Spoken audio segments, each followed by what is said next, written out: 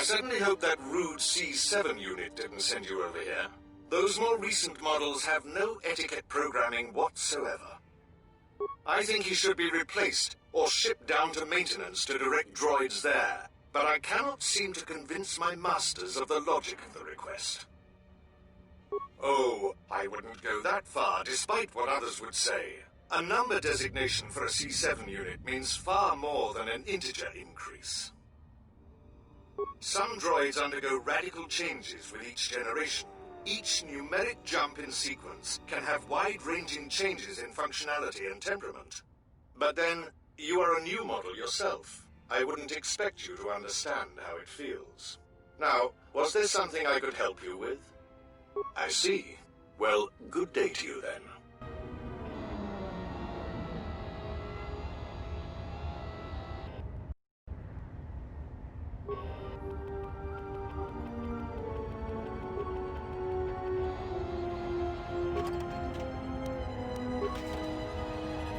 Hey, Sierra Mike. I am sorry, but only authorized cargo droids are allowed into the warehouse. I cannot permit you to enter due to the sensitive cargo. No. In fact, I do not have you on my list of Codin's acquisitions. How did you get in here? I see. Well, I have no current use for you. I'll assign you to C6E3. He needs the help to make up for his inferior programming. If you do not wish to comply with these instructions, I can have you given a memory wipe and behavioral reprogramming. Good. Now report to C6E3. You will be assisting him.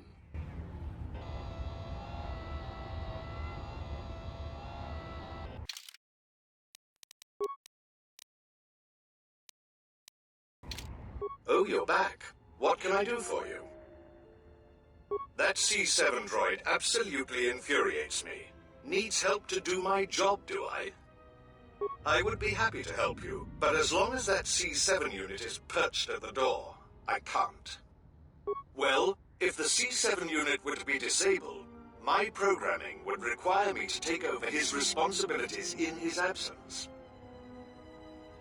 Yes, I would be willing to give you access to the next room. I love this section, by the way. I love both the droid Princess Peach sections.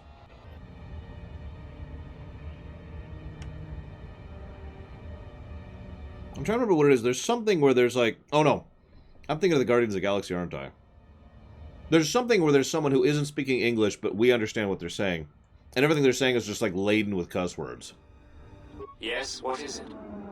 You can't be serious. I am not in need of deactivation. What are you talking about?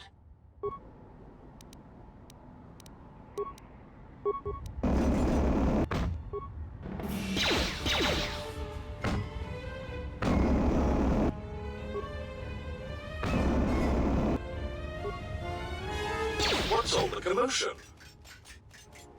Oh, I see. Well, that will show him. Obsolete piece of junk indeed. Yes, of course. I'll get that open right away. I love his attack animation. Just a moment. There. Thank you.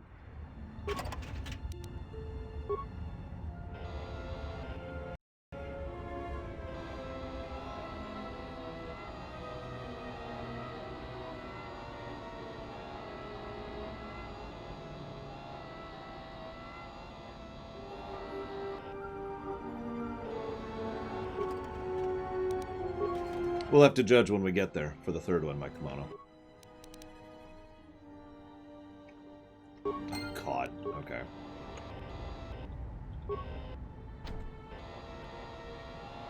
It's okay, I can do this. I'm a droid. And I'm annoyed.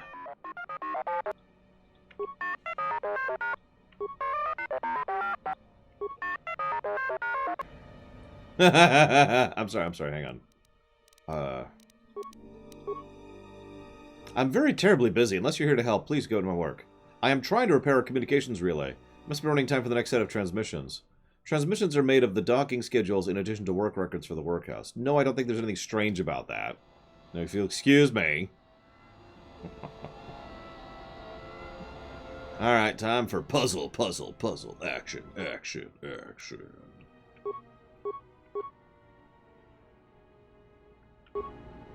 Alright, I forgot I only have 3 rotations to make this happen. What's the third one, then?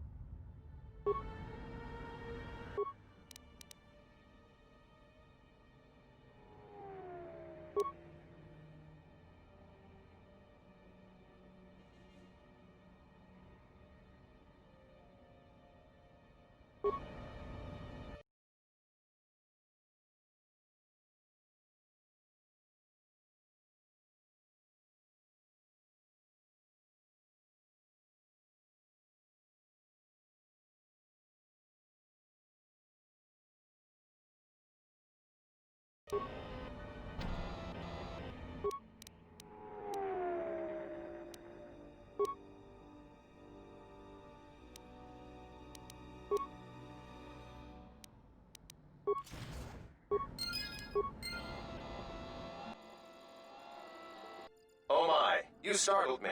What are you doing here? I monitor the transponder codes of all ships leaving the docks, then transmit departure information for any of Vaga the Hutt's freighters.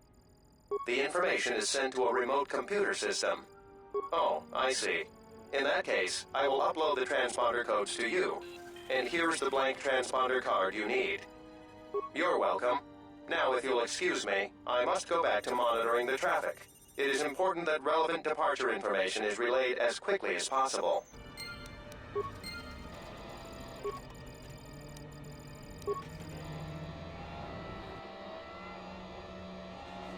You know what's actually funny to me? When I first started playing this, for the very, very first time, I didn't think there was anything up with Goto other than the fact that he was smart. I just sort of logically assumed that he understood that droids are actually an extremely valuable resource and we're using them appropriately, which most people don't when it comes to Star Wars. Thus, the reason he was so much ahead of everyone else was because he was actually using droids properly. That just made sense to me. Little did I know. You're not supposed to be here. Aww. Confident statement. You have the list of Voga's launch codes. You will give these to us now, or else we will be forced to take drastic action. Non-stop cussing. Surprised statement. You are foolish to think we will allow you to take that information back to your master. More cussing. Amused query. I think you will find the odds are somewhat in our favor. Now, will you be giving us the codes, or not? I mean, you guys are pathetic. Incredulous statement. Then we will have to take them from you, which I assure you was our preference to begin with.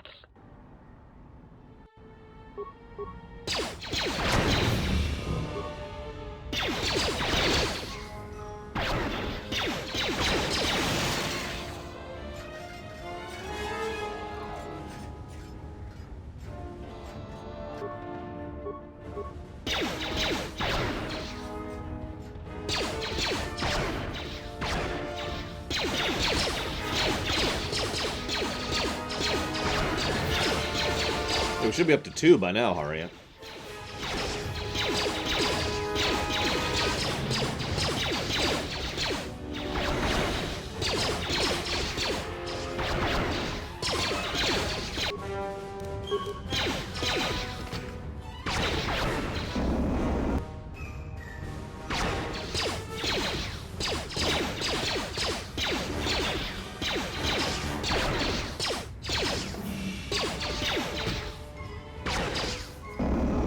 Funnily enough, I leveled off camera, so I would be ready for this.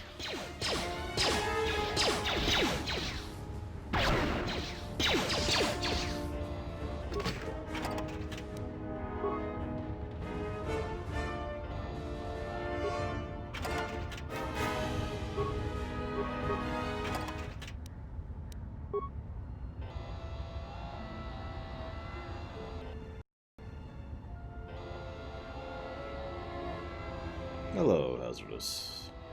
Bye. Wait! Where are you going? You are not authorized to leave the warehouse. Bye. I'm leaving. Bye. Fortunately, he's not authorized to leave the warehouse, too, so we're fine. Hey, it's our astromech droid. I thought you got sold.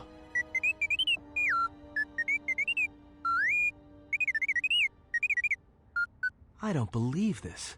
He says he's got the transponder codes that Godo's using to hijack Voga's freighters. We can change the ID signature of the Ebon Hawk and get to Godo's yacht that way. We could go to the repair shop by the landing pad to overhaul the Ebon Hawk's codes. From there, we should make a nice target for Godo. Count me in. Yeah, right. You're the one who wanted to sell him to Godo in the first place. Yeah. And I don't like being cheated. Trust me. Goto's yacht is going to have some pretty heavy defenses. You're going to need all the help you can get. You can tell because fade to black. Gerektada cemente bengar rukutodo unde jujuamataso ben der interunto waka terewana jun dosane There we go. terewana jun. So, I'll send the Handmaiden and T5.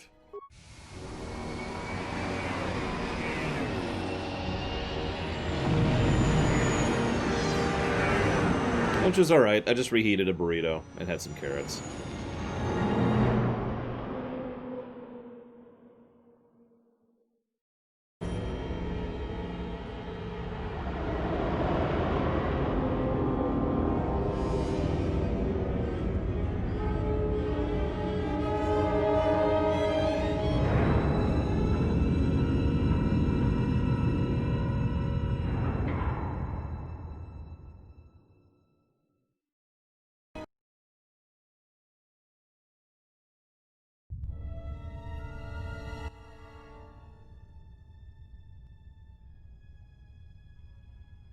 I was expecting someone taller. I hope you are not in too much pain to hear my words and understand them.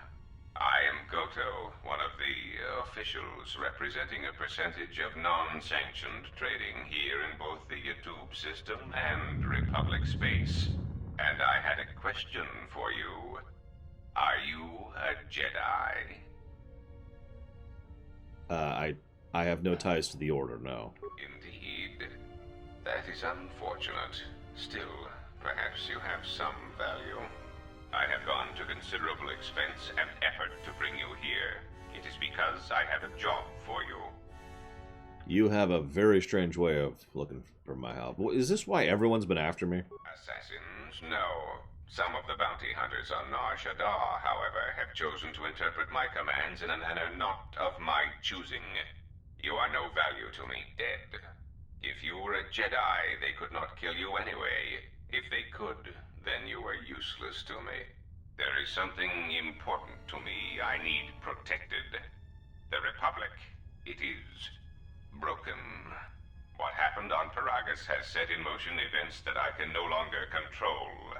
Not to be melodramatic, but I fear it has broken the galaxy irrevocably. This has occupied much of my attention, and there seems to be no predictable way to resolve the situation. So, I know that this is extremely subjective, as all of my reviews are, but I want to give a plus to story. I know, I'm sorry. Boop. You're probably thinking, what's the plus to story, lore? No, what you're actually thinking is, oh, it's for Goto, right? No.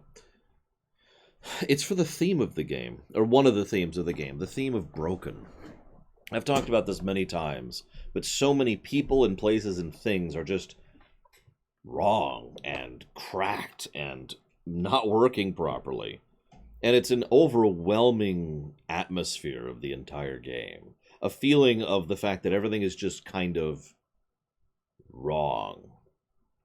That the events that basically spiral all the way back to Malachor 5 have never stopped spiraling. And everything has just been getting more and more messed up ever since then, ever since that battle which scarred so many people and changed so many things, and has led to this overall nightmare state, which has been affecting huge swaths of territory. Right now, it's effectively limited to the Outer Rim territories, but, and again, this kind of goes back to the Echo thing, so this is kind of related to the Echo motif or theme, or whatever you want to call it, because this is going to have reverberations on the rest of the galaxy, and it's just going to get worse and worse and worse. This is... it. I've heard a lot of people interpret why things are this messed up. Yeah, exactly, Sierra Mike. Yes, it absolutely could, Catabo. Every single one of the main companions, including us, the Exile, are broken in some way or another. It's not always even detrimental breaking. You know, because of what T3 has gone through, for example, he is able to push beyond the bounds of what he normally can do. You could argue this is the same for the Exile and Bao-Dur as well. But one way or the other, we are all broken to some extent or another, and we're all trying to deal with that shattered glass. I've heard a lot of interpretations on why the galaxy is so fundamentally broken, and the most common one, which is probably what was considered canon back in the EU, is Vitiae. The mere presence and existence of Vitiae has destabilized the Force to such a severe extent that it has actually had a ripple effect on everything, reverberating outwards. I mean, and as much as I hate Vitiae as a character, and I hate to even acknowledge that he exists, the fact is, someone who can eat an entire planet is someone who's going to cause that kind of a problem. Remember, he was doing that kind of a thing before Nihilus was even a thing. Now, this, of course, leads to some other problems with this whole situation, which I don't want to go into. But one of the things I like to think, and this is just purely me, it's just pure headcanon, or pure interpretation if you prefer, I like to think that the reason things are broken is because of systemic collapse. A situation which is actually kind of hard to explain, so forgive me as I stumble through this here. It's something we've seen in real-life history several times. It's when you have systems, those systems exist for a reason, right? You know, the reason we have a sewer system is because of the fact that we have so many people gathered in one spot. We need a way to deal with the waste, and we need a way to get fresh water to people, right? So we need the plumbing set up in order to make that happen. That was a system that was put in place to solve a problem. But even that system is built on other systems, and other systems are built on that system as well. This is what I mean by systemic collapse, because what can happen is when an organization or a series or a combination of systems has grown beyond its own capacity to self-sustain, it gets to the part where something cracks. But because of the fact that you can't pull back, because of the fact that you can't actually remove the sewers, you can't remove the semis and the lorries that are transporting food from place to place, because those things need to be there, what you have is a situation in which things just kind of start breaking because every single link in the chain is connected in some manner or another. Now, we haven't really had a big systemic collapse in recent memory, not in the manner that I am describing, but this is the kind of thing that has happened many times historically. Now, to bring this back to Star Wars, the idea here is that I think that between everything that has happened in relatively short succession, which really started with Exar Kun, I would say, because that was not that long ago. That was, what, a generation ago at this point? 2? If you want to stretch it a little bit. We had the Exar Kun situation, and then we had something else I can't remember, please forgive me. But then we had the Mandalorian Wars, because they were doing their thing. And then we have the Jedi Civil War. And then we have the Purge, which happens in the immediate wake of that. And it's just, it's blow after blow after blow after blow to the system on large-scale things. So what we have here is a circumstance in which the system basically is failing itself correcting. Now, you're probably thinking, why do you think that, Lore? Well, see, here's the thing. It is almost assuredly not true. This is, yeah, no kidding, here, Mike. This is almost assuredly not true, because almost assuredly what is intended by the writers and what is considered canon is that this is a direct consequence, as Legendarius says, of the Force. The Force is demonstrably broken at this point in time. Between Malachor V, between Vitiate and his very existence, between what Nihilus has been doing, between the Purge of the Jedi, which always throws the Force out of whack. These events have all demonstrably thrown the Force out of balance.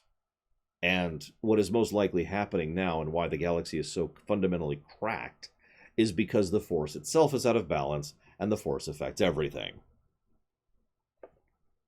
So yeah, thanks for that, XR. And yeah, as Loke says, this broken state, as much as I have thrown mud at Tor many times, I will say this. Tor actually really is, in many ways, a conclusion of this idea. It doesn't really follow KOTOR 2. In fact, it kind of spits on KOTOR 2. And it spits on KOTOR 1, especially in direct continuity. But thematically, in terms of the motif, it does actually follow through the ideas of the broken galaxy and what that would logically lead to. Anyways, plus the story. Sorry, I'm yammering on. Don't mind me. I even cut off my break early just to get started, and here I am yammering on about something nobody cares about.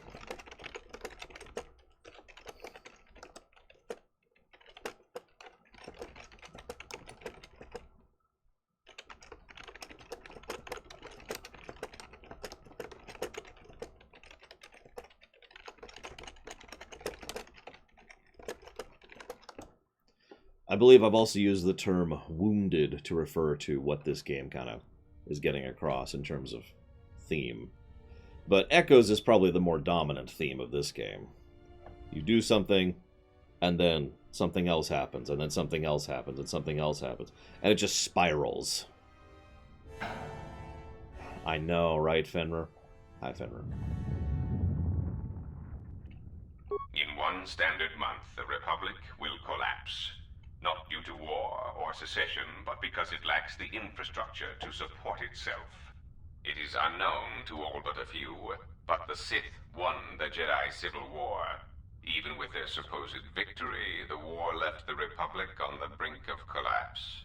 Rather than remain and help solidify the Republic, however, Revan chose to leave known space. A frustrating turn of events, as a rallying figurehead could have done much to restore order. Okay, and what can I do to help? There is something moving in the galaxy that lies beyond the ability of my instruments to detect or predict. I believe it to be a legacy of the Sith, but I have been unable to determine the source. Whatever this presence is, it is staging strikes at key figures throughout the Republic, and through some unknown means, it is causing the destruction of worlds. Qatar, Amiraluka world in the Mid-Rim was one such place. I have reason to suspect there was a gathering of Jedi on that world when it was rendered lifeless. I cannot find any pattern in these attacks, and it is a source of frustration to me. There is some clue, however, that perhaps the Jedi are linked to these attacks, or that the targets are significant in some way I have yet to discover. Yeah. So, back to interpretation time for a second. By the way, hi, SJ. Some people, I'm just going to offer some possible interpretations. He might be referring to the Sith as an aggregate, the triumvirate. He might be specifically referring to Nihilus. We talked about that during the lore run. It is actually substantially more likely he is specifically referring to Kreia and what she is doing with her long-term goal in, removing the tyranny of the Force. However, once again, with extended continuity taken into mind, I would say with high certainty that what he is actually referring to is Vitiate, and the way Vitiate has been affecting things for a time prior to now, and will continue to do so going forwards. In fact, this also makes a decent chunk of sense, unfortunately, because Vitiate is taken out of the picture by Revan, effectively. which would explain why things had a chance to stabilize after these period of events, and maintain stabilized for 3 centuries before the galactic war between the Republic and the Sith Empire really got going, right before Tor started. And by right before, I mean a couple of years before, but you get my point. As much as I hate to keep giving credit to Vitier, I have to admit I was one of those people who was really down for the idea of the Sith Emperor back before he was actually revealed and was a pathetic, terrible character. Because the idea of this very powerful, very subtle Sith sitting in the background, manipulating things from afar, and pushing pieces to basically pushing echoes is what this effectively is. Rather than moving a piece, he tells someone something, so that person tells someone something, so they mention something next to the person playing chess, who then, because of what they heard, moves the piece. And I loved that idea. Of course, Vitier's too much of an idiot to actually pull it off, but you get the concept, right? It is ultimately one of the things I love most about the idea of Palpatine as a villain, because he's always been portrayed as that kind of a character. The kind of a character who can think 20 moves ahead and knows how to move, to move, to move.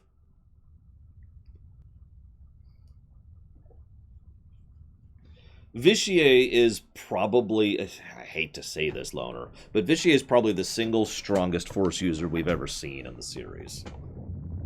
He's kind of, it's one of the things I actually don't like about him, to be completely blunt. Available Thor brings up a very good point. It is actually entirely possible that Goto is referring to all of the aforementioned interpretations. That he doesn't realize that multiple people are moving pieces on the board for different reasons and for different goals, which is why he can't discern a pattern to it. Because he's thinking he's watching one person play chess, he's actually watching like 4 people play chess. So. You misunderstand me. I do not wish to stop the Sith any more than I wish to stop the Jedi. It is simply important to me that the infighting amongst these Jedi religious branches be resolved so the galaxy may be put back together. I do not care which one triumphs. I only want the universe to settle down for a while, catch its breath. All these constant crises are getting somewhat repetitive. Yeah, remember, there are characters alive now who were alive when Exar Kun was smashing around. Just to put that into perspective, right? I mean, we were referencing the Great War earlier in World War II. It's actually kind of a similar idea, because there are people who were alive during the 7 Years' War, the Great War, and World War II, to use a real-life parallel to what's been going on in Star Wars Galaxy for the last, 80 years or whatever. So, why do you care about the Republic? You could say I am something of a patriot. Although I was unable to serve during the troubles with the Mandalorians or against the aggressors known as Malak and Revan, I am able and willing to serve now. The problem is I can find no side to choose. Both are hidden from me as they seem to be hiding from each other. Irritating. It is like a Dejarik board where neither player can see the other, nor see all the pieces. It is not a fair game, an equitable game. That's a good question, Mr. Red. If you asked me that, and we're considering the EU, obviously, I would say absolutely yes. However, in the interest of fairness, there are events that predate Exar Kun. The thing is, I always felt that Kun and his particular rebellion were a bit of a launching point for the history of Star Wars and the pattern that would continue throughout Star Wars history. Because before that, we do have Sith Lords, and we do have, the ancient people, and we've got the Empress Tita, all that fun stuff. We've got the Jedi, spelled differently, and their whole thing.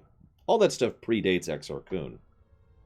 But in my opinion, and this is purely my opinion, that was all just setting the board. Exar Kun was starting the game.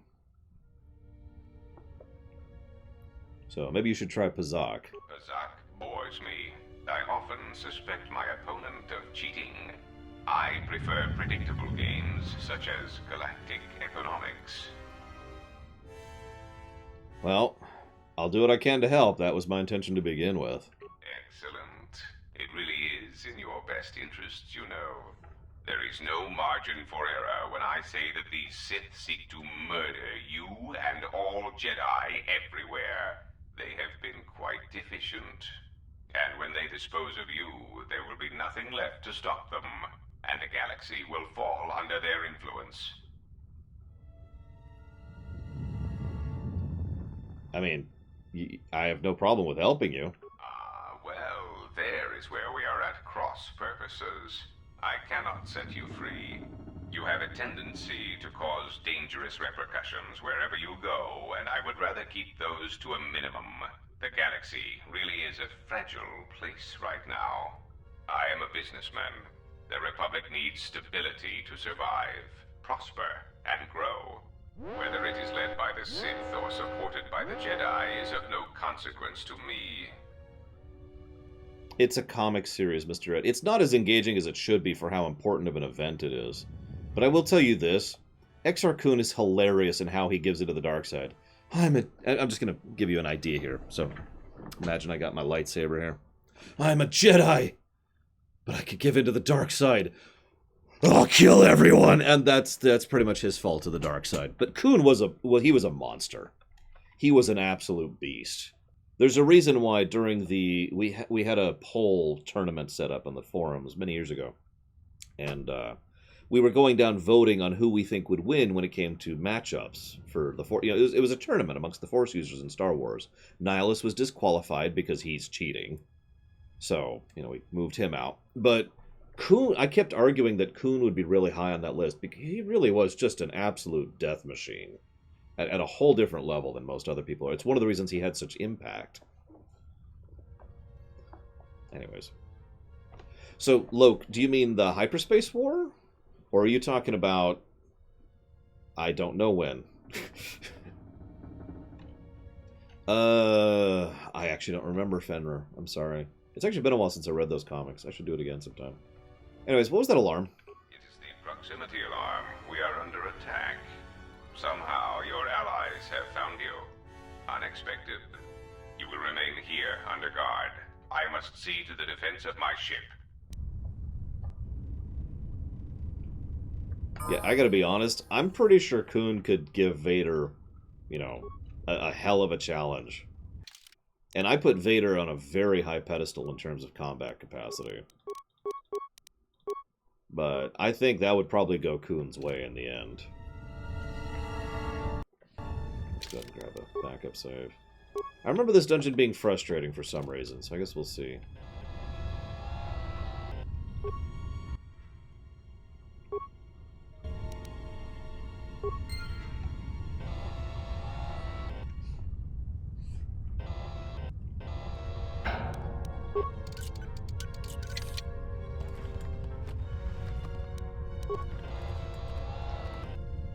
Nobody likes Marka Ragnos, especially not Vol.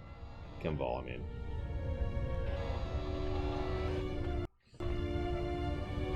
Yes, I would, Hariant, absolutely. I've already thought about that.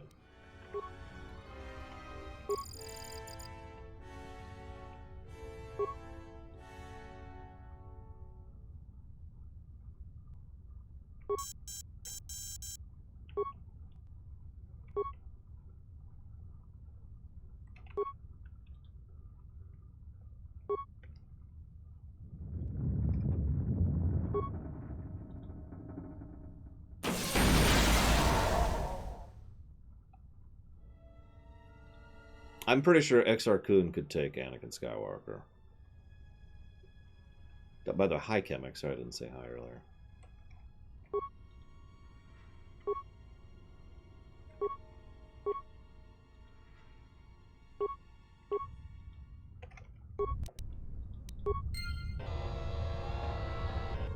Oh yeah, funny thing, Goto has nothing but droids on his ship. Again, the signs are getting kind of obvious, but like I said, at this point I was thinking he was just, you know, intelligently using droids. I've always had the headcanon, this has never really been codified to my knowledge, but I've always thought of Vader as overall better than Anakin.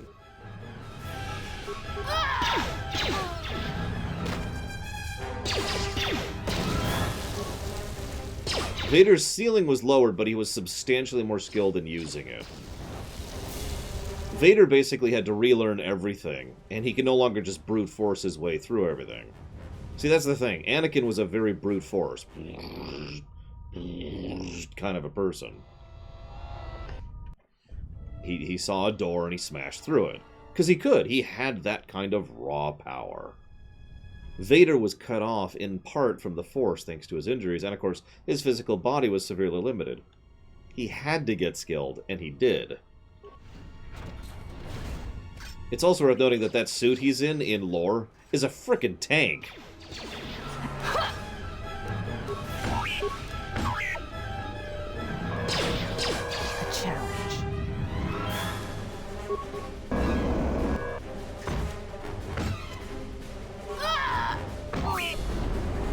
Ooh, that's bad.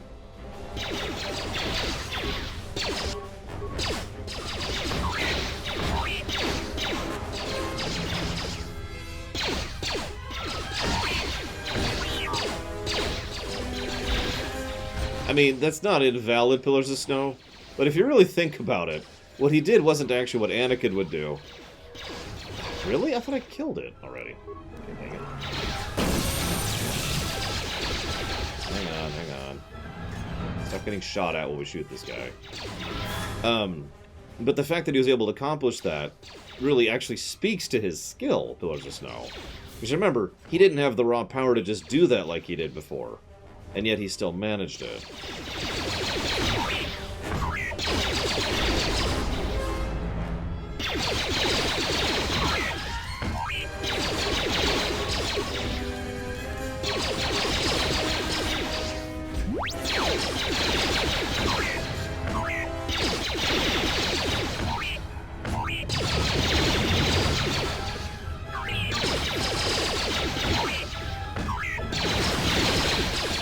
No, Fenrir. God dang it. I never actually have had the time.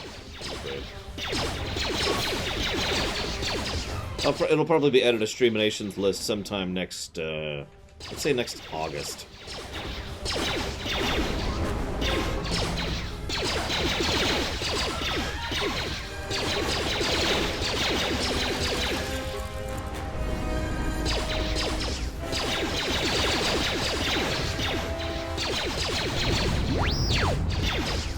Nothing?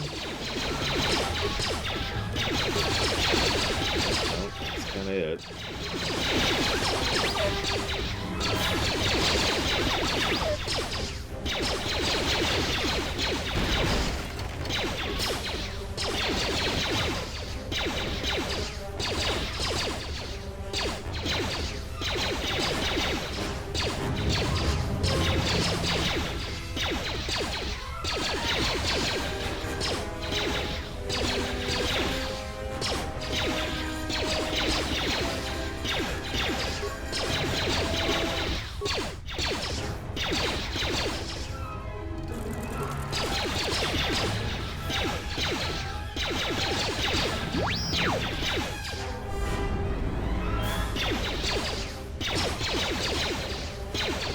Probably Logue.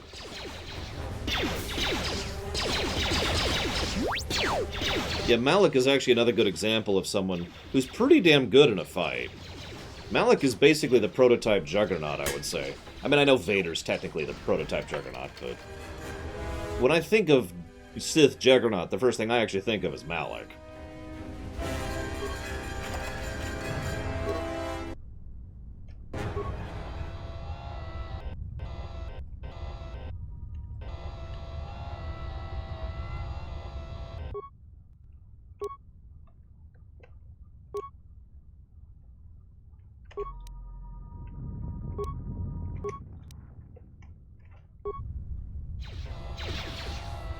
Luke is a Guardian, I think?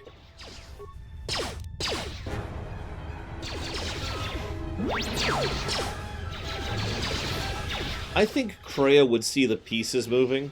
I just don't think she would identify that Palpatine was the one doing it. But I think she would recognize that something was up. Would she try to stop or alter it? That's tougher. I'm not sure.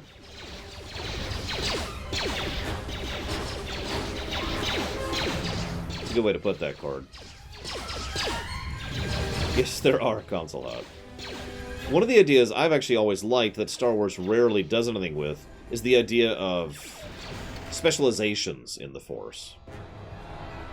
A few little tidbits have done very minor things with that over the years. But like I said, it's an idea that's always kind of engaged me.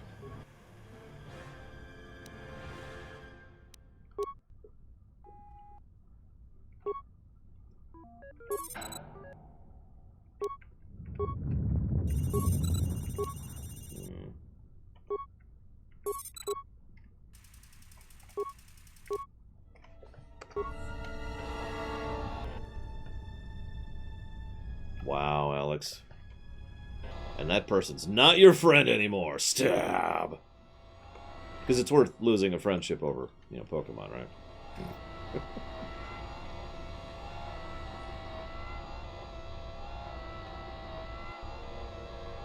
But yeah, like Mace Windu, or there's a Mon Calamari Jedi in the EU. I can never think of her name. Who's really skilled at healing. You have Bastila and her battle meditation. You have, there's other examples, and for some reason I can't think of any. But there are tiny tidbits here and there of people who are really good at one particular type. I guess,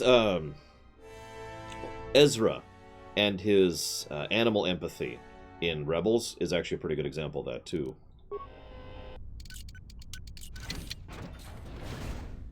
Ah!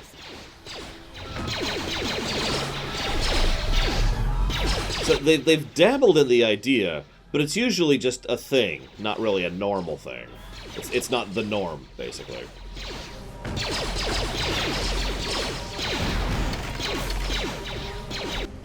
You could, for example, argue that the Exile, even before the whole, you know, wound thing, is someone who is very good at finding the threads connecting people with the Force.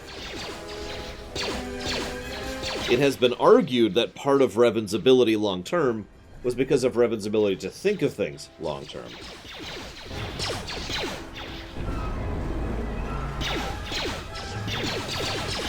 I was just messing anyways, Alex, if it wasn't obvious. If that's the one I'm thinking of, yes, Kemek.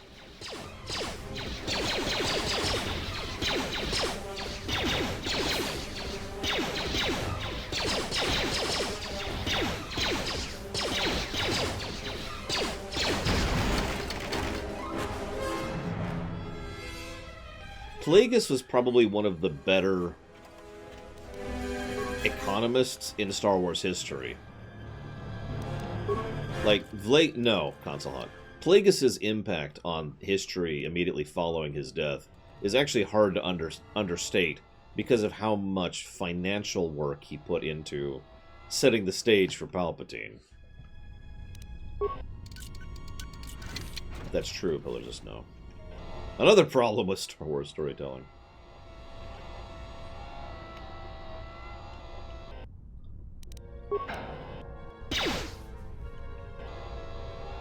If only I had Bao-Dur with me. Ah, whatever.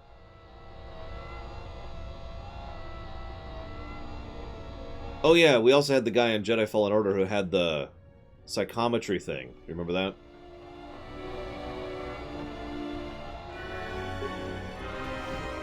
So it's another example. It is funny that almost every example we've listed is someone low tier.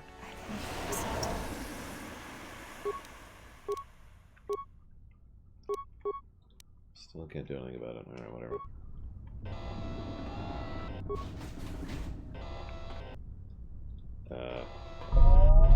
Yeah, nope, nope, nope, nope, nope, nope, nope, nope.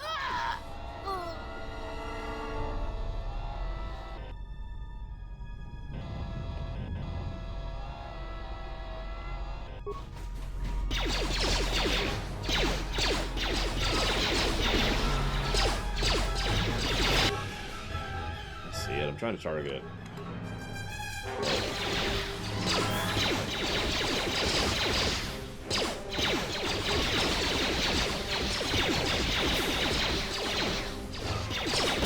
That's the rarest ability of all, Cord.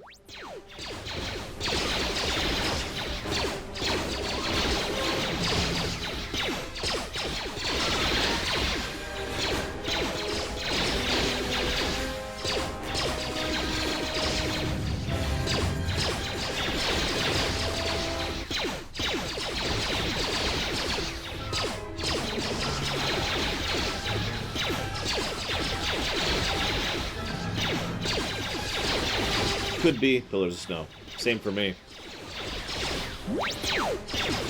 No, Alex, I don't.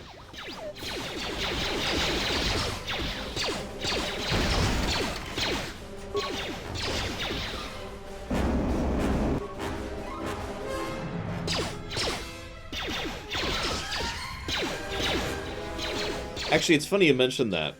Darth Aod, who was a character I designed, his big thing was broad, sweeping telekinesis. That was his specialty.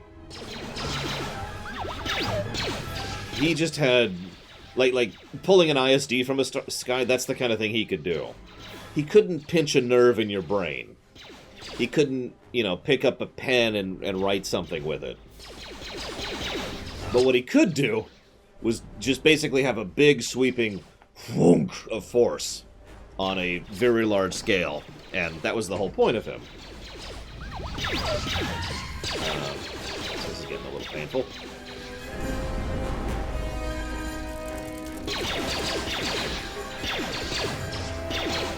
I have upgraded T3's gear, I swear. I mean, I guess I could prove it because we're actually managing this barely. I'm gonna back off for a little bit here. What are you doing? What are you doing? Oh my god!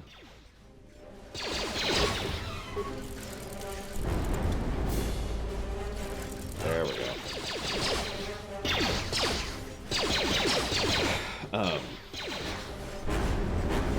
Scourge.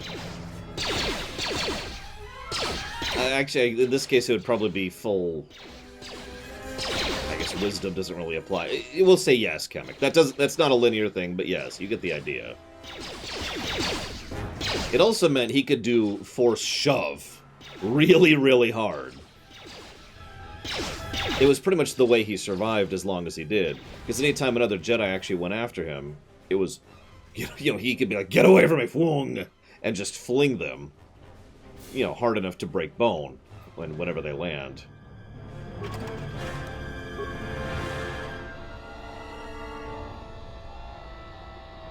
I was going to say, in Tor, during the Sith Warrior line, I think. No. One of them finds a Jedi in Tor. I think it's Sith Warrior. It's Sith Warrior or something, I can't remember. Finds a Jedi who has become so attuned with the Force that he doesn't need to eat anymore. As a direct consequence, he has become so passive that he doesn't care about anything anymore. Which is very light side.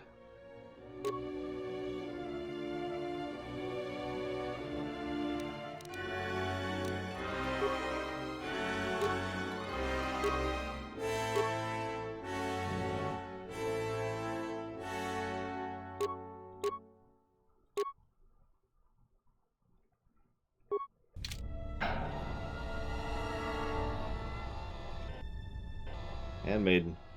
You can get up now. Oh, God! Right. Something I can do about that yet?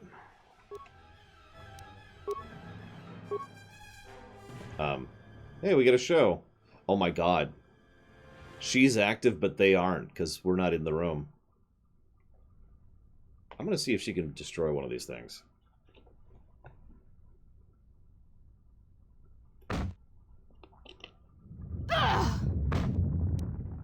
What? Keep going. I shall honor them with battle. They're turrets, Handmaiden.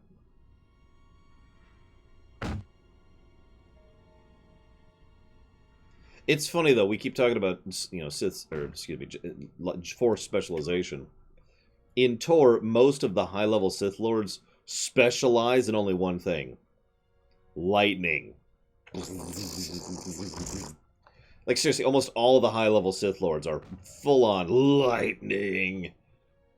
Like, there's exceptions, obviously. Thanaton's a great example of that. What's Thanaton's shtick? Lightning! I can't tell if she's doing any damage to this thing. Like, look, lightning's cool, alright? Lightning. I would love to have lightning powers, but come on.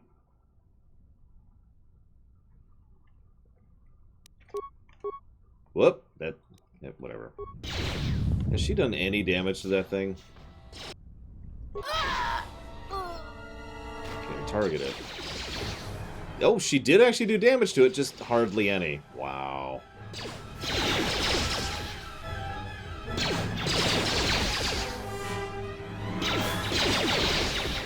Yeah, because Sith Fire is just too stupid, right?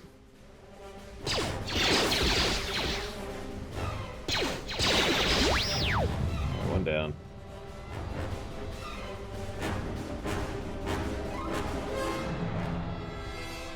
Yeah, Darth Sith Poison? Don't be ridiculous.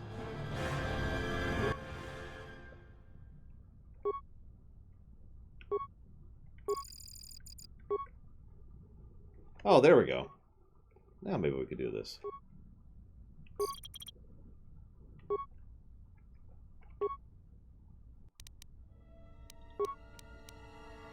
That still won't let me do it.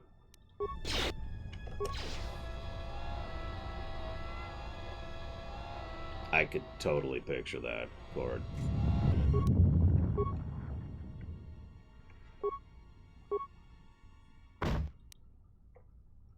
Still not letting me overload them. Whatever. Sith Airbender. This part, like I said, this part of the game kind of sucks. You're forced to 2 party members. It's very combat heavy. There's not a lot of interesting design choices here. It's just, you know, whatever. This is definitely qualifying for an aggregate negative. I don't know if it's qualifying for a full negative. I'll have to debate that. Feel free to debate it with me.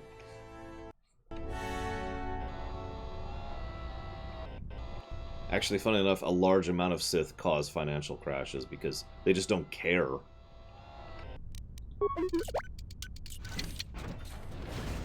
Oh my god. That was a mistake. I might not recover from this one.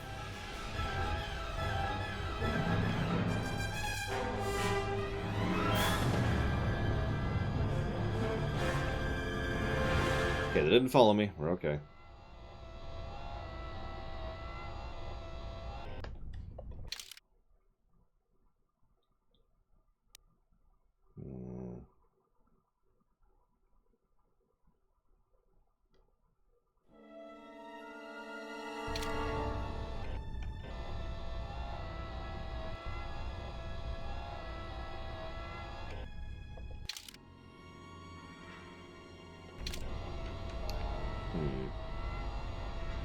Alright, we're gonna be stupid.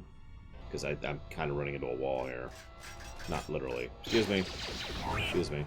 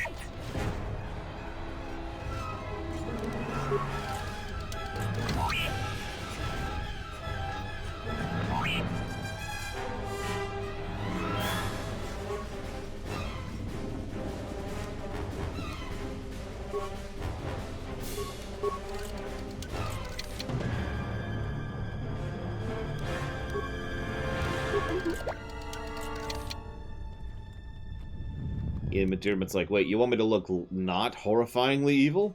I don't even know how to do that. I'm kidding. I'm pretty sure Ian McDiarmid could actually manage that.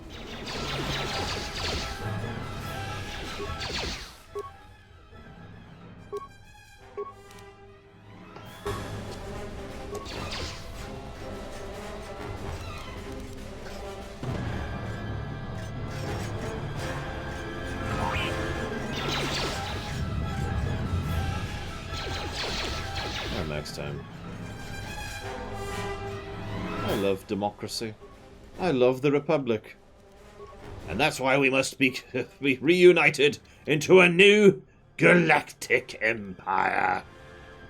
For a peaceful and secure society.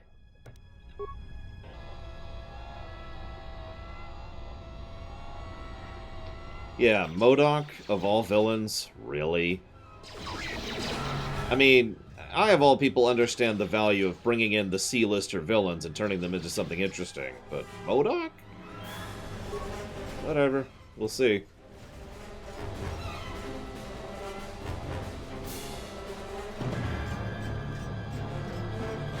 I have a good audio memory, my kimono.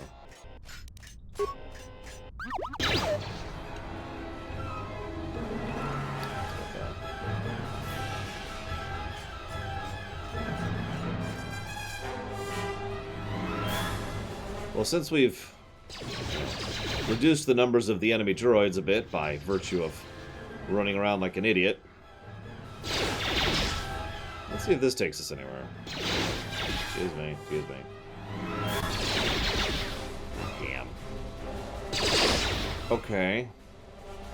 Brianna's currently lying on the ground, bleeding from every hole. And you're probably thinking, she only has a few holes. No, she has a lot more holes right now. No, I have not, Alex. Sorry.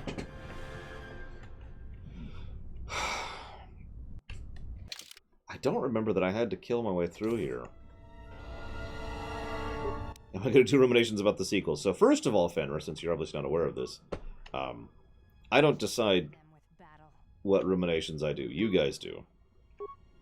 Second of all, no, the sequel trilogy is on the forbidden list for reasons that should probably be self-evident. The rumination you've already seen me do on the sequel trilogy is about as much as you're ever getting out of me.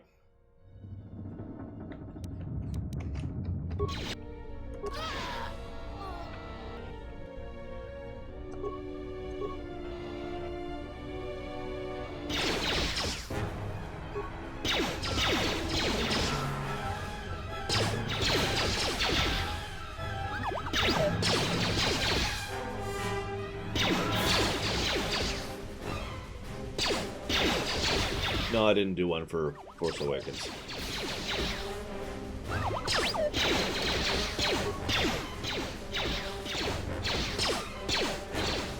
Yeah, bingo, Logue. On both sides, people just get a little bit too... Hey, Baron.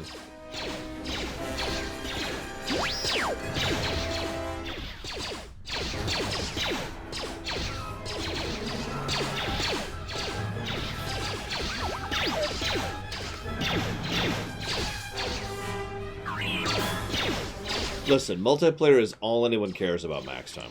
Nobody wants to play single-player campaigns anymore, alright? It's all about the multiplayer. You know what's actually funny? I have heard players use that argument, too. Not just corporations. I've heard some players say that the only reason to play insert game here is for the multiplayer, because there's no content in single-player, and there's no point in playing single-player. Either because there's no challenge, or because it never varies, or because you can only play it once, or whatever.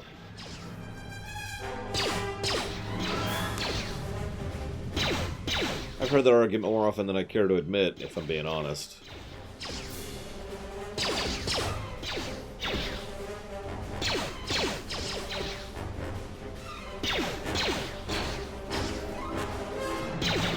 Because of the promised multiplayer element, Baron, obviously. Is that person an EA executive? No. That's my point.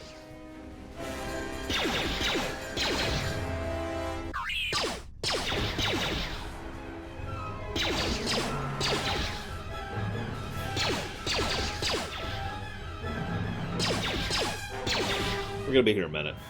I've tried to shut these down with hacking and computers, and I've failed. So we're just gonna kill them all with our blaster. It's gonna take a minute.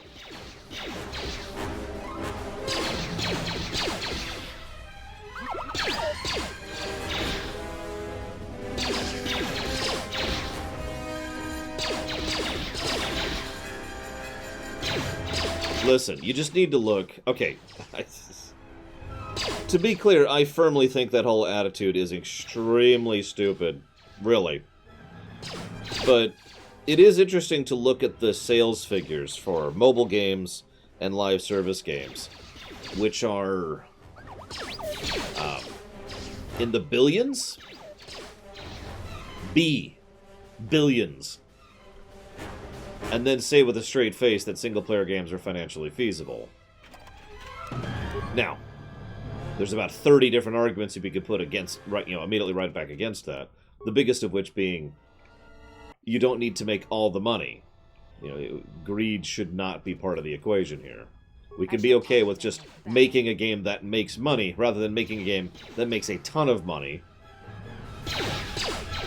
Could also argue the fact that because of how saturated the market is, the ones that are on the top are probably going to stay on the top. Could also make the argument... I'm going to stop. There's so many arguments you can make against that. But as usual, at the surface level, it looks like it makes more money in order to just go with the what everyone else is doing.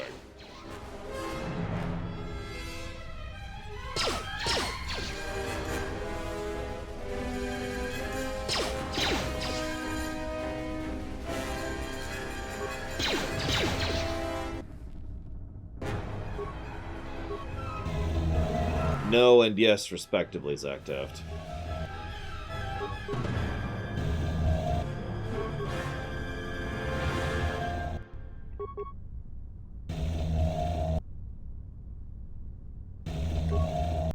I mean, T3 is probably my most combat-capable character other than the Exile right now, and that's not a joke. We don't actually know the specific numbers, but it is a huge amount. All you have to do, really, is look up the number of mobile games, new mobile games, Mobage specifically, that come out on at a regular basis.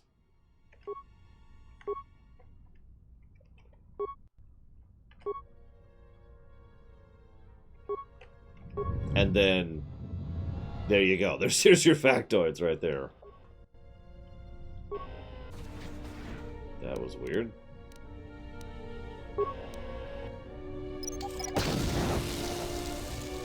Right.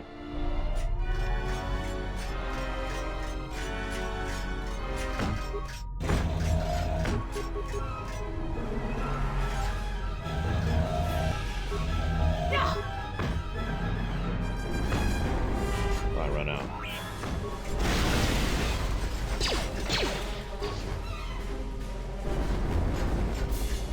Handmaid's just like, what mines? I got this. I mean, she is a space ninja, after all. Oh, she's dead. I actually don't know how well Outer Worlds sold. I haven't seen figures on it. No, his shock arm ran out. They have limited ammo.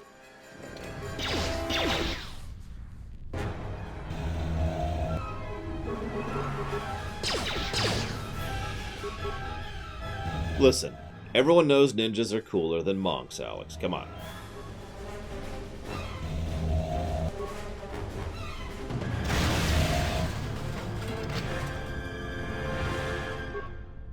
Oh, well then yes is the answer to your question. She got up! Ugh.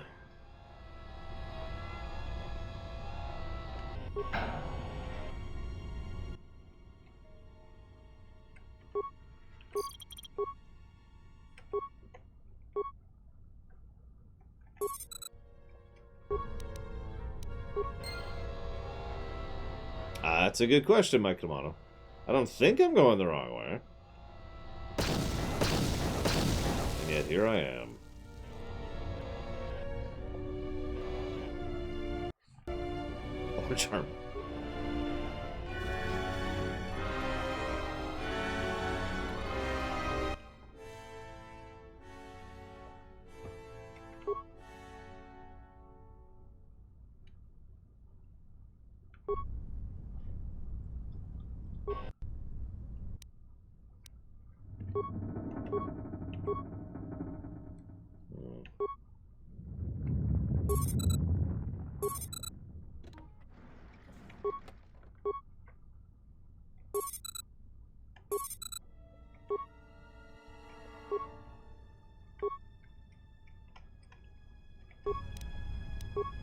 Yeah, I feel like this is where I have to go once I'm leaving. Oh, God.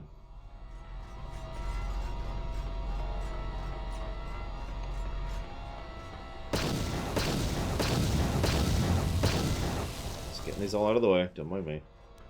Crap. Ah, crap.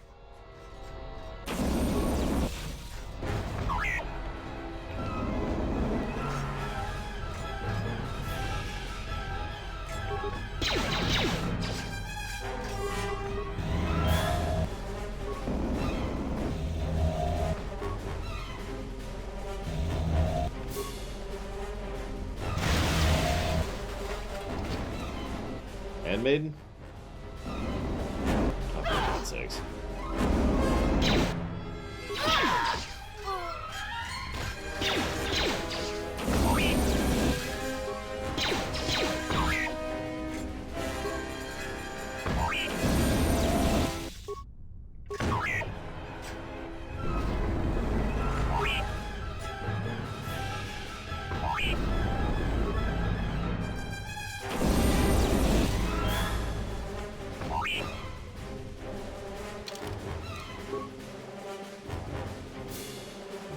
Let's do this.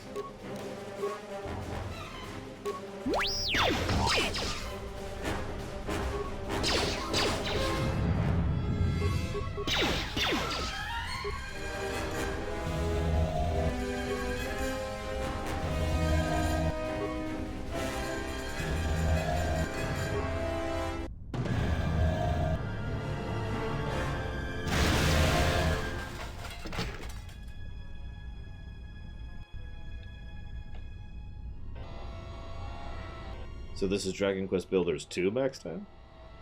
Most horrifying force ability. Yeah, Cyborg Zombie sounds pretty horrifying. And it would be easier to take, you know, seriously if not for Drog, who is basically exactly that. But,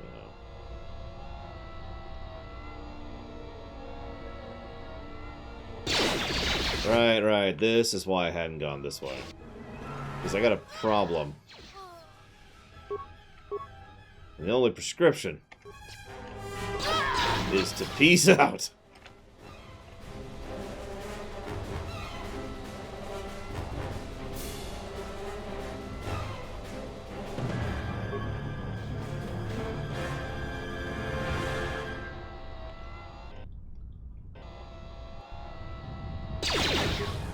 Listen, console hot. It's very simple. Stab! Alright, there we go.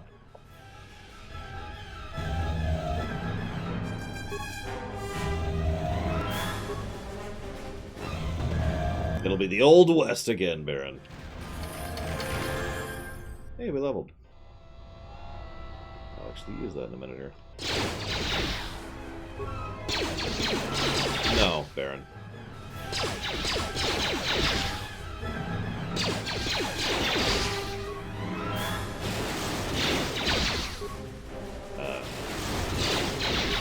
There we go.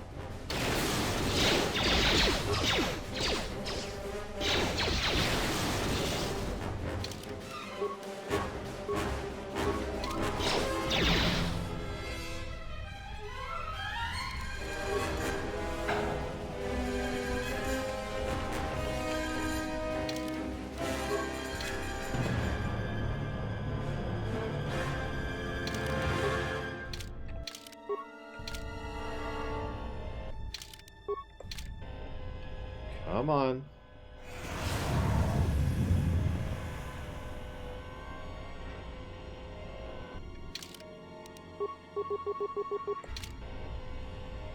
Yeah, the Rat Gold Plague. There's another mistake in KOTOR lore. Oh, for God's sakes. Fine, whatever.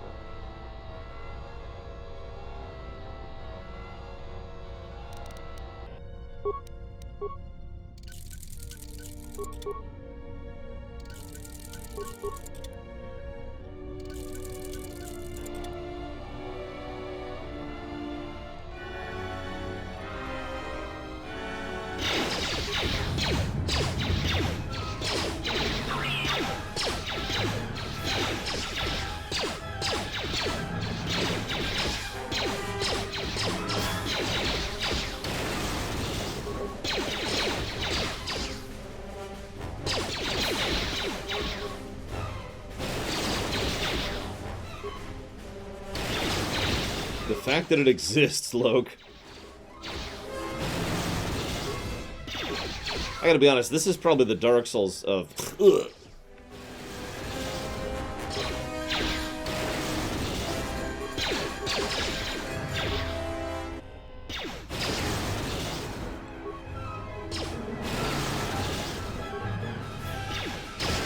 Then again, I think that the Sarlacc pit shouldn't exist in Star Wars, so what the hell do I know?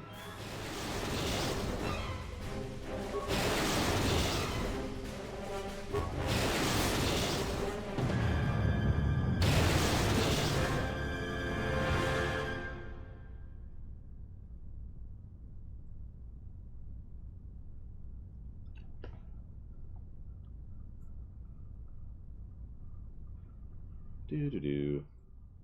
See, I can't say anything about that, Fenrir. I had trouble beating Banjo-Kazooie.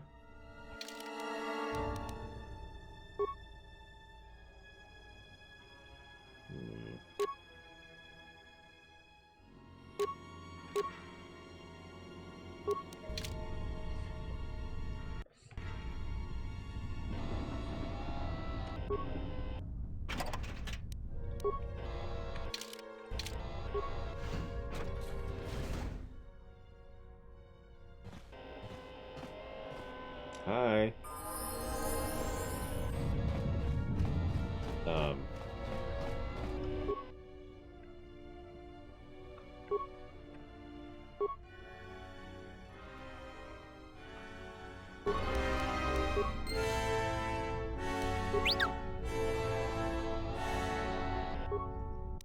Listen, you just don't understand how incredibly amazing and perfect in every way that Boba Fett is. Nah, I'm fine, Zekdev.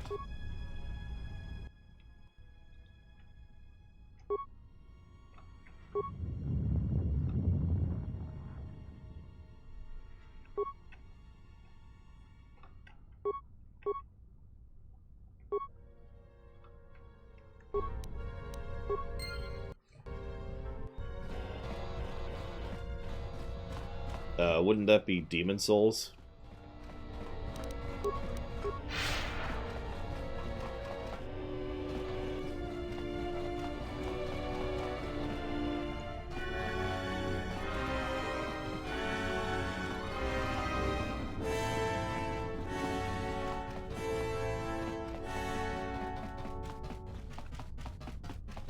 Hi. This will go a little faster.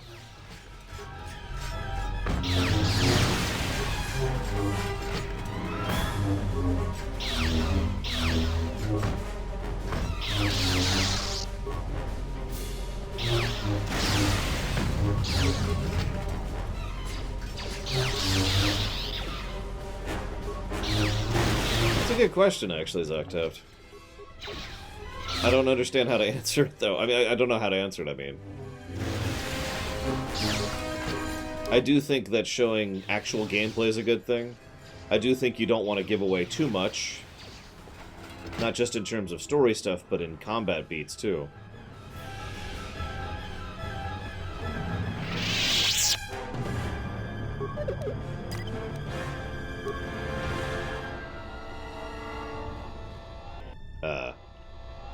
Oh, okay. I guess that was unnecessary.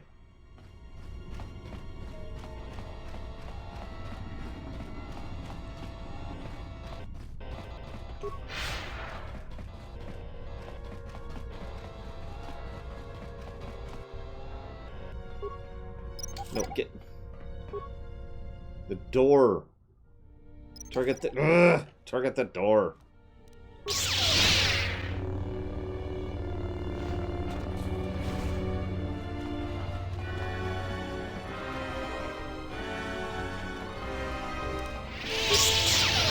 Thank you very, very much, Ciela. Very much obliged and appreciate your support as always. Thank you. And I'll put that towards Parasite Eve.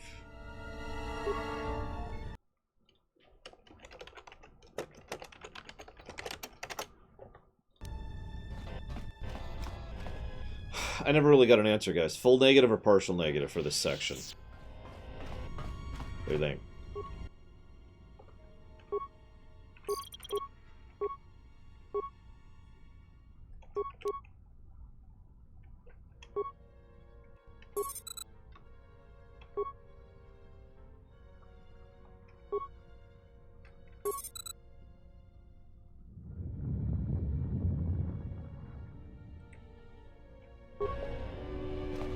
With whatever else there is, Mike. I don't understand that question. What do you mean by partial with what?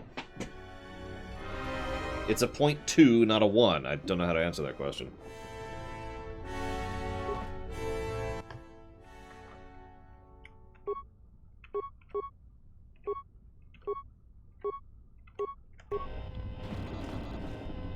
But yes, we are still in vanilla. As you do. Hey, MK fan.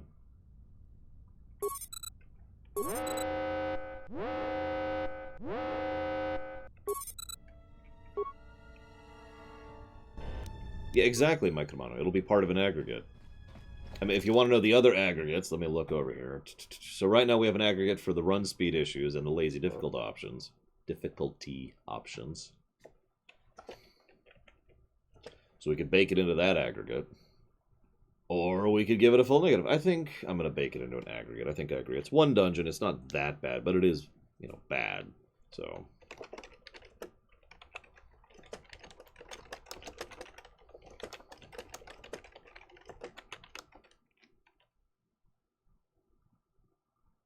That's true, Loke. If you're not ready for this, and I was, if you were paying attention, but if you're not ready for this, then, yeah, this can really, really suck. And I was ready for this, and it still kind of sucked.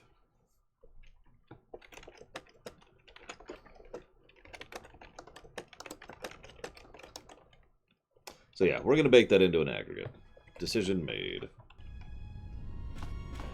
Let's get out of here. I mean, the run speed is only a problem in the fact that I have to constantly cast haste. If there was like a perma-haste, like, say I could permanently sacrifice part of my force bar to just keep haste up, then I'd totally do that.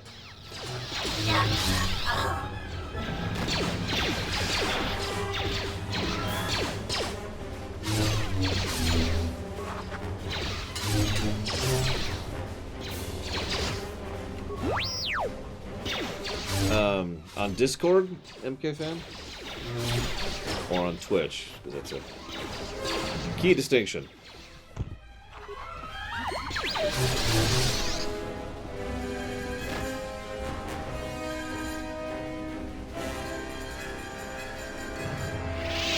Yes. Well, I did not get any Twitch Whisper, no. However, I did get your message on Discord.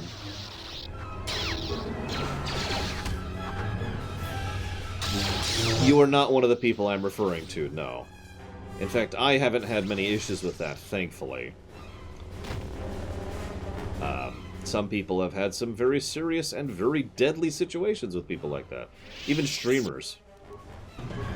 So, a little cautious there.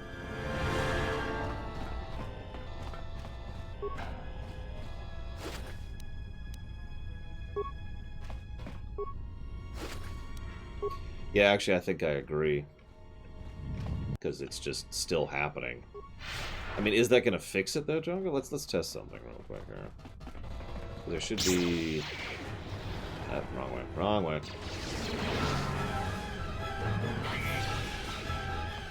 Still the wrong way.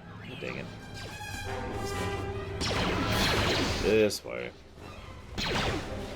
Oh, no, it's a bunch of Gand. Oh no, it's a bunch of Gand. You realize he's not going to pay you.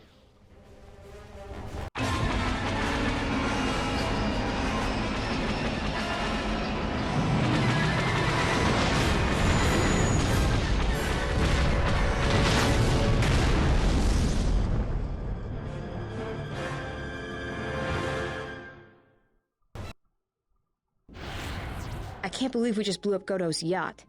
That's going to destabilize crime throughout this whole sector. Yeah, well, you'll understand if I hold back the tears. You don't understand. Crime in the YouTube system, it's like the economy. Plus the power vacuum, Even if Voga gets up and running again, the system is going to be feeling the effects for years to come. Yeah, well, at least we didn't find that Jedi Master with the weird name. Zez Kyle? Well, that's not true. I already found him. Actually, he found me first. He hired me to watch out for you, keep Godo off your back until he could meet with you. We'll need to head back to Nar Shaddaa, to that safe house off the docks. I said I'd meet up with him there if we ran into any trouble. Hi, Goto. What do you want now? If you thought to escape my notice so easily, you would be wrong. As a token of my goodwill, I present to you a gift, this droid. It will serve you well on your journey. How did you get on my ship? I'm afraid I do not understand what you mean. Okay. Tell me about this droid. As I indicated, this unit will remain with you and guard you. It will also serve as an effective voice for my orders during your journey. How do I know you won't try to kill me? I cannot harm you. You are the key to saving the Republic. Pray that you do not prove yourself otherwise. Okay. So, you have returned from exile. Kavar thought you might, if only to wander your old battlegrounds. But I did not think you would come to Nar Shaddaa. Still, you were always a difficult one to read, both when you were tied to the Force, and even more when it was lost to you. So, someone asked about the mod. Take a drink. Why did Kavar think I would return? I do not know. It was a sense he had, and he had served in war as you had. Perhaps he thought he understood you, or maybe he simply hoped he did. He felt you were the key to understanding the threat we face. The others were not so certain, but so many of them are gone now, as you no doubt know. Why me? He sensed some connection between you and many of the worlds touched by war. He thought by traveling to such places, he could achieve understanding. I have come to kill you. No doubt. I think the answers will provide us both with some measure of peace. I have kept secrets for far too long. Where are all the Jedi? They have scattered, but there is purpose in their movements. It is both to hunt and draw out our enemies. Somehow, we, are being targeted through the Force, and when Jedi gather, we are vulnerable. So we have chosen places where it is difficult to sense others through the Force, whether on planets dense with life or touched by war. In such places, we may conceal ourselves, gather information without presenting ourselves as targets. It was part of Kavar's plan. Makes sense Kavar would come up with this plan. Yes, he felt if our enemy cannot detect us, then perhaps they would believe themselves victorious and show themselves. And we knew that the war would be lost if we continued to act as we had. I do not know where they wander now. There are few of us, though. Too few. And I have not heard from them in some time. Atris is on Telos. Atris? But I had thought she had gone to Qatar with the others.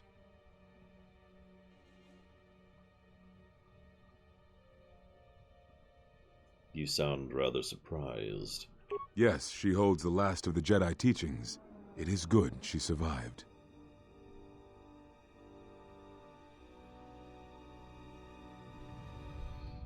What I can tell you, I will. So, why did you kick me out of the Order? We told you it was because you followed Revan to war, but you ask because you are not certain of that answer, nor were we.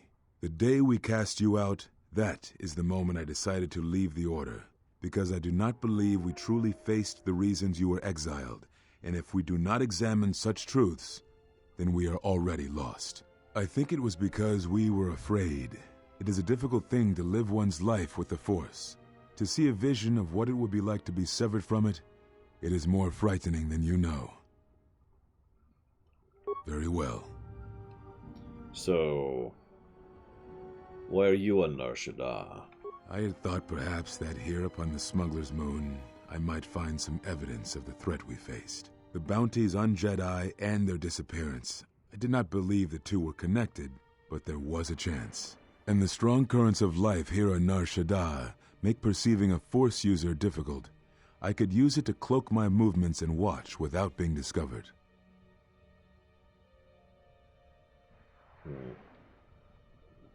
Very well. So why'd you rip the Force out of me? Is that what you think? We did no such thing, but it is a technique that has been used as punishment in the past, yes. It is a rare sentence, and to my knowledge it has only been done once, at a moment where a Jedi discipline has failed. What caused your loss, I fear, was different. I am not certain I understand it. We did not understand it fully then, and only recently do I feel we may have become enlightened. The other masters may have more knowledge of this, but I do not, and I do not know if they even live. Does it matter? It seems your power has returned. Perhaps the loss was not a loss at all. Right. Very well. One last question. At the end of my trial, you and the other masters said something happened to me. What is it? Ah, so the records of your trial were found. Good. Sometimes I think this galaxy would be a better place if there were less Jedi secrets. But I have no answer for you, as much as I would like to give one. We vowed never to speak of it. And although I would not keep promises to Jedi, I keep promises I make to others. And Kavar was a friend. If we were gathered as one, then the promise might be revoked. Until then, I can say nothing. Congrats, Alex. Alright. Time to kill you.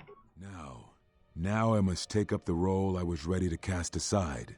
This threat has finally revealed itself, and we Jedi will need to stand together.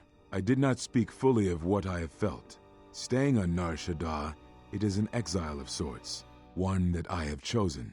I, too, lost a Padawan on Malachor, not to the battle, but to the alternative, to the teachings that Revan brought from the unknown regions. And I was not the only Jedi Master to watch a student turn on them.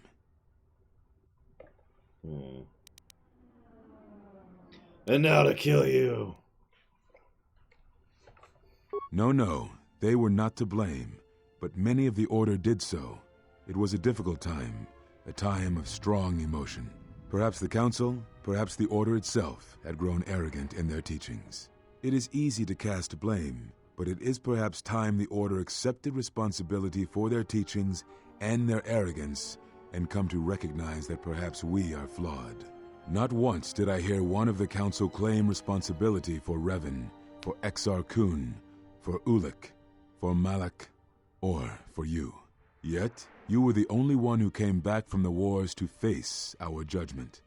And rather than attempting to understand why you did what you did, we punished you instead.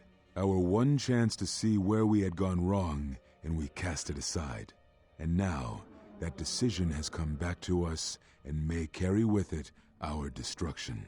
Perhaps there is something wrong in us, in our teachings, and though I tried, I could not cause that thought to leave me, so I left the Council. And I was not the only one. That is why many scattered, and why many in the Republic do not trust us, and why we do not trust ourselves. Make no mistake, I am no Jedi.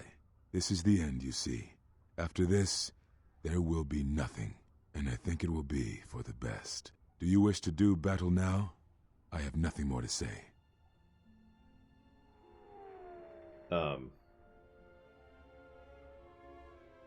What? I haven't actually picked any I'm gonna kill you option. I was joking about that. I'm not gonna attack you. It provides no comfort at all, for reasons in which I still must keep secret. Suffice to say, redemption was not Revan's choice, and I have never believed those of the Council who attempt to console themselves otherwise for the crime they committed. Is there anything you can teach me? But we have spoken enough, I think. In words, I think, dull us both. Let us speak through the Force, through sparring. This form you may have already seen much of during the Mandalorian Wars, but it is fitting to speak using elements of the past, I think. Ataru is the name given to the movements of this form. Though it is aggressive, it is focused, and its best use is in combat against a single opponent. This form is somewhat less useful in deflecting blaster shots. Use it when dealing with opponents in close combat, not against a battalion firing heavy blasters at you. Perhaps exile has been good to you indeed. It has certainly not dulled your instincts, nor the speed at which you learn. I shall go to Dantooine, to the ruins of the Enclave. If you gather the others, I will meet you there. And thank you, Exile. You're returning. It is good that you are back among us. He's gone.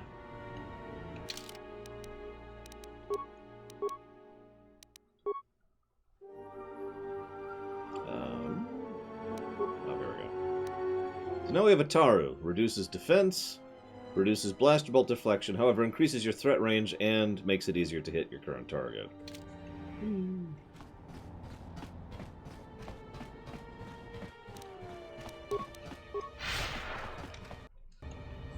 Actually, we're going to go do this. No, Pika. Other than Tor, no, I do not.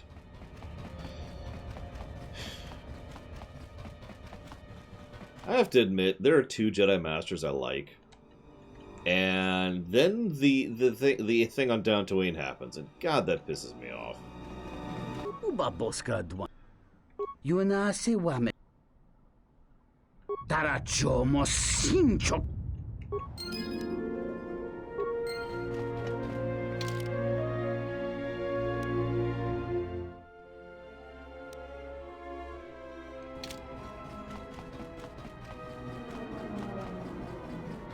Oh, God.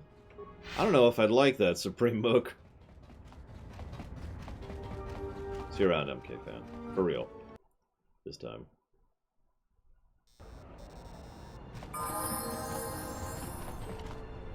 Fine.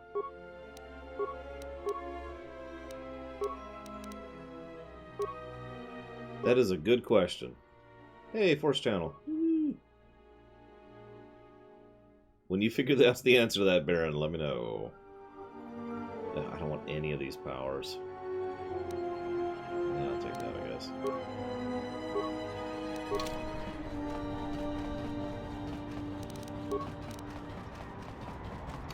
Actually, you know what? Let's just do this. Let's just do this.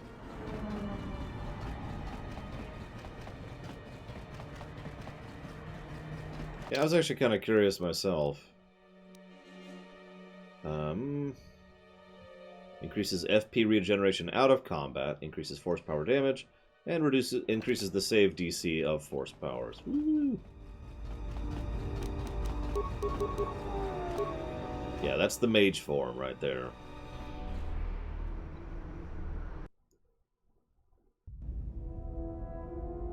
What? Don't you ever give it a rest? This is a good one. Fine, don't mind me. I just need to get some stuff from the cargo hold. You know the first tier of styles, but you're holding back because I am unarmed. Tell me where you were trained. What can I say? I'm a quick study. You lie. Few know the Echani styles by reflex. Oh yeah?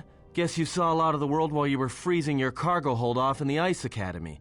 Didn't you, sister? Next time I walk in here, I'm carrying a blaster. Oh yeah, one other thing. Don't think I haven't noticed the way you've been sparring with our ex-Jedi friend. This isn't some pleasure yacht. So if I did know all the Echani movements, I might know more than just the first tier, including the etiquette rituals. So keep your hands where I can see them. Fool. Shut up.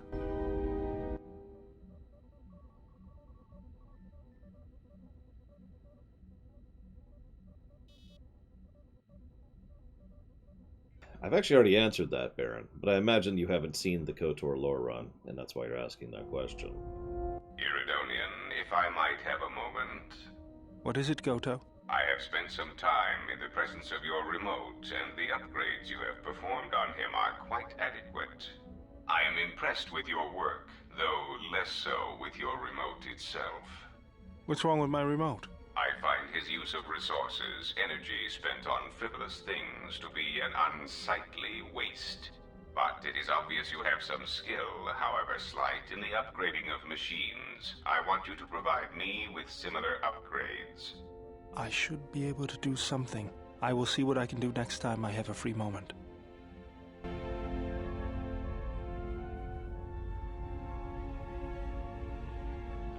In simplicity, the guy would make KOTOR 3 about the quiet threat. The hidden threat. You know, the one that is part of the Republic. In fact, it would actually...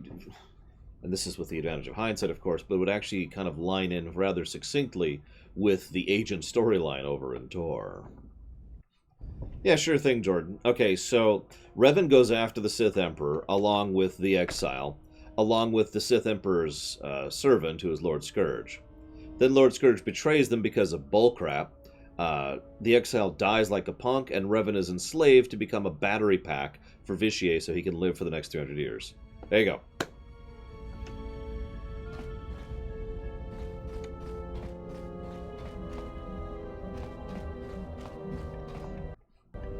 Save it really quick.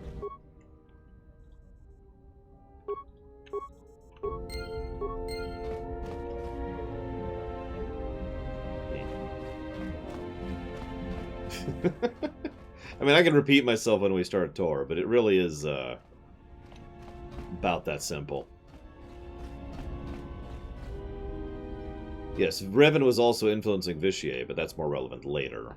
That's not relevant for the in-between. Yes? Very well. I think you are ready for the next tier of instruction.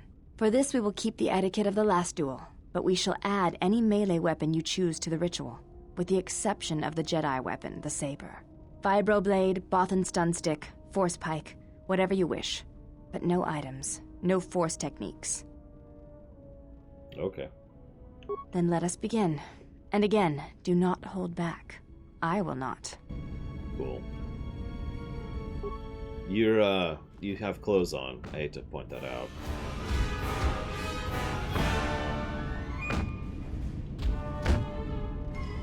I wouldn't, Mr. Red. Nihilists should not have a personality. Well, indeed. You have caught the principles of the style by watching and anticipating my movements. Yay.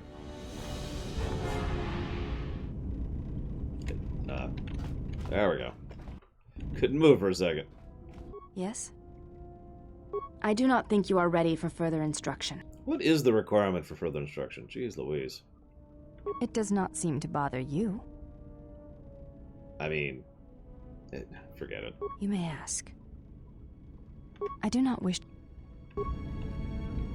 Yeah, Nihilus is a black hole, or a moving hurricane. I don't give personalities to those kind of characters.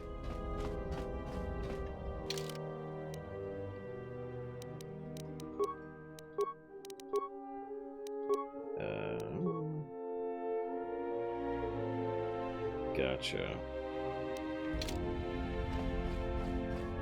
Well, we will continue to not talk to Visas Mar. Oh, I don't know what I'd do with Scion. I don't actually like Scion that much as a character. He's cool as a monster, you know, horror movie monster, but that's about it. Alright, so we're done with Nar Shaddaa. Woo!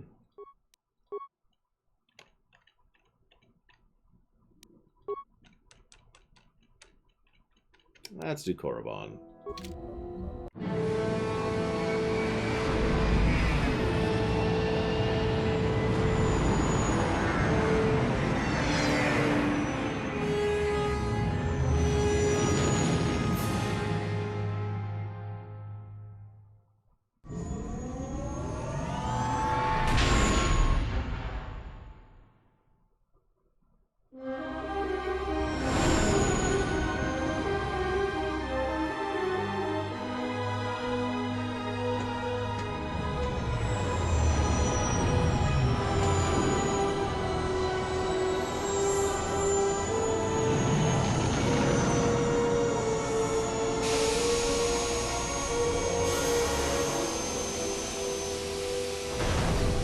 Of course it does, Zaktaft. The Revan book had to exist, and that canonized both KOTOR 1 and KOTOR 2. Korriban. Why would one of the Jedi you're looking for come here? It seems quiet. Just the wind. But deep beneath the surface, you can feel the pain of what took place here. There is great power in this place, for those who can hear its call. There is much that would draw a Jedi to this place. The resting grounds of the ancient and more recently departed Sith contain many teachings believed lost. The most likely place to find our lost Jedi is the ruins of the old academy. Thank you very much, Indiana Joe. Appreciate as always, sir. When you decide, let me know, please. As lifeless as it seems, the dark side is very strong here. The Sith Lords would not ignore such a powerful place. There is much that can be learned, even here. It was said that Revan intended to return to Korriban to subdue any potential Sith insurgents, but Revan disappeared. It took a year or two for the Republic to send a force here to deal with any Sith that may have remained. They found Korriban much as we have, barren and lifeless. It was assumed that the remnants of the Sith turned on each other, vying for what little power remained. The Republic found evidence that several Sith Lords escaped Korriban, fleeing to remote sections of the galaxy. All right. If you walk Korriban's surface, you shall walk it without me. Okay. I will remain here and meditate. Our link remains. I shall contact you and provide guidance when needed. The Academy is on the other side of this valley. Be careful. Dark energy fills these ruins, and even the fallen Sith live still. No, it's okay. Only a light Jedi could ever have a Force ghost.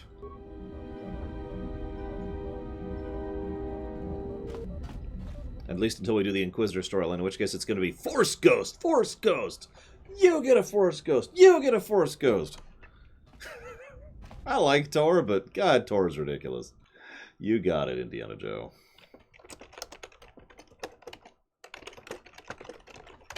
So noted.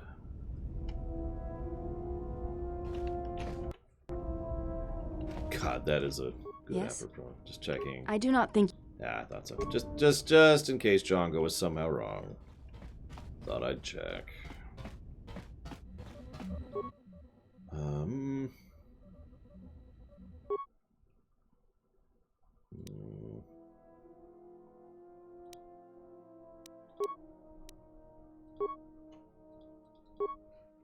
Actually, let's go with this one.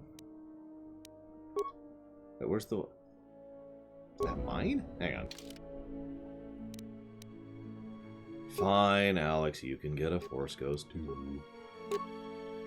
I guess I'll put some pants on. I guess. Oh, Django's wrong about everything. For example, just ask Django about elves or droids. What am I doing? This and then this.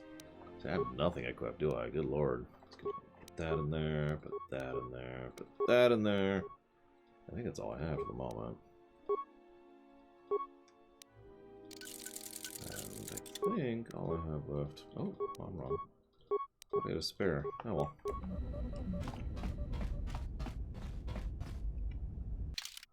I'm going to reserve most of my judgment about Vitier until I play the expansion, but I will freely admit that I'm not what you'd call enthused about the idea.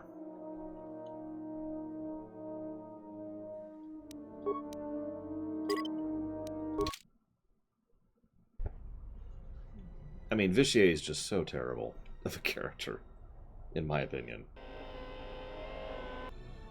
In Tor.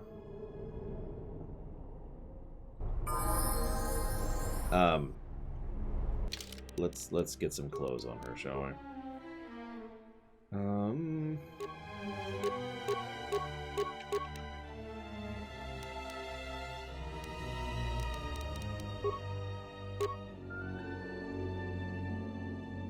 Let's actually want that for right now.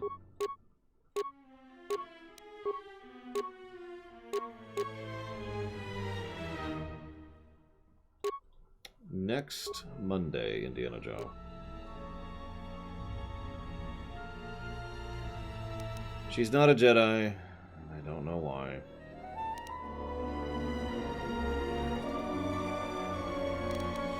I mean, I know why. It's because I'm too low level, but, you know.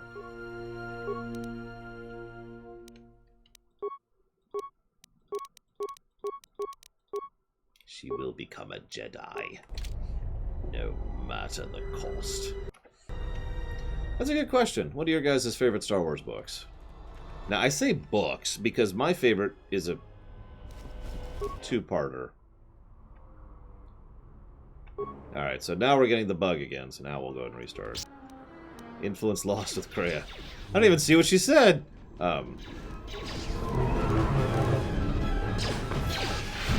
My favorite Star Wars books is the Thrawn duology. Correct, Indiana Joe.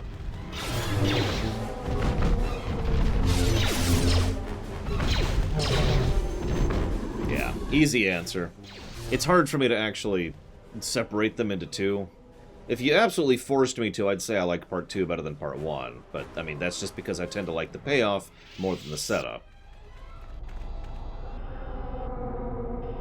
Let's go save. Then let's pull over here. See, I figured since the other dialogue was fine that we were fine. Alas, the game continues to be buggy. Hang on, Micromono. Kick.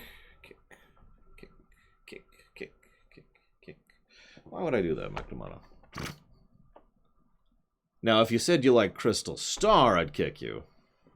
Now watch, someone in chat likes Crystal Star.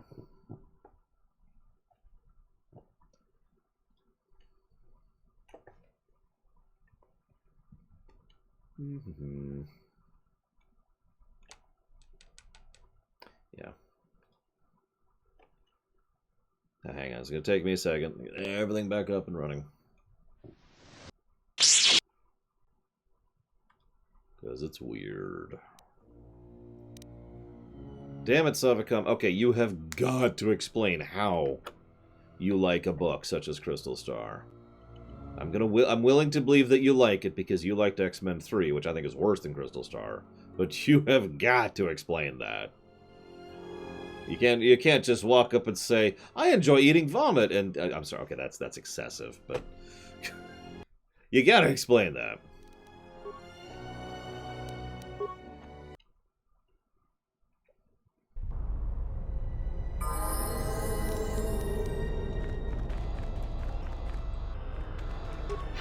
Alright, time to kill Alex Korobyaniki as well.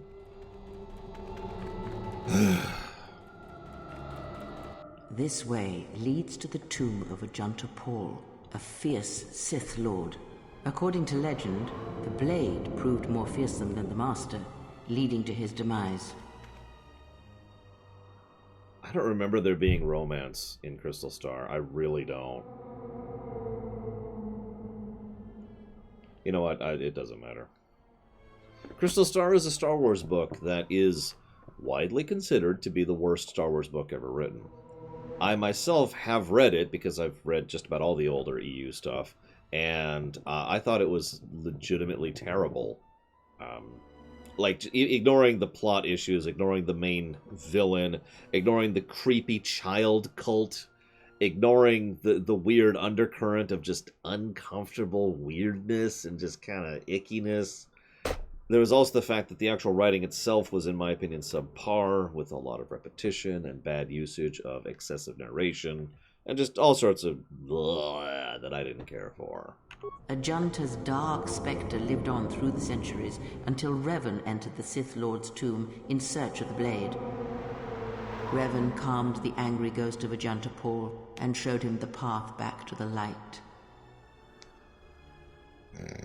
No, Django. Although I am actually I think, in fact, yeah, I already gave the plus for replayability, so that's already a thing. Unknown. Some have suggested that the blade led to Revan's demise, as it did Ajanta Pall.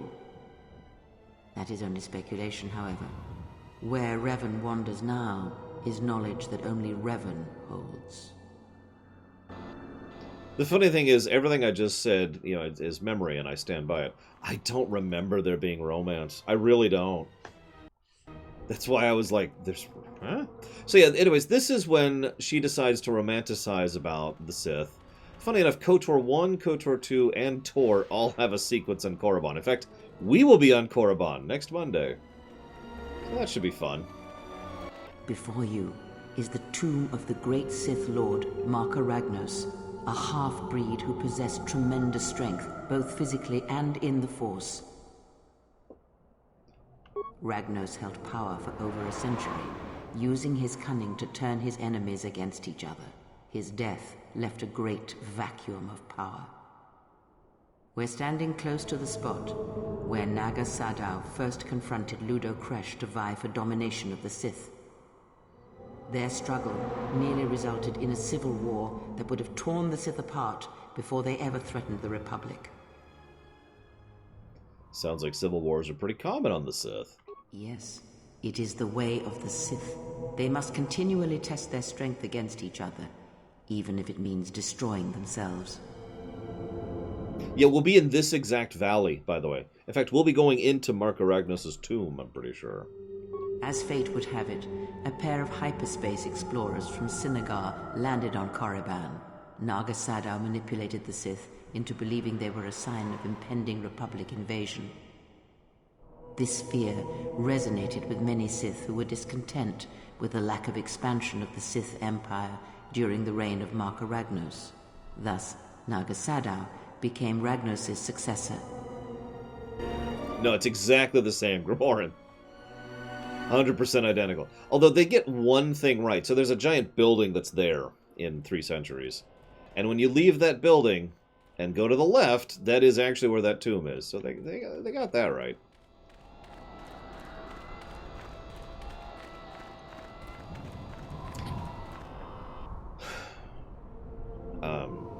Kreia, I would say Kreia is a Sith. Now, I usually divide the Sith into 3 categories, just to go over this really quickly.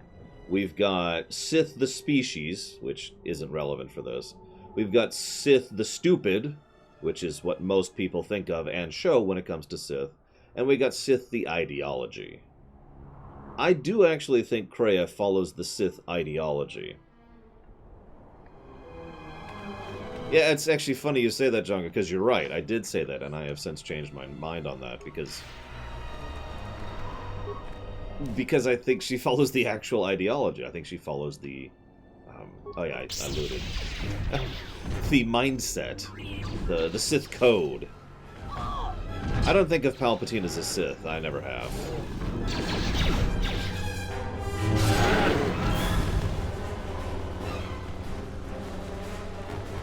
That's also one of the reasons I distinct... It almost has a presence about it. Evil. Almost hungry.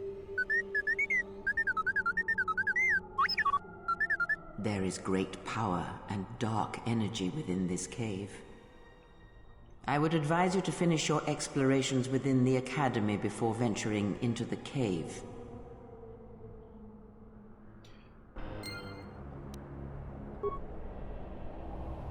So, Sith code...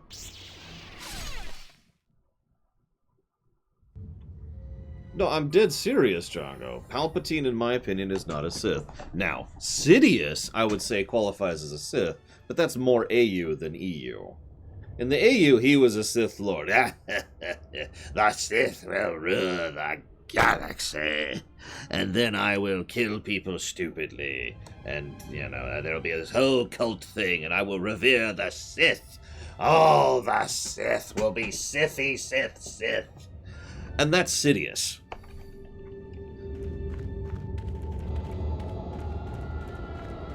And that's one of the reasons why I tend to distinguish the two. Anyway, so the Sith Code. Someone asked, how is she a follower of the Sith mentality? So, first and foremost, the Sith Code is, peace is a lie, there is only passion. Through passion I gain strength, through strength I get power, through power I gain victory, through victory my chains are broken, the Force shall set me free. Now, that can be interpreted? That can be interpreted several different ways. But the biggest and most important part is that they're always about conflict and testing each other. Like the frickin' Shadows in Babylon 5. You have to prove your position and prove your worth, and you have to struggle, otherwise you will stagnate. Kreia does this constantly. Like what she's doing with Mira and Hanhar is a good example of this. Actually, I don't, Zaktap, but we'll see when we get there. Yeah, I'm actually with Alex. Palpatine, some of the Palpatines, is interested in the power. That's why he becomes a Sith. Because that's the method to become a power. But I would not call Rodrigo de Borgia a Templar any more than I would call Palpatine a Sith. That is a wonderful example, Alex. Thank you. I'm stealing it forever. It's my example now. So I just came up with this example completely on my own.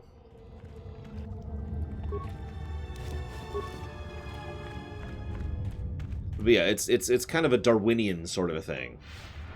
Be strong, stay strong. Yeah, excuse me, I guess that would be get strong, stay strong, sorry.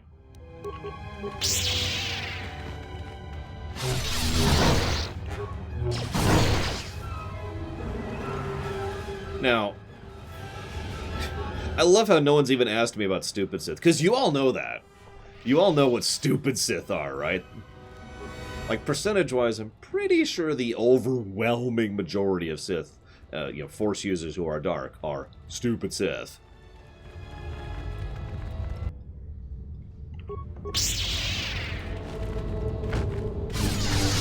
Let us test it. I mean, we could just go down the list.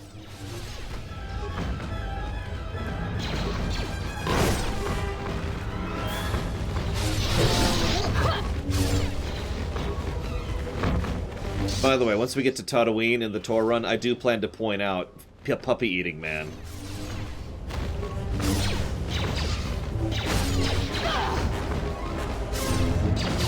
Tale as old as time. Story as old as rhyme. Yeah, exactly, Zektet.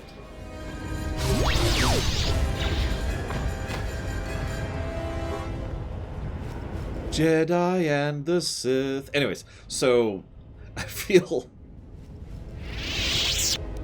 I also feel one other hallmark that not a lot of people mentioned about the stupid Sith is they're all about power, which makes sense, but in a stupid way. Like, you were weak for 1 millisecond. That means you are pathetic and worthless, and there is no reason for you to exist ever. Because of the fact that you don't have the Force, you are weak and worthless, and therefore I will kill you to prove that I am not weak and worthless. Right? God, they're so stupid.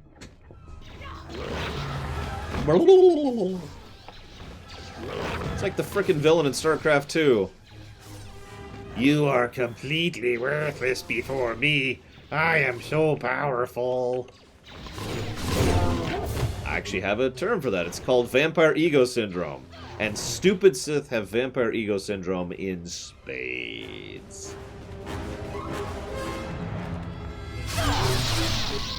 This is how we deal with smart-mouthed aliens, because we are super powerful. How do you know you're super powerful? I can move a small object with my mind. Hey, I can too. Ooh. Sorry. Have you been following our streaminations on Sunday, Alex? Like, I don't want to spoil nothing, but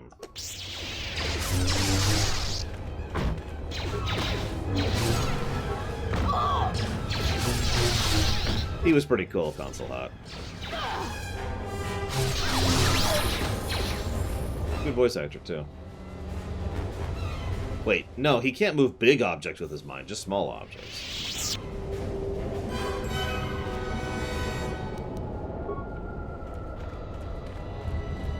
I mean, I would say that Maul in Rebels is insane. But that's neither here nor there. I mean, he's been through a lot by that point. Including whatever happens after Solo, which, to my knowledge, we still don't actually... Oh, no, they did a comic about that, didn't they? It's kind of weird how much Star Wars lore is in comic books. I'm not complaining, it's just weird to think about. So, real quick talk. We'll probably bring this up during the Sith Warrior run, but how many of you have wanted to join Malgus when that popped up, and were upset that there was no option to do so? Let us test it.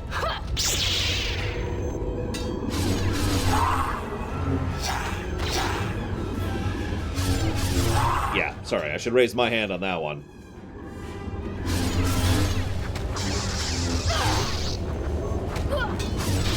We'll talk more about it when we get to the run. All you need to know right now is Darth Malgus was a Sith, not a stupid Sith, who tried to take over the Sith Empire because he was tired of the stupid Sith. And we have no choice but to kill him. That's the summary there. He gives this wonderful speech about how corrupt and pathetic the Sith Empire has become, and I'm just sitting here like, yep. Uh-huh. Pretty corrupt, yeah. No, I agree. I agree.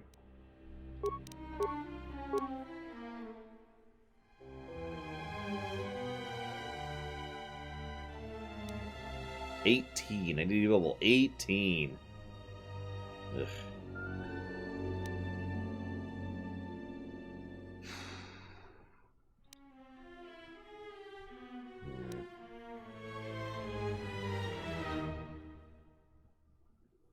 Yeah, I heard about that, Grimoren, and I don't think I'm going to be happy to actually hear about it, but, you know, we'll get there.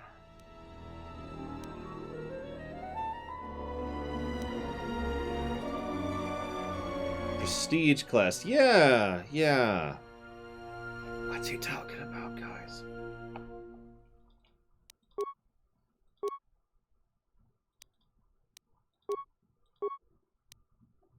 What level am I? There, 15.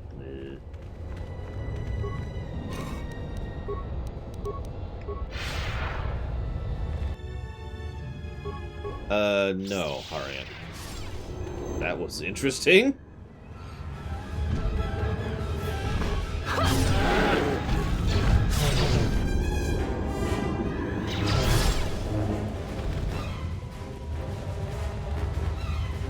The power I felt coming through the cave is just ahead.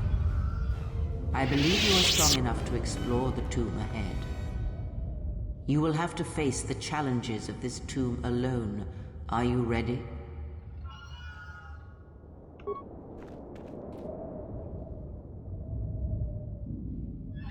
That would be fun, Gord.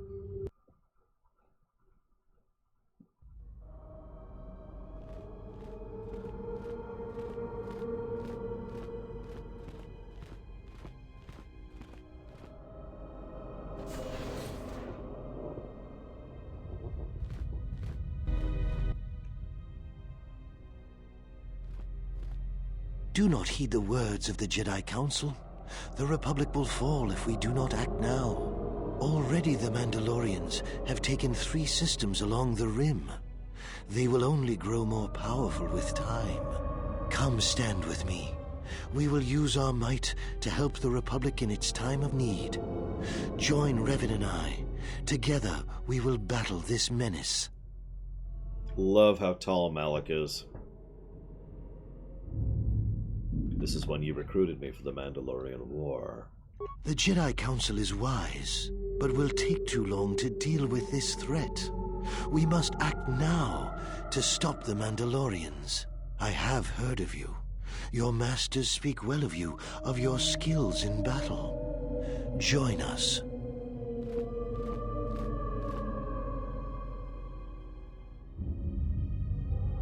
I joined without hesitation. The Jedi Council is wise, but can make mistakes. History has proven this time and time again. The Council seems content to watch, to debate, while entire systems fall to the Mandalorians. If we don't act now, there may be no Republic army to assist in the future. I sense you will join us. What are your reasons?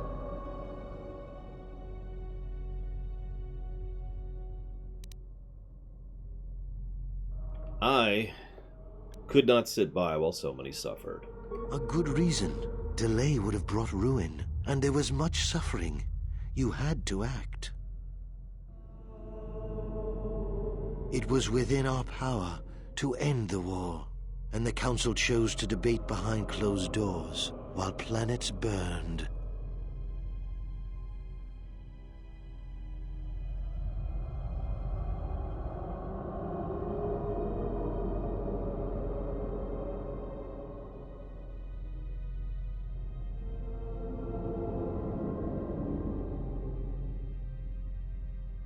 I think they were making a mistake. We barely won the war, and just in time.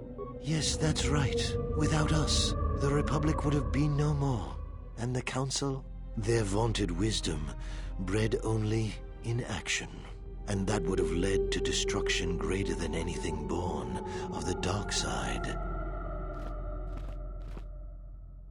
So, if you could do it all again, the real question is, would you? The Mandalorians await on the edge of space, eager to crush the Republic. You know how this turns out. Would you do it any different, knowing what it costs you? Knowing what it costs the rest? Good point, Django.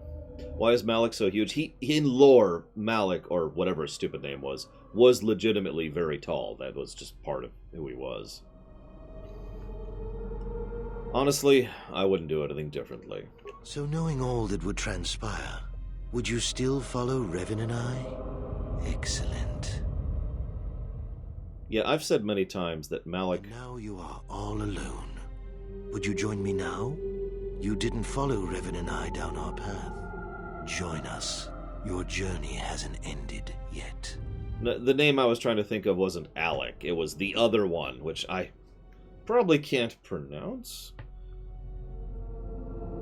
Anyways, I've said many times, one of the things that really makes Malik such a standing character with regards to being an interesting villain is his voice actor. He nails it. Whoops. Let's see if I can pull up his name here. His other name. That's not even here.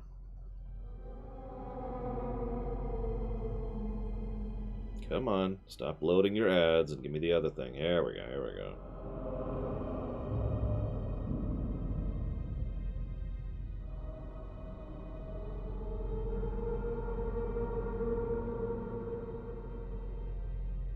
Is it not going to tell me the full name?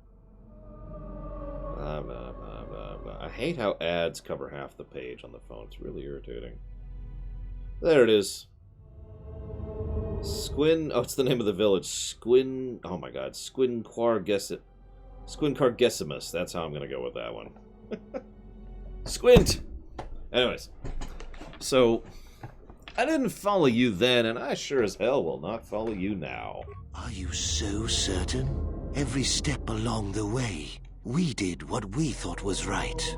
Perhaps the same path lays before you. But the time of words are done. Now it is time you experienced the full power of the dark side.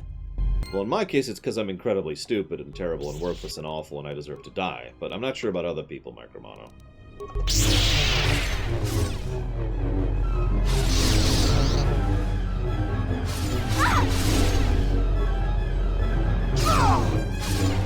I just one-shot Bastila, by the way.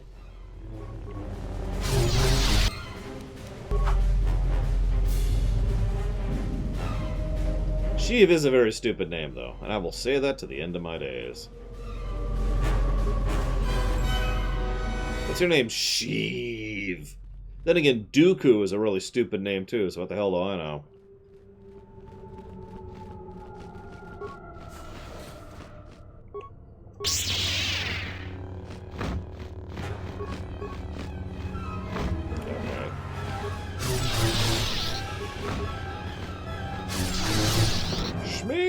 Shmee!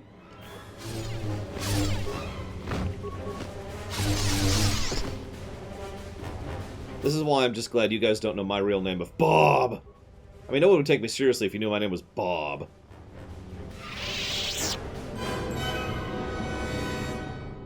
Nudo Kresh, I believe. Yes, Micromono. At least, I'm getting that wrong. To actually answer your question, Micromono, I tend to have a problem with names that are long. Because then I'm like, okay, hang on. So I have to interpret how each of those vowels are being used and make sure I don't miss any in the whole name. It's like, hang on, so it's da-da-da-da-da-da-da-da-da-da.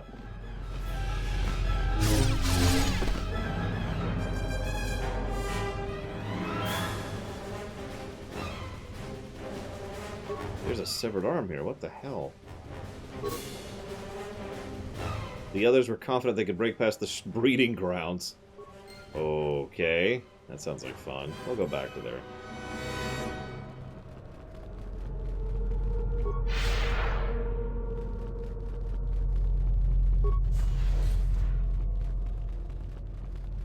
I mean, Palpatine is certainly an acceptable name. So I'm with that.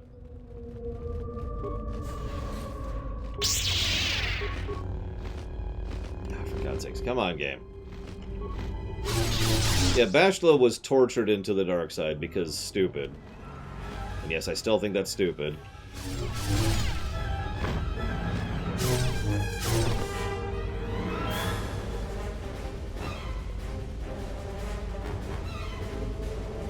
Come on. Yeah, I have so much difficulty with German. What's your first name? Emperor. Sure, Cord. Raise eyebrow.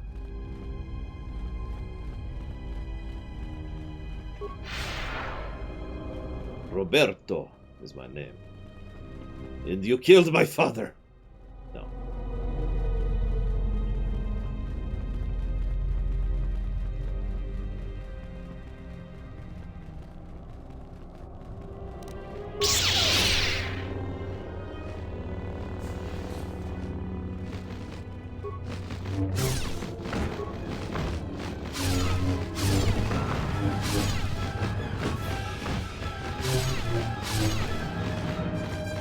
Creatiani Andressari Brewer. Okay. He's just, one day he was like, "What's your name?" Chief. Like he's stuttering, you know.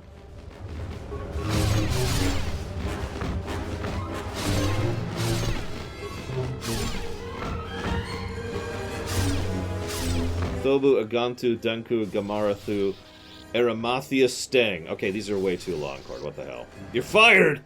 We're gonna call him Thob from now on. What's his name? Thob. That's not his name. His name is Thob. Shut up. You should totally use that as a derogatory in-universe for people who just, you know, are like, nah, screw him.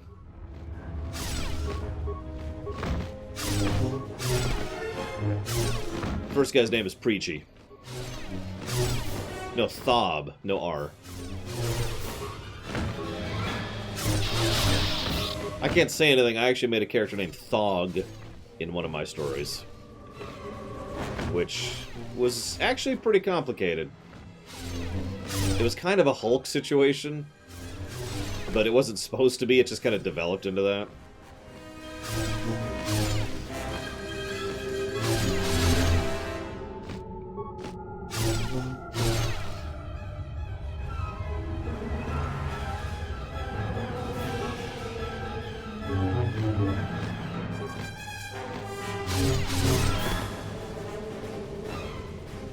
No, Fifigmir. It's... You can do it on Patreon, you can do it through PayPal, which isn't a subscription, and you can do it through Twitch. That's all I got. I mean, I have Donor Box too, but nobody cares about that. Com says we've lost another heavy droid transport. How can we break through the Mandalorian lines without support? The path is mined and the place is crawling with enemies. I know we've got our orders to press forward, but we're at quarter strength. We can't, General. It's impossible. We need to retreat. Oh, ha ha. NLG. Duxon. We know, General. But we just don't have enough men to accomplish our objective, no matter how important. We already lost half the men just getting to the path. They've got the rest of the company pinned down by the crash site. You can't possibly ask the troops to go forward. If you ask us to charge, will it make a difference? Will our sacrifice mean something?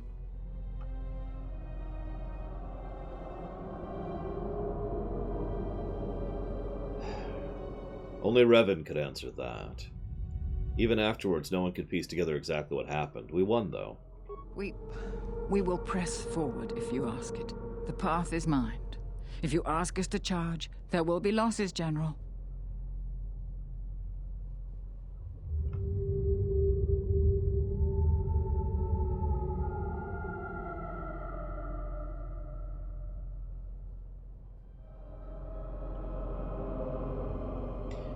I stand by my decision. At the time, it was the right thing to do.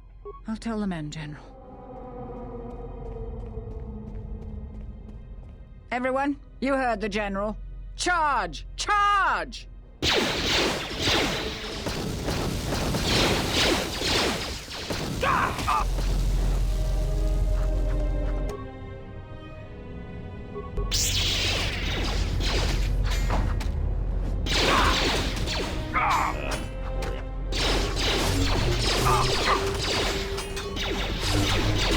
Lana Troy is easy to say, though.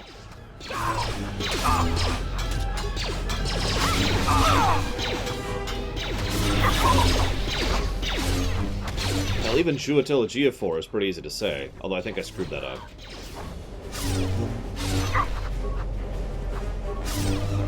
He's also a great actor, but that's neither here nor there. Yeah, by the way, this is like the exact opposite of the Goto thing. This is good on story and good on gameplay. This is probably getting a plus. Maybe 2. This is good stuff.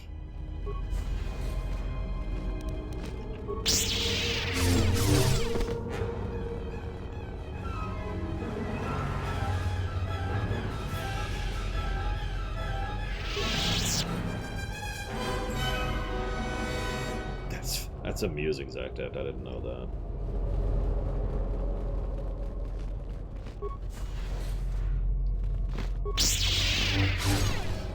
I'll see your 3 pluses, and I'll raise you 5! I'm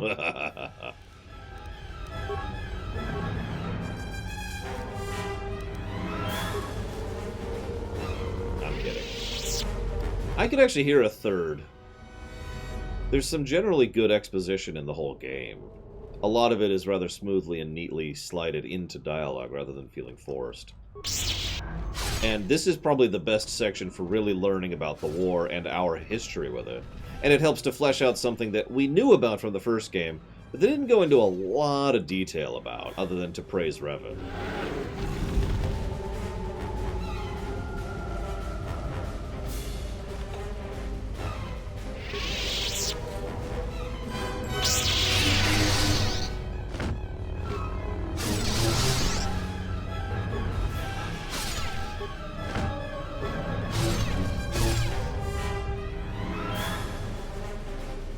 I hope you liked it, Mihawk.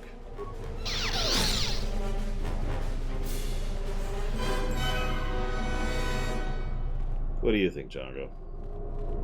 You're the weirdo who likes this game.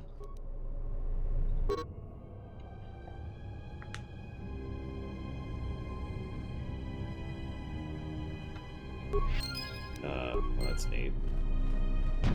Ah!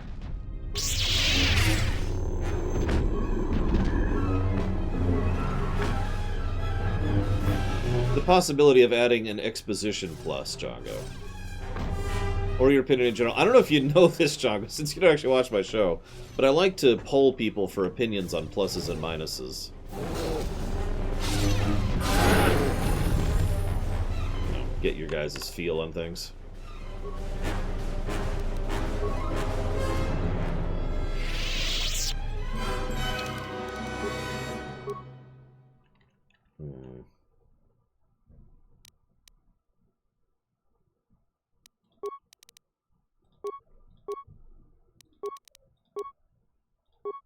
I love that reaction. I mean, I guess, you know, it's whatever.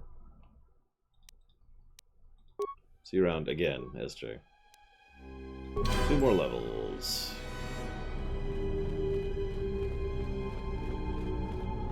Oh, I like Malik in 1. I think I made that clear. In fact, I'm pretty sure I gave Malik at least 1 positive in KOTOR 1. Because, yeah. If nothing else, his presentation was top-notch. You are to be commended for making it this far. Ah, ow! Thank you, Fifingia, very much for the sub. Very much appreciate your support. Thank you. If you want to put that towards increasing priority in a future stream, please let me know.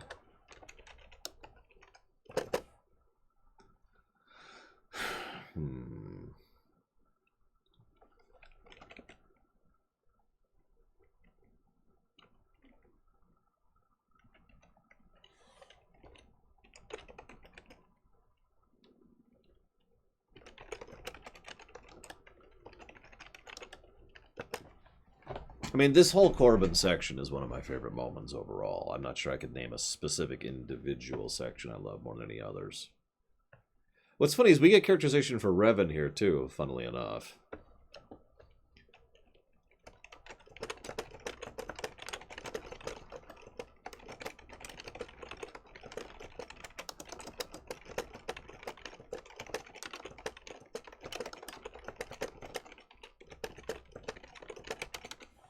So I think I will go ahead and give a positive or two. Feel free for anybody who wants to actually agree or disagree. Because again, I do like getting your guys' input on all positives and negatives. Usually you guys only say something if it's a negative, but... let's see, here we go. So that is... So we're getting rid of all this, delete, and we're just replacing it with that. So we've got, for those of you wondering where we're at right now, Sarah Kesselman is a positive. Christopher Tabori is a positive. The atmosphere in Paragus is a positive. The Princess Peach section with the droids is a positive. The Atris section is a positive. The overall theme of the game is a positive. The usage of internal continuity is a positive. The usage of external continuity is a positive. The dialogue being smartly written and well done is positive. The exposition is a positive, and the stuff we're going through right now, positives.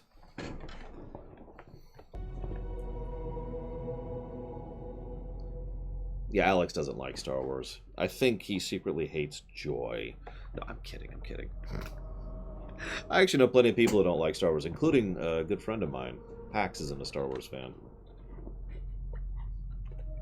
So... Hi, Kreia. You've revisited the dark moments of your past, and now you must face the present. You know... So, you're not actually Kreia. Got it. Your confusion is natural. The others and I will help you understand. You realize we're alone, right? Get away from her! She's a dark Jedi. No, Adam, this is just a vision. You know what? Okay. I'll play along. What makes you think Kreia's a dark Jedi? Atton, I've had enough of your snide contempt. Unfortunately, Fifignir, I'm sorry, I keep screwing up your name. Right now, because the list is so huge, the list is in lockdown, so we're not actually adding any new games to the list. I do apologize. Eventually, the list will be opened up for additional games to be added to it, but that's probably a few months out at the earliest. I don't know why she has a blue lightsaber, actually, but I mean, whatever. There's nothing that prevents a dark Jedi from using a blue lightsaber, so whatever. Anywho, we really do need to work together despite our differences, guys. Just saying. Hey, what's the commotion here? Stay out of this, Beodor. This is a personal dispute between Atton and myself. You're threatening Atton with a lightsaber, and I'm supposed to just stay out of it? No. Why do I even bother?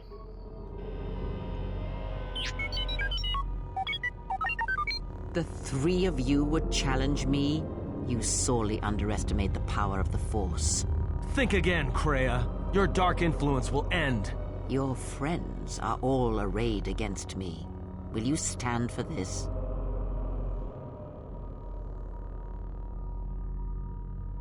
You are all nothing but visions. It doesn't matter what I do. So you will do nothing? Apathy is death. Worse than death. Because at least a rotting corpse feeds the beasts and insects. Apathy is death. Apathy is death.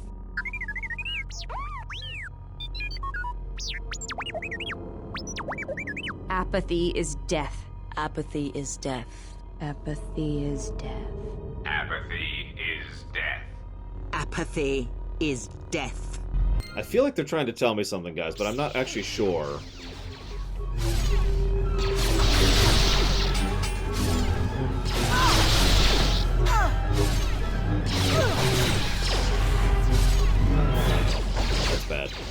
That's bad.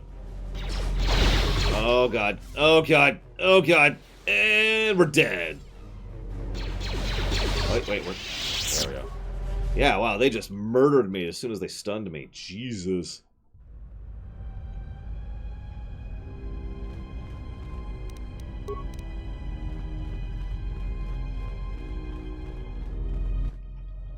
You are to be commended for making it this far. Skip.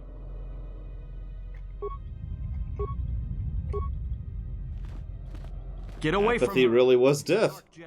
Who knew? Hey, what's the commotion here?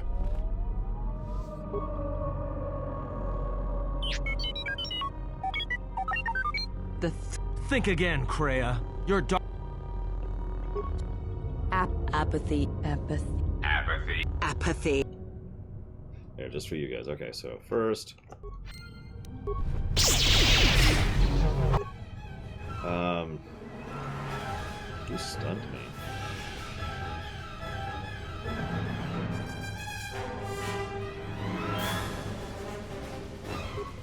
I deleted the entire game, Chongo.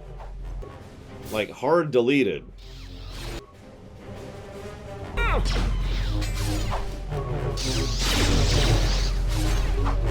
Kingdom Hearts is apathy!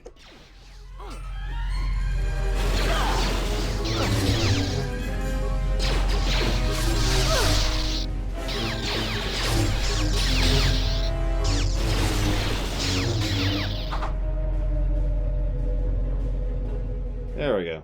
Got some better rolls that time.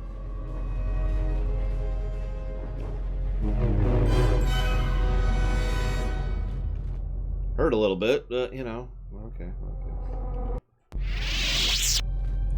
Moving on.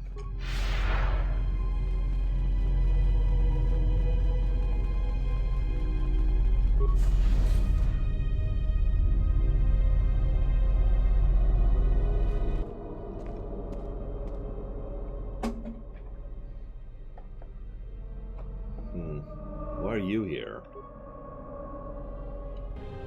And of course, Revan doesn't say anything, because haha, get it.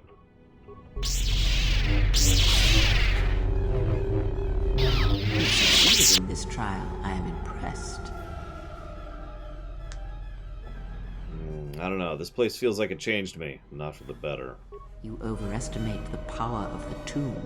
Any change you feel is coming from within yourself. Instinctually, you know your true path. Trust in your feelings. They will lead you in conquering the many challenges that the future holds for you. What do you know of the future? Surely you have felt what awaits. Events are shaping themselves about you, seeking to draw you into their center. I'm out. Search the room you are in. You should be able to unlock a passage that leads outside the tomb. Oh, I'd love to listen to that, Fifingir. Sorry. Another yellow? What is with all these yellows? God. Whatever. Hey, it's Ludo Crush.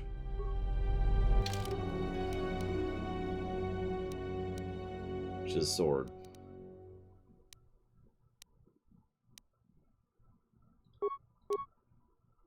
I actually have to be Darkseid to use that. That's funny.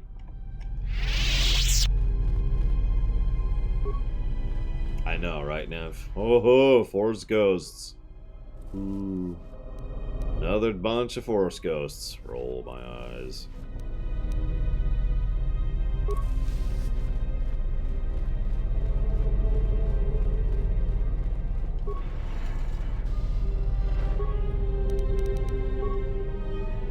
I mean, you'd figure Ludo Crush's tomb would have frag grenades in it, right? I mean, that just makes perfect sense. So, Can I swap party members in? Is that a thing I can do? Hey, it is. What do you know? Yeah, the game's like, listen. You have chosen wrong. You need to fix it. I would totally use a rainbow lightsaber if I could. It'd be even better if you have a lightsaber that can change colors based on something. Like based on your mood, or maybe based on which force power you're using, or maybe based on who you're fighting. You know, it reflects what they are. That kind of a thing. Talk to Kreia. Oh, yeah. No, you're right. I should, in fact, do that. And I will. Soon. Very soon.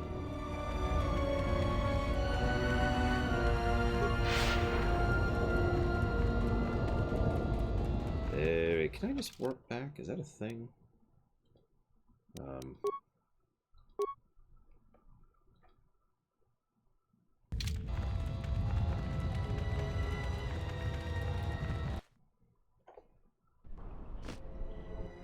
Ah! Sneak attack!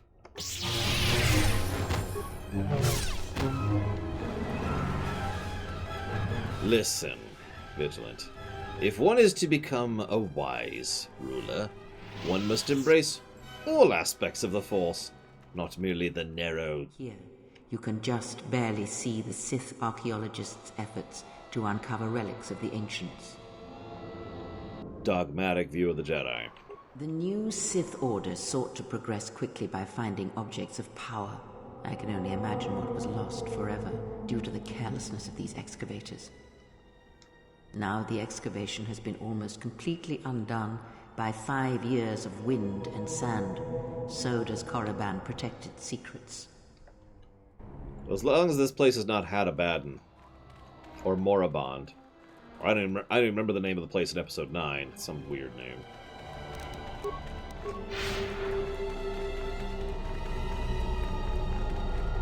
Listen, Permeus. All I'm saying is a lightsaber that could change colors would be pretty cool. If you've got some time, I'd like to see what I can upgrade for you. Yes, I do have a few moments to spare for your work. I would like to know what he is doing here, though. He helps me out with repairs. That isn't a problem, is it? I suppose not. Perhaps in working on my circuitry, your assistant will learn something about how a fully functional droid is constructed. What is it with droids and pride? Just ignore him and let's get to work. I would appreciate that. Our group has little in the way of time to spare, and I would not want to delay you from your other duties. Right. Let's get you open. See what you can do. I do love Goto's voice actor, by the way. You are put together quite well. There wasn't much to do. As I told you, my design is streamlined and efficient, though I am pleased that you were able to make some improvements, and this was not just a waste of my valuable time. There were a few things from my remote that I was able to integrate into your construction. I see. Well, thank you. I'll let you get back to your work.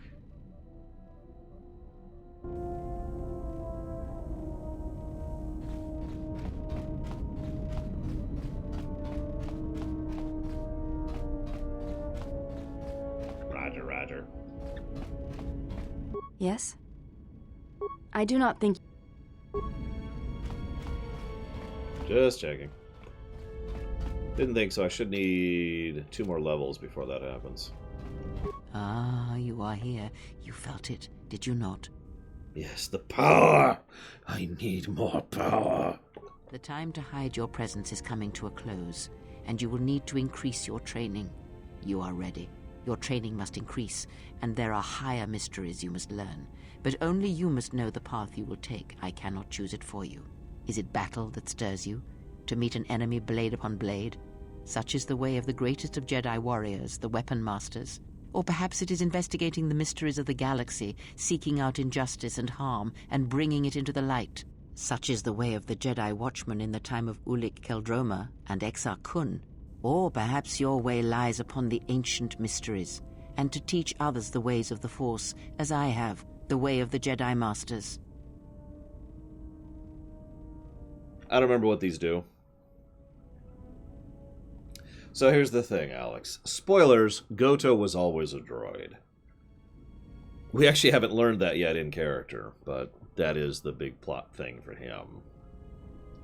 So... I mean, I suppose I could just go Weapon Master since I'm already meleeing it up.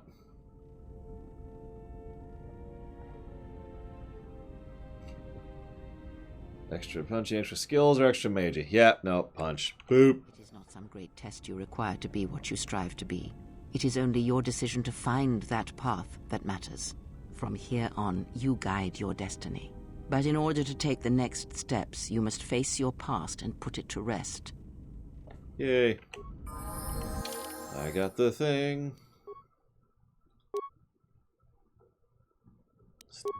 Almost a 20 persuade. We're getting there. So now we have several things. Of course, it's not going to tell me what any of those do.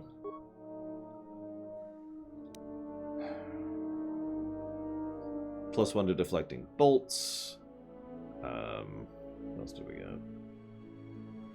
Not going to tell me, is it? Ah, there we go. Plus defense. And a melee damage boost, which is always nice.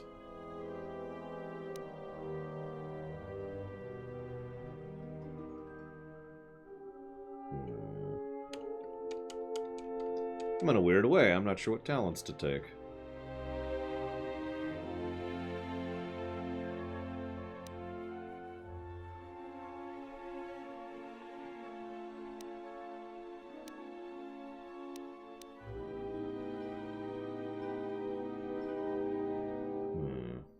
So I could take the HP regen, I could take Dual Strike, which could lead to improved Dual Strike, which can lead to Master Dual Strike. Or I can increase my weapon focus even more. That's a stupid question. I realized, didn't even realize I had access to these. These are what I will take. To get to that point. Jeez Louise. So we'll work on that. And then force powers I don't want. Let's see, what can I waste this on? Sure. One more level, guys. One more level. Alright, let's go fight Scion. I mean, I have no idea what we're doing.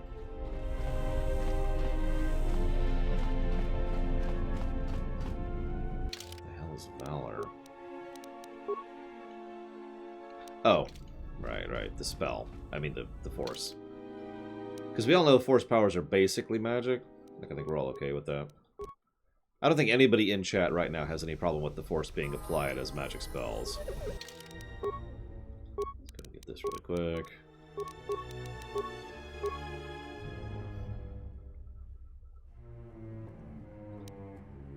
Sure.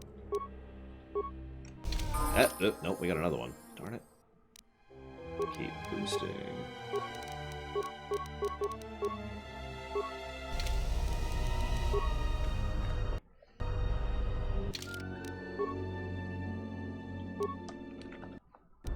Okay.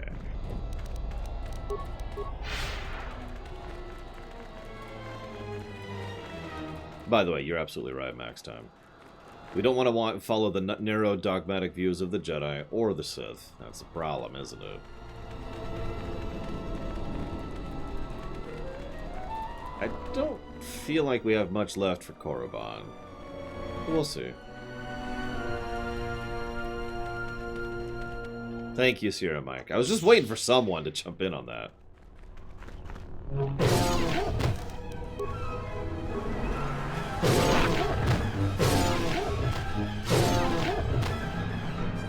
That's what I thought, Django, but It seems unlikely the Jedi Master we are looking for is within. I see no tracks, no disturbance of recent travel. You can expect more than these beasts within the Academy. Be prepared.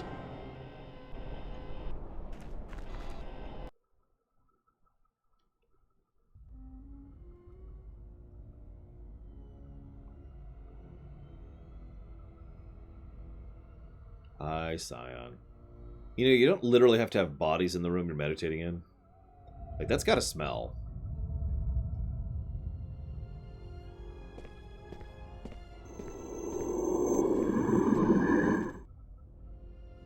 Her apprentice is here. Find him. God, I love Scion's voice.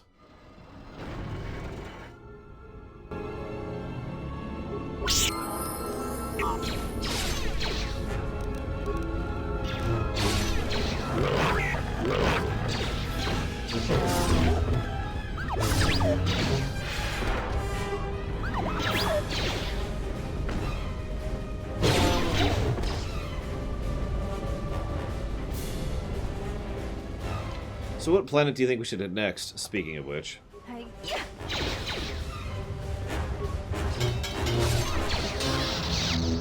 Kind of hoping to save Onderon for last, so I guess we could just do Dantooine.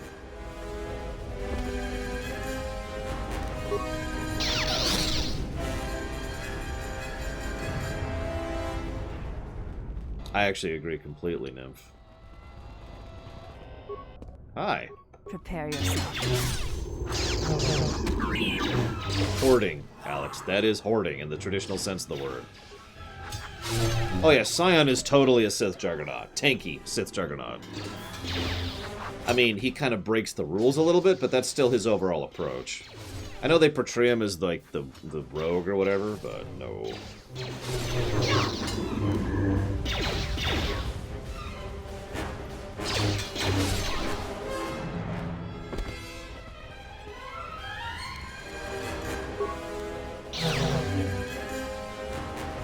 Marauder?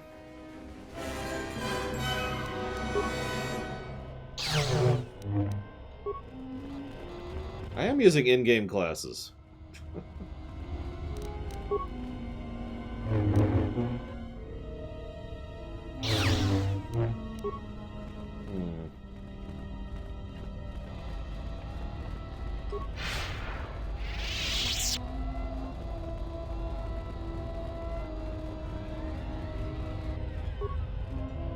Oh, I don't know what KOTOR 2's classes are. But actually, now that you're saying that, Django, you're kind of convincing me, because there is actually a Sith Marauder in Tor as well. At least I think there is. Pretty sure. Double checking.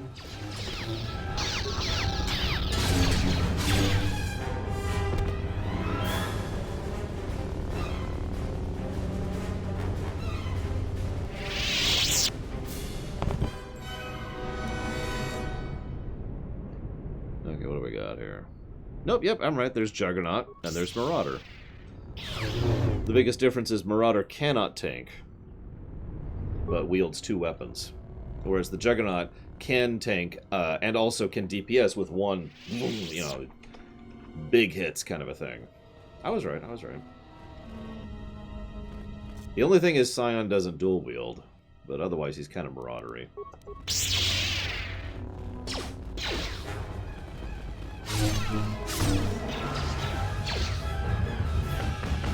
Dooku.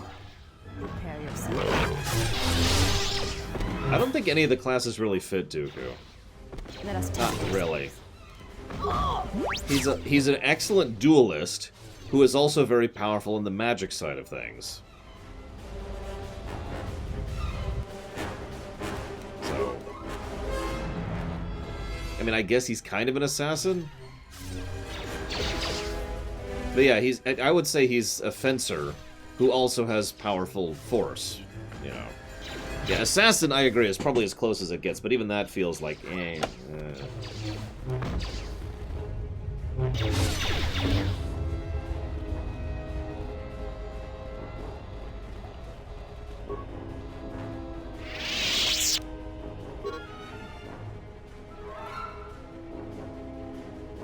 the absence of so many Sith Masters, Sith training is automatic.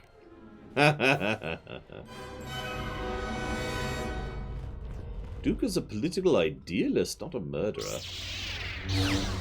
He would never, ever do... Ooh, an orange crystal.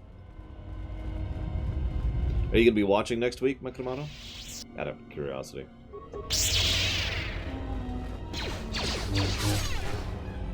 His idealism could not have found expression if not for joining the dark side and being an evil person.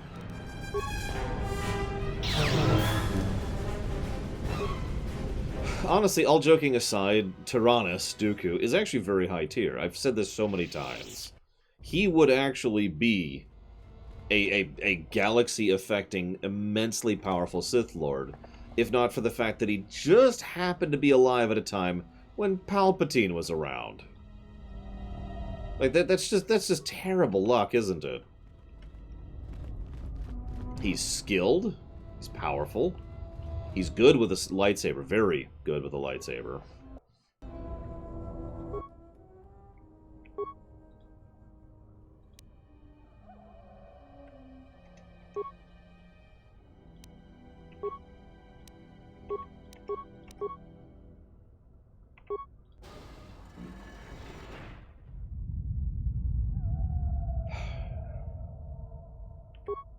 There's... Yes and no, Django. One of my biggest complaints about Clone Wars is that people jump all over the place in terms of competency. It hits everyone. Every single character can be pathetic or awesome depending on the needs of the scene. It's aggravating.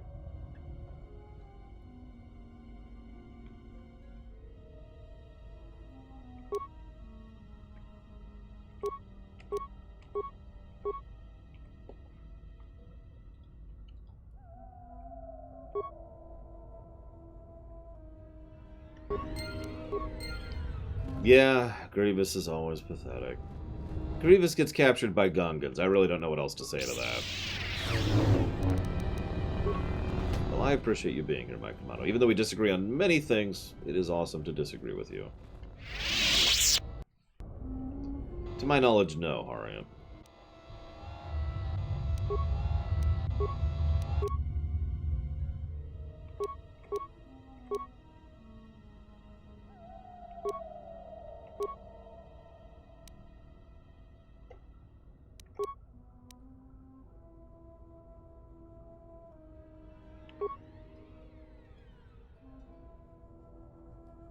Shouldn't freedom be lost?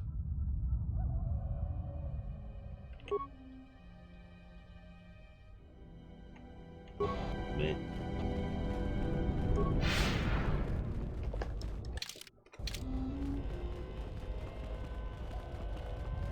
Have you heard the story of Darth Jar Jar the Wise?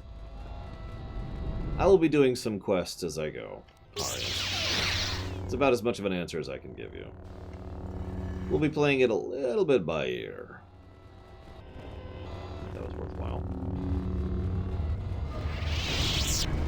Oh no, it's a trap. For them!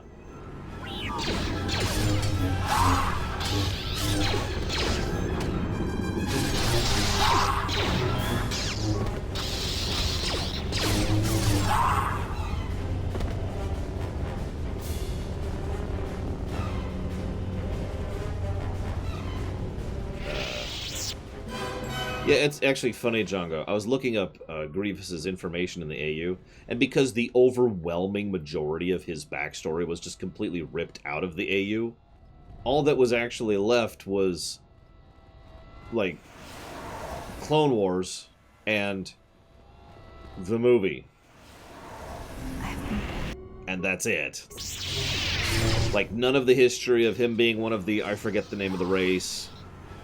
None of the backstory of the Great Warlord thing, or how he, you know, ended up thinking the Jedi ruined him, or why he ended up being converted, and how, and the control pieces that he put in him. None of that stuff. It's all gone. It's just amusing how much of his backstory they just ripped out of him. Kalesh, thank you. Or Kalesh, I don't know how to pronounce it.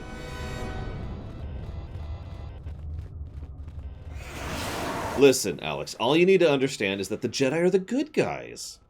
I mean, they use the light side. How could they not? How can they not? Honestly. Yeah, the great Jedi mantra, which is, use your brain. Oh, no. A challenge. Well, I mean, you know, if you guys want to, I'll take the free leaping attacks there. Jeez Louise.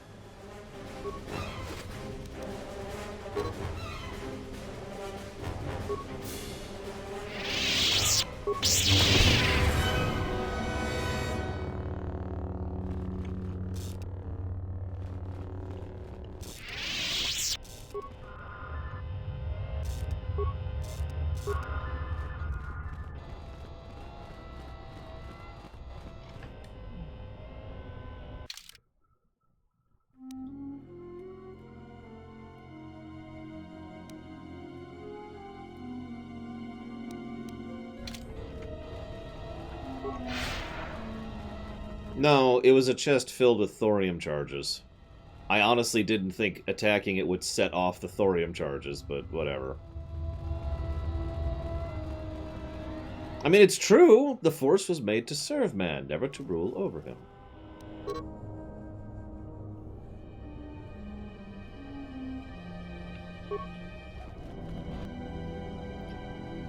Do you mind? Really? Why are so many of you just wandering around in stealth? He answered unnecessarily.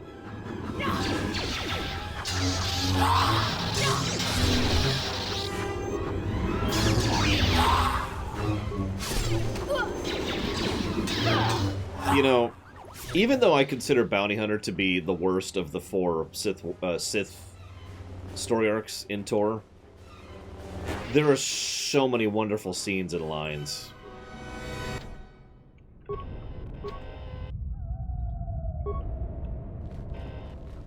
You will give this to me. You are a stupid idiot. Okay. So, do I have to finish the stupid test? I think I do, don't I?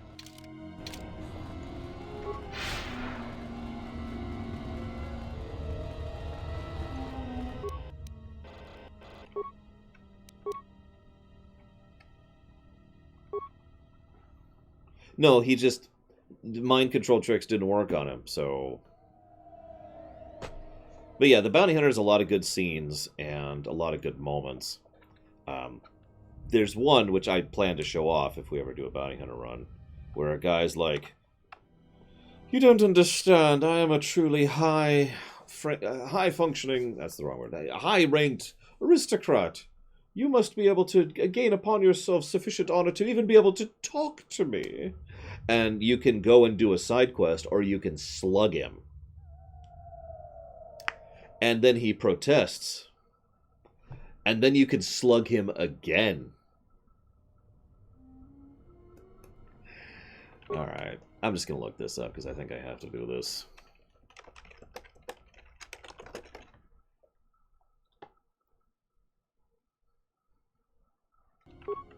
So I was right about that one. I was not right about that one. I was right about that one. Passion, strength, power, victory. I was right. There you go.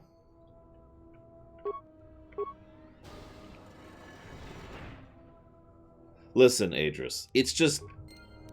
he kind of deserved it, and also, it's really fun slugging someone as hard as you can, you know? That's a lie. It's actually really horrible, but, you know.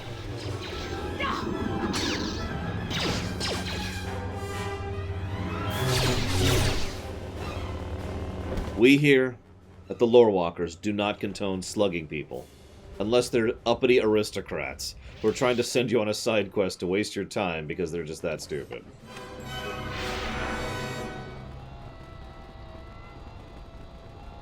You're beneath me in every way. Fnoff. Yeah, bonk. I can't believe you struck me. I'll have you killed for this. Bonk. Why are there starving dogs in here?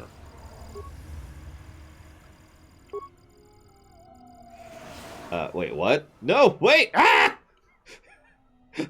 I love that. Starting training sequence level 2. Problem in code or whatever. Resolving. Now starting level 16.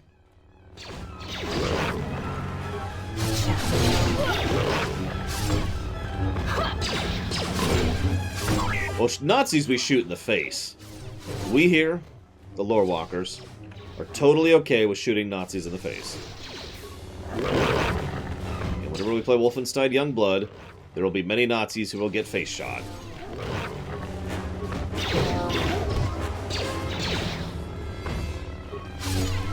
I played a Bounty Hunter tank. Of course I played tank. All 3 classes I played tank. I only didn't play tank on Agent because it wouldn't let me. Anyways. We have gloves. Tank, I actually don't remember if all Bounty Hunters have this power, but tank Bounty Hunters have a power where they take off into the air and they just start firing rockets into a circle down below them. It's a wonderful AoE. It's my favorite AoE in the whole game.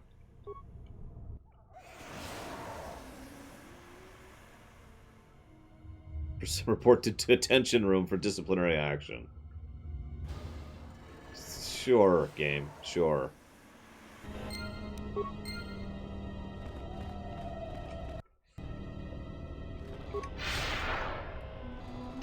Where's the detention? Oh, there's the it's right here. It's right here.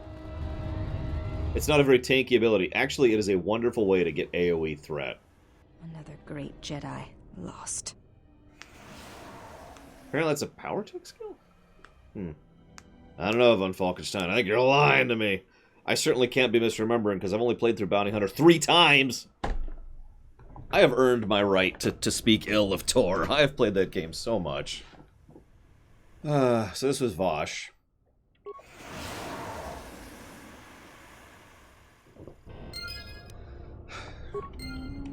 Damn it.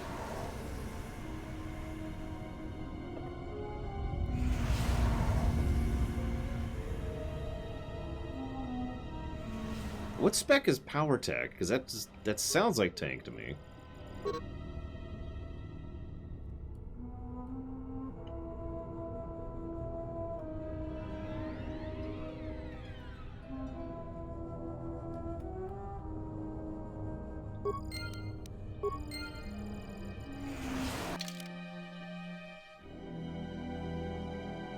And again with the dual blade, I keep getting greens and yellows. Jeez Louise. Oh, power tech is tank. So, I'm right, Von Falkenstein. I was playing tank.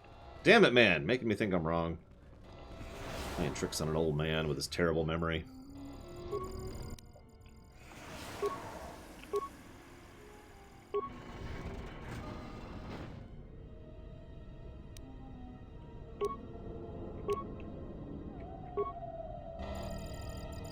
I have scheduled myself for disciplinary action.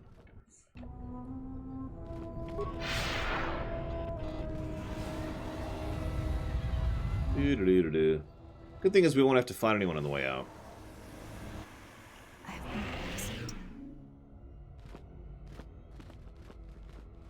Did you come here for answers? There are none. The call of Korriban is strong, but it is the call of the dead. It is fitting you came here. I have studied you and found nothing but weakness. Yet still she clutches at you, as if you are all that gives her life. How do you know Kreia? I know her as an apprentice knows their master, and as a master knows an apprentice. And what do you want with her? I want her to die, and see all that she has built cast down, all that she holds dear in shards at her feet. I mean, what does she want with me? She clings to hope that perhaps she can train one as great as her first.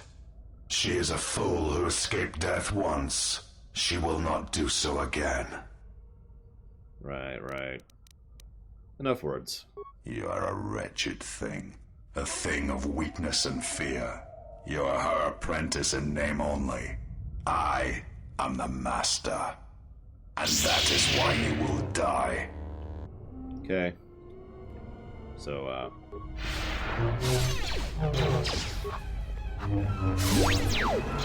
Let us test ourselves.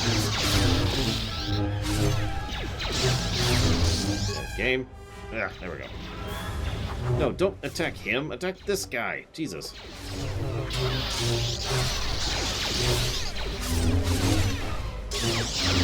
Scion. He cannot be defeated. He is not a beast of flesh and blood. This is not a battle that can be won. Flee. I mean... Okay. There will be another time, but it is not now. Not here, while Korriban runs through him. Okay, whatever. Let's go. She protects him, shields him. Find him, hunt him wherever he travels. He will not escape me again. I will bring his corpse to her, cast it at her feet. It will be as if killing her children. I will kill all she protects, all she shields, until her hands are drenched in blood. That's, interesting. A little bit much, you know, but whatever. Moving on.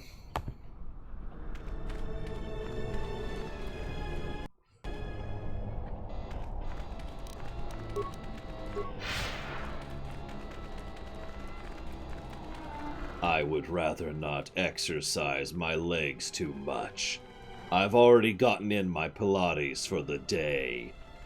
Instead, I will relax and enjoy popcorn and watch the latest episode of The Mandalorian. It will entertain me as I think of all the torturous, bloody nightmares I shall reap upon her soul.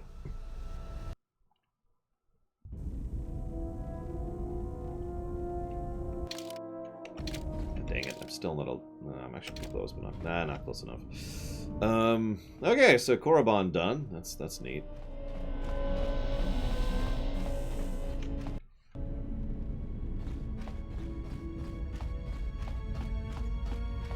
Something up? No texture mods, no. Sounds good to me. So we play Pazak. I give up. Something up? Oh, okay. Death, dark murder, puppy chili.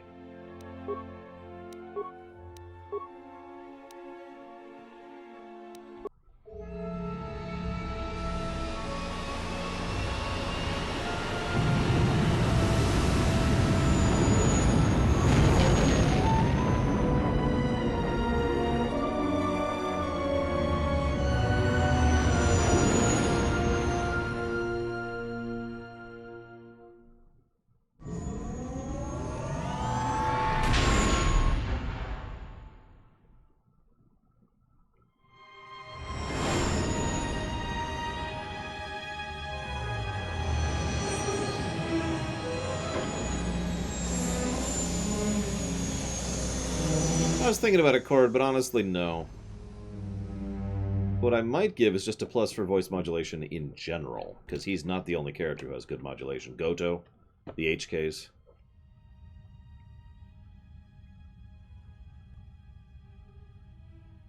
Has there been any sign of the ship? No, mistress, nor any word of our sister. We do not know where they travel now. The freighter. It is important. And I thought the droid was as well, but I was wrong. Mistress, we still do not know the significance of the ship or the droid. We downloaded all you asked, but we are still no closer to the answers you seek. Then perhaps we'll need to have faith that your sister will change her mind, remember her oath, and return to us with the answers we seek. I hope so, mistress. But there has been no word of her since she departed with the other 4 on the freighter. 4? Yes, mistress.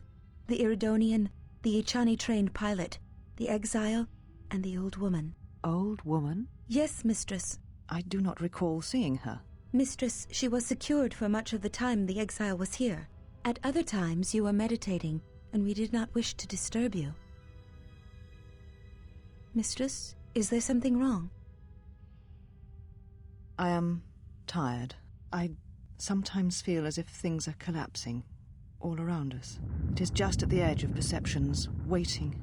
I fear things will collapse before our enemies reveal themselves. Yes, mistress. I will meditate upon this. Perhaps it will clear my mind.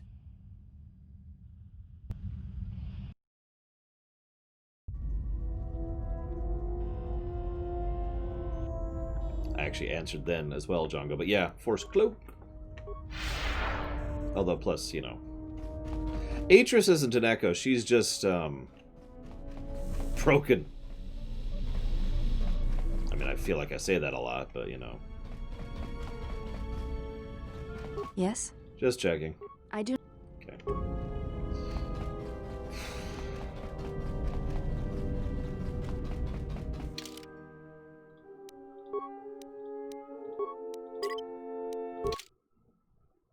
Oh, she's an interesting character, Alex.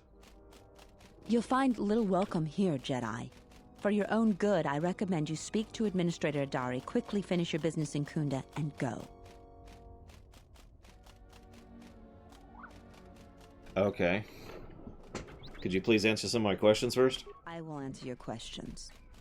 Who's Administrator Adari? She was the agricultural administrator of Dantooine. After the Sith attack, she kept us together. Without her, the only thing you'd see around here are mercenaries. So many mercs. We had problems with Mandalorian mercenaries even before the Jedi Civil War. The Jedi helped clear most of the problem up, but after the war, many soldiers from both sides of the conflict became mercenaries. And since we're so far from the core, some started gathering here. Have they caused problems? The difference between an out-of-work mercenary and a raider is a Vibrablade's edge. The only thing we can prove they've done is intimidate a few farmers. The farmers give them goods, money, or food just to stay on their good side. The only one that isn't scared of them is the administrator. There have also been a lot of disappearances recently, and not all of them can be blamed on Kath hounds. But nobody can prove the mercenaries are responsible. Who disappeared? A farmer here and there, or a family. We lost enough people during the war that keeping the Kath hound and Kinrath populations under control hasn't been possible. So there are a lot of animal attacks. Some deaths, too. The disappearances might be just coincidence, but a lot of the stubborn folk seem to be more accident-prone.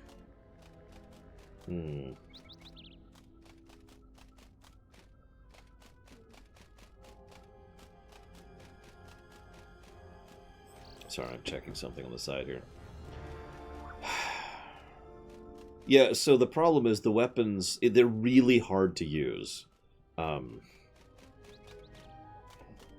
Effectively, I mean, this isn't completely accurate, but effectively, it would be kind of like wielding this, except there's a blade of death coming out of it. You know, you can do it, but, I mean, there's a degree of control that's basically required to do that. And if you screw up, screw-ups can be fatal. That being said, if you're asking for a codified reason why more people don't use lightsabers, I don't really have a good answer to that.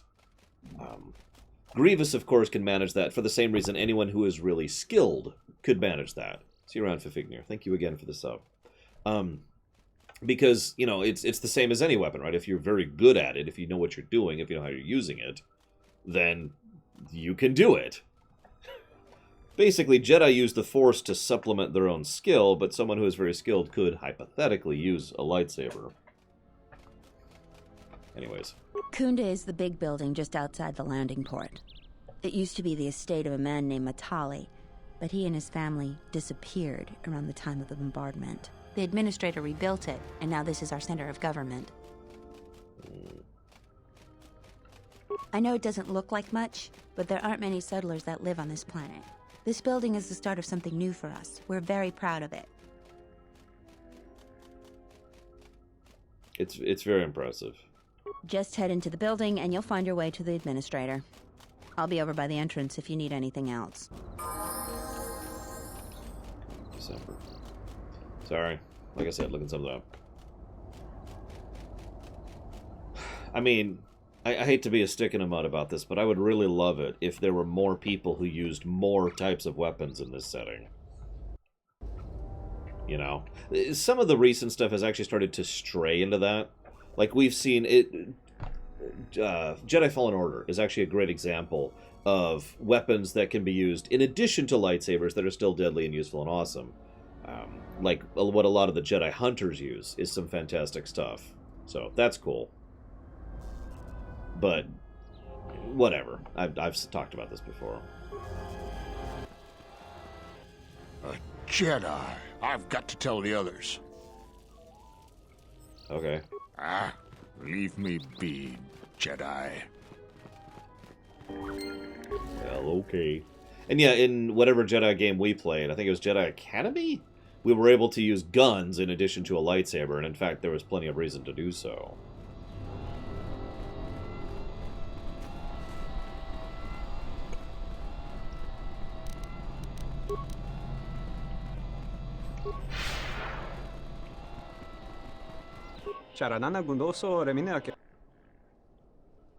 Every trader says they're honest, especially the dishonest ones. Yeah,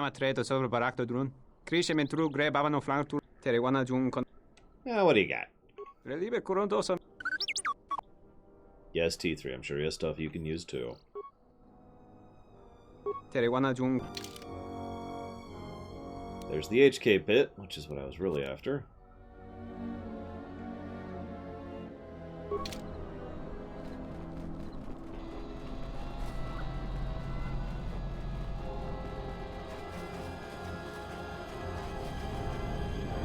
You'll find little welcome here, Jedi.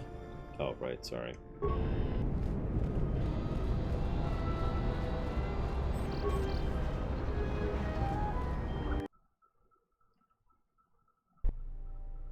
I think Tarn has finally cracked.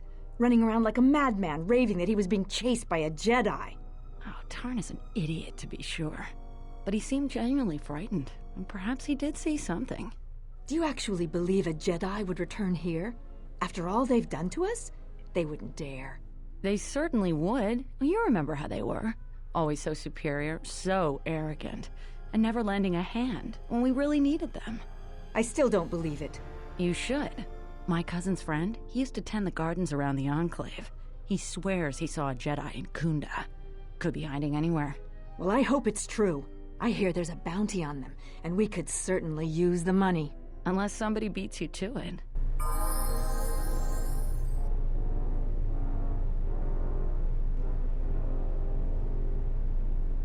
I don't think that bounty's actually valid anymore, but, you know, whatever.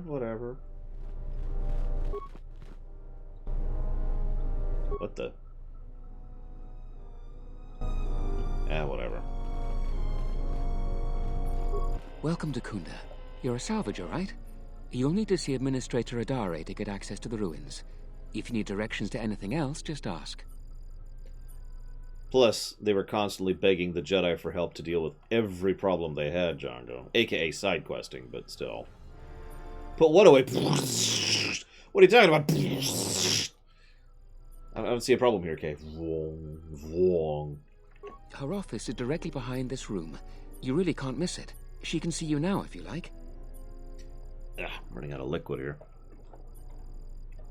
The things that would most interest you are our weapon merchant Anzeron, the leader of our militia.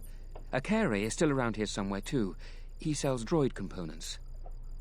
Cool. Certainly. No, I know, Ostromox. We've actually already restarted once today to fix it. Excuse me. You know, honestly, Alex, I don't actually know. I am ignorant. Wrong button.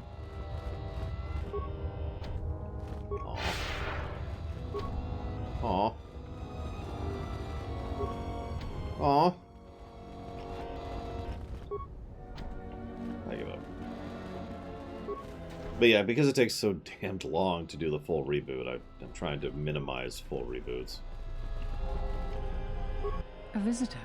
Please, come in. Welcome to Kunda. I am Administrator Turina Adare. You're the owner of the, ship that just landed? Pleasure to meet you. I am Bob. Depending on your business here, the pleasure may be mutual, but you didn't answer my question. Is that ship yours? Yes. And unless I'm much mistaken, that's the Ebon Hawk. That vessel has been on Dantooine before, during the war.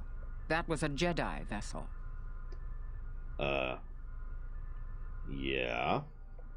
My point is that the previous owner of that ship was a very influential Jedi, and Jedi are not as admired here as they once were. Right or wrong, our settlers blame the Jedi and their hidden enclave for their suffering. I remember the old Jedi Masters and the considerable help they lent to Dantooine. I still maintain discreet connections with Jedi. I suppose your arrival here is no coincidence. Well, that beats DC, Gramarin, because in DC, planets can become Green Lanterns. And yeah, that's Professor Chakwas, by the way, who is an excellent voice actress. That's who that is. Anyway, so, yeah, what do you mean? My friend, let's just call him Frook. We've known each other for many years, and our continued friendship could create many problems in the current political climate. He came to Dantooine not too long ago. He was looking into something quite important. He's gone missing recently. Did he send for you in case something went wrong? There's a Green Lantern planet in DC, Alex. That's not a joke. You can look it up. Mongo, I think. He didn't send for me, no. Vrook and I had a mutually beneficial arrangement for several weeks. He went to the Jedi Enclave sublevel recently and hasn't returned. I know the sublevel is dangerous. I'm starting to fear the worst. Would you be willing to go to the ruins of the Enclave to look for him? Sure. We are fortunate that you've come. Don't expect it to be easy, though. Things rarely are with Jedi. I will have one of the militia transmit permissions to the Enclave's security door. Go expecting danger. for you will most certainly find it there. Is there anything else I can assist you with? No, I'm good. Thanks, though. Why do you hate the Jedi? I'm just curious. To most people in the galaxy, the distinction between Sith and Jedi is a blurry one, especially since most Sith were once Jedi. It is complicated by the fact that Malak and Revan were great heroes of the Republic and famed Jedi Knights. But a few years later, they were leading an armada which threatened everyone. And here on Dantooine, the Jedi Enclave provoked a brutal occupation by the Sith. It could have been far worse, but even now the damage has not been fully mended. She actually voices Shmi in episode 1.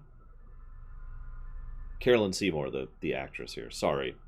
I was wondering, because her voice was really hitting something, and I was trying to figure it out. I figured out what it is, and I'm pretty sure I actually commented on this during the TNG run. But she's been in TNG several times. Twice she plays a Romulan, different Romulan, even though she looks exactly the same.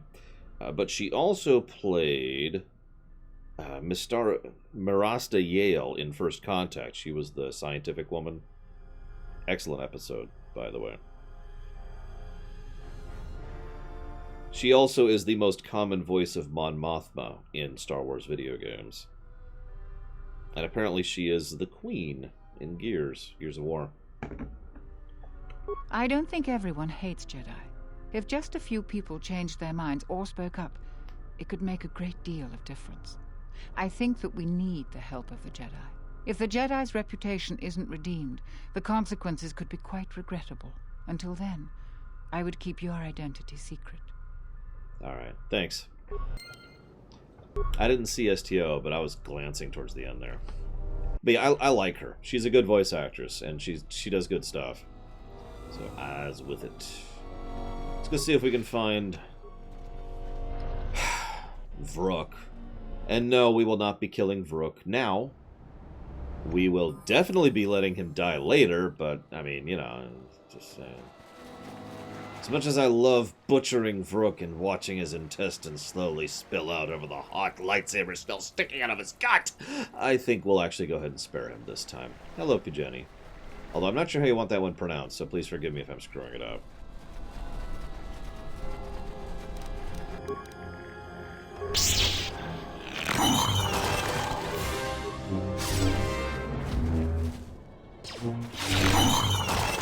It is actually impossible for Vrook to live through this game.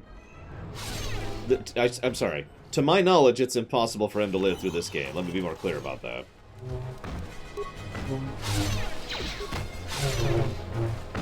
He's a wonderful human being, Alex. He is joy. To my knowledge, you cannot, Grimoran, but I could be wrong. Yeah, I have no idea, Django.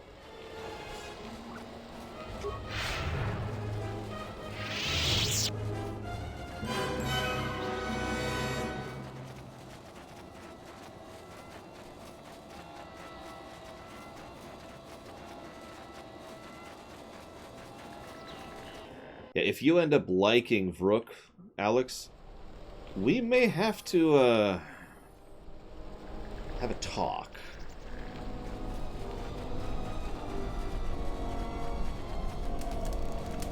Oh, a visitor comes to our delightful salvager camp. We are honored. Do you come bringing your credits and curiosity? I think he does a good job with it, Mike Kamano. I will admit that Vrook is not to the point of being a get-off-my-screen character. Really. As much as I rag on him, there are worse. He is a wonderful encapsulation of an evil light Jedi. The only one who is better, in my opinion, is Atris, and she's...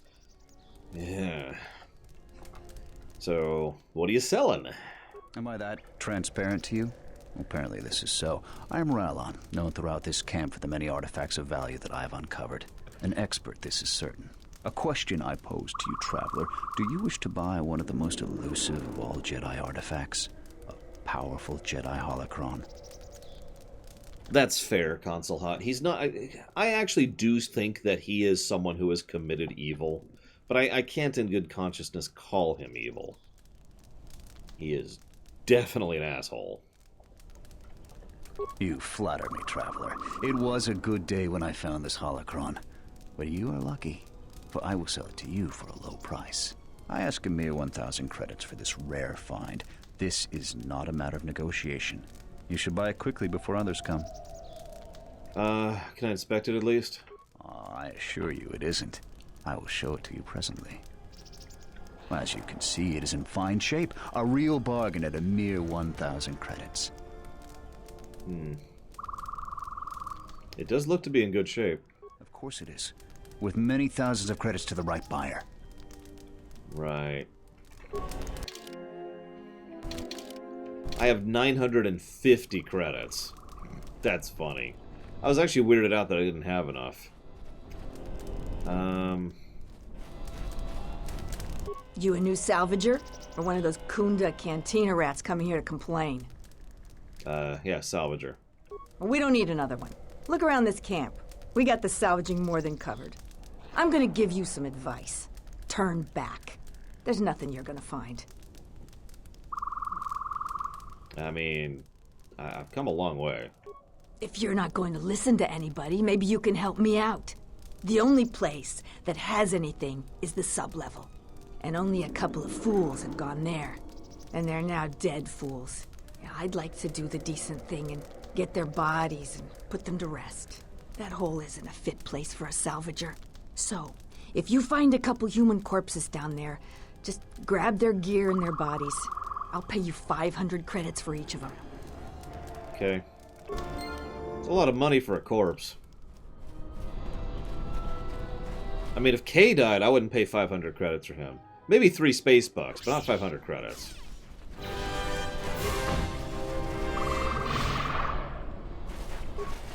Whoops.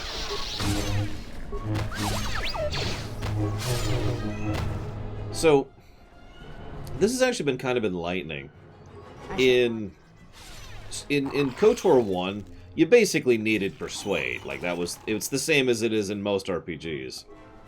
In this one, there's been far fewer Persuade checks, and yet I keep getting dinged for not having Awareness instead.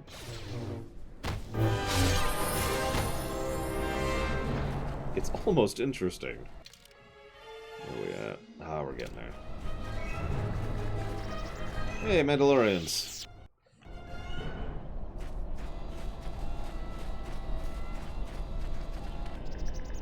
You've wandered into the wrong camp. You got the look of a warrior, and we got all the blasters we need. If you're looking for work too, just take a trip spaceward. We don't need any more competition. Got it? Of course. Of course. You've been making trouble for the settlers. What if we do? They're practically begging to be pushed around. You've seen them, right? They're weak. Their skills are not just in warfare. You sound like a flaming Jedi. I didn't just mean their weapons. I meant their character. They're very quick to blame everyone but themselves for their problems. So the galaxy has dealt them a bad hand. They should ante up and get back in the game. The Administrator is different. Right. Well, I was going to kill them, but I didn't see an option to do it, so whatever. Peace, you get to live. Game won't let me kill you. Bye. Kill you later, bye. No, you did, Django. It's just been fascinating to see it in action, you know what I mean?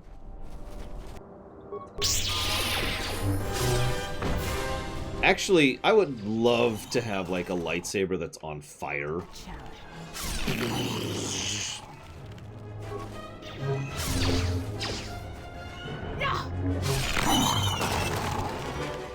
A fire saber, if you will.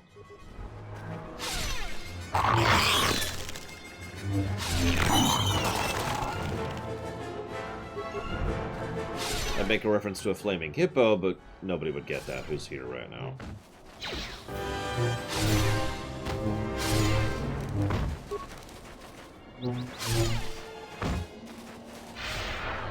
Listen, plasma, fire, you know, it's kind of a different... Ah, there we go.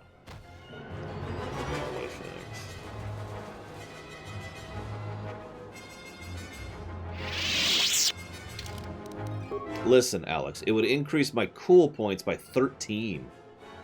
I'm gonna start raising awareness. Actually, hang on. That's what I thought. Yep, no, we're gonna start raising awareness.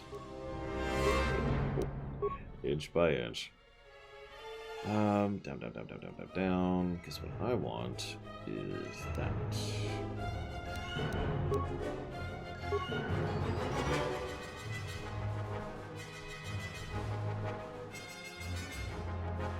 mean, whatever.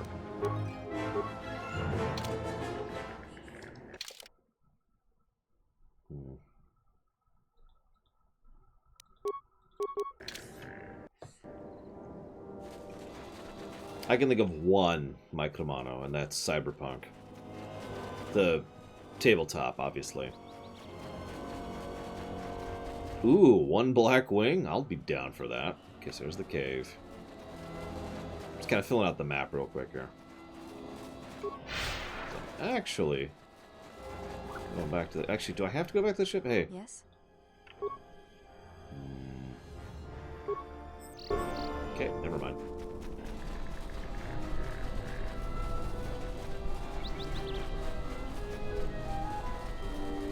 Although I'd prefer my wing was silver and literally metallic, and consisting of many different disconnected swords which hover together to form a wing.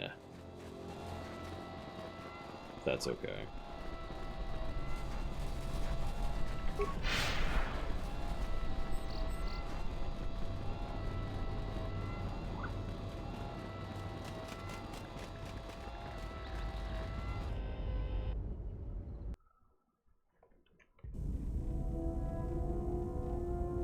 Okay, let's just say, what? What happened? Nothing should be triggering. I don't actually know what that is, Kay, so... Oh. Yes? I think you are ready for the final tier I wish to teach. You have made much progress. For this you may use any melee weapon and any shields you possess, but nothing else. No Jedi saber, and no other items. Okay. We shall begin this final lesson then. Do we have to... Whatever.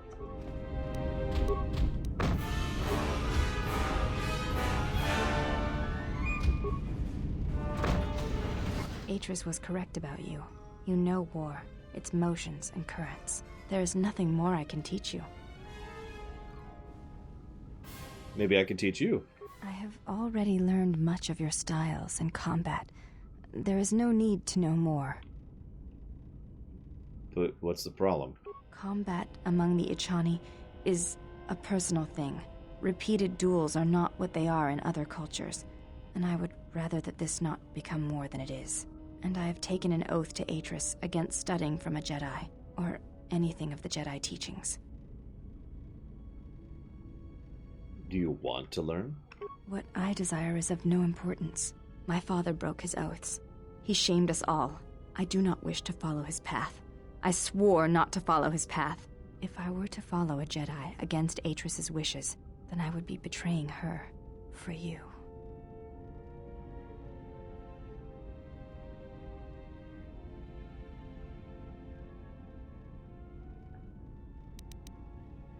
Bunch of options here. I'm actually torn. Oop. Seeing what Kay is linking me. Kind of like that, I guess, Kay. I have no idea who or what that is, but similar. I'm gonna go with option 4. I already fought beside you. You know me as well as you know Atris. What do you want? This is a difficult thing for me to say, but I ask that you be silent as I tell you this. It is my desire to learn from you what you can teach me of battle. I have already learned much in our duels, but with every battle, I wish to know more of you. Your stance, your movements, I can sense shades of meaning and an echo of something I have yet to experience. Atris said that you were the only Jedi to have survived the Mandalorian Wars, that you had stared into the heart of war and only turned away because you were forced to. I do not believe her. I believe that you made a choice, as my father did, and that is important to me, more than you know. And you are important to me more than you know. I will accept whatever you wish to teach me, though it breaks my oath to Atris.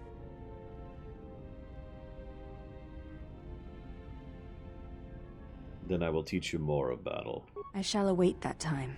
But until then, I will need time to reflect on this.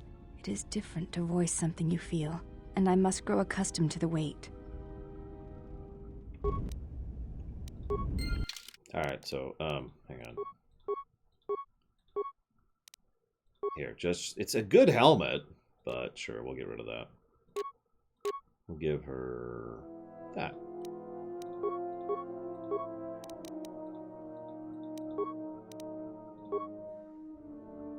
And we'll keep that. I don't remember how long we have to wait to train her as a Jedi. Anyone remember? Please tell me it's not another influence check. I guess we could just check. Hang on. Yes?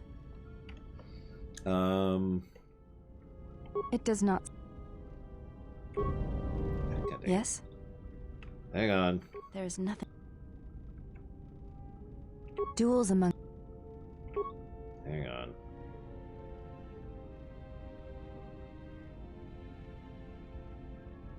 It doesn't.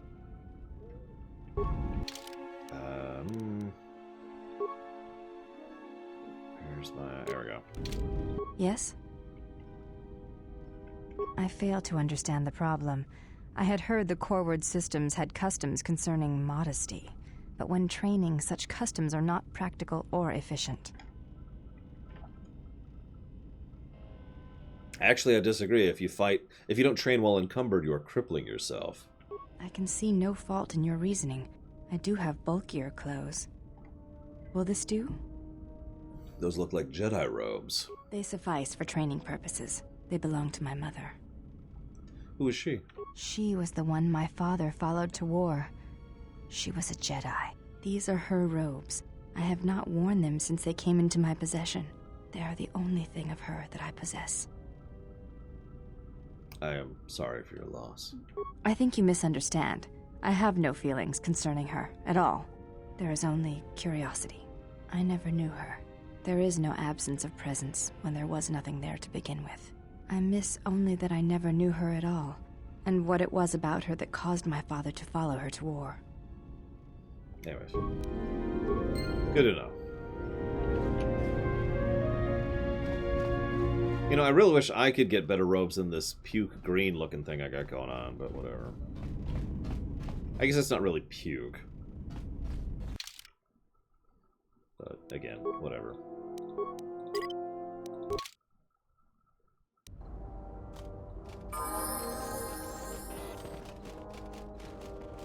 Yes? I do not wish... Okay, we're not there yet. Yes? Ah, sorry. Krea's like, what the hell am I listening to? If you bark that, see a doctor. Now this is like olive? Yeah, I'd call this olive green. And olive green can work, but not with like drab olive gray and also tan and then more olive green. This is just a weird color combo. Oh, that's a good idea. Hang on. Save. She's like, wait for me! Hey, hang on! Oh, teleport. Right, okay. Alright, we will level her as a soldier. Well, it didn't let me level her as a guardian. So she's still not a Jedi. Got it. But he's still a droid. As well he should be.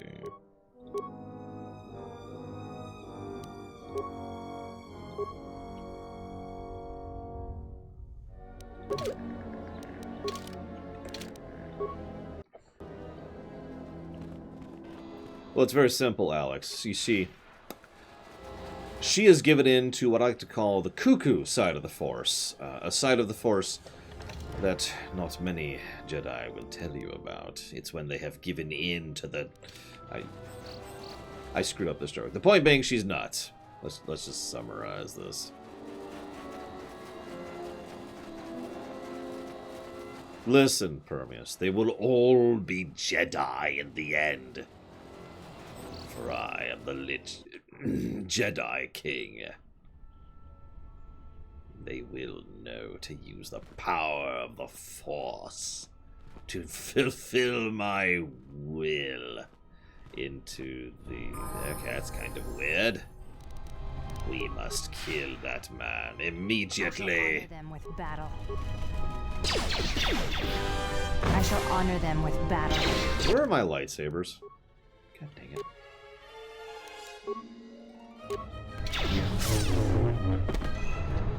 So, I actually have listed that in the Lorium's page, Console Hawk, because a lot of people are asking about what it means exactly.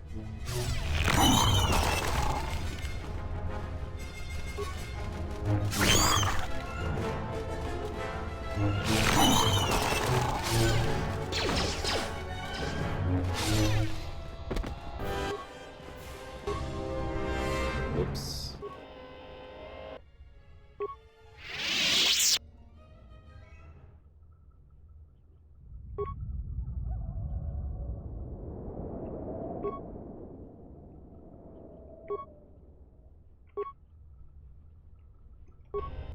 Interesting.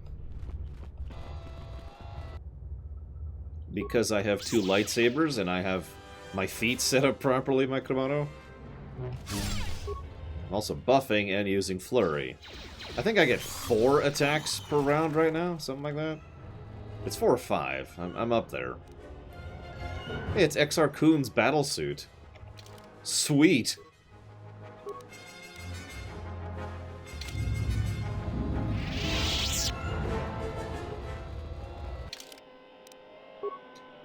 I wasn't going to do that. Okay, he needs it more than I do. 9 defense with the dex bonus of... No, what's our mind dex? Our dex is pretty decent. That's actually better than we got. Oh, we put it on. That's... No, we didn't put it on. Who put that on? Nobody put that on. Okay, let's try that again. Yeah, there we go. God, the armor looks so dumb.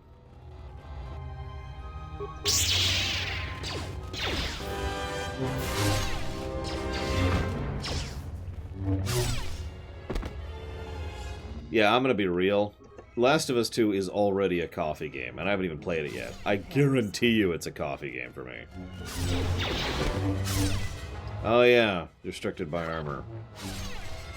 Damn it. Fine.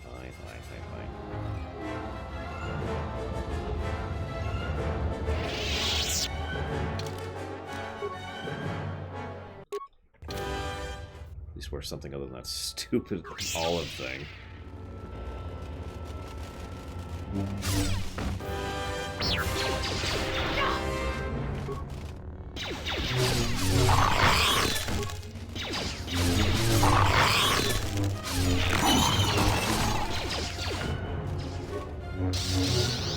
That would actually be funny, Alex. But it isn't.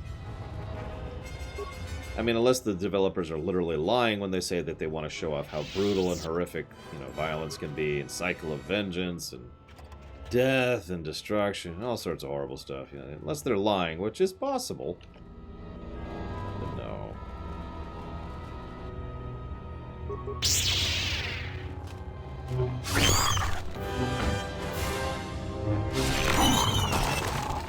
Fortunately, we won't be playing it for months. It's not even funded yet, and we have a pretty big funded list, so...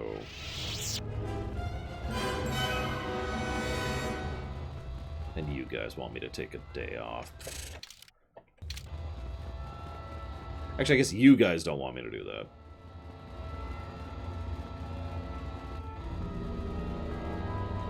Yeah, it actually irritates me a little bit, Jordan, because I hate the game just because it's not my kind of game. But apparently I can't say that, at least not for a few months. Since, people will just be like, "Ah, you're just jumping on the hype train." No.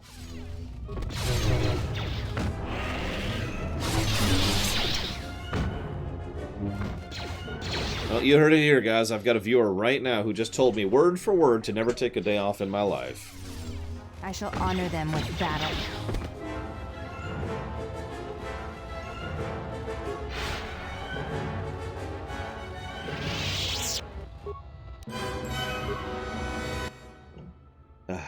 Oh.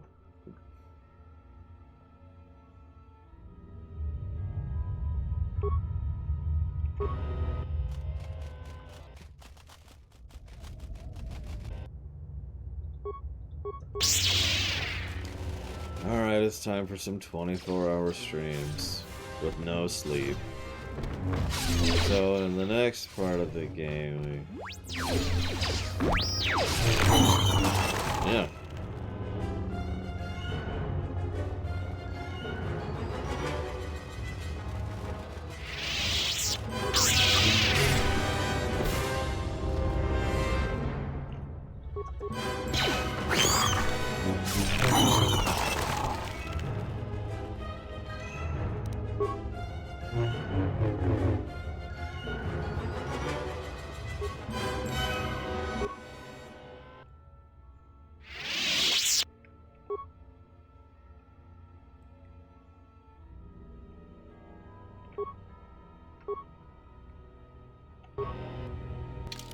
Well, we got our crystal.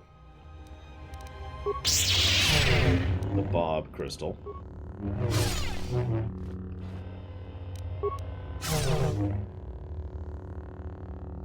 No, I'd probably be cool with that, Alex. It would depend on some specifics, obviously.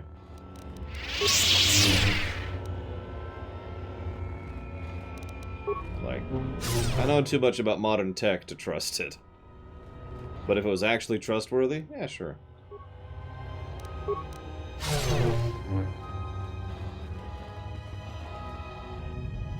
already got this one. I did not.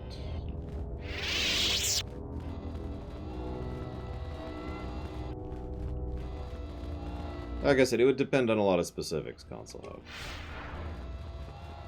Like, if you offered me the Grievous package, I'd be like, no! Because I'd still have my body bag. My body flesh sack sitting in the middle of my cybernetic body, which is just not cool. Something like Data? Sure, I'd probably jump on that. Total body conversion into a full android form? Done.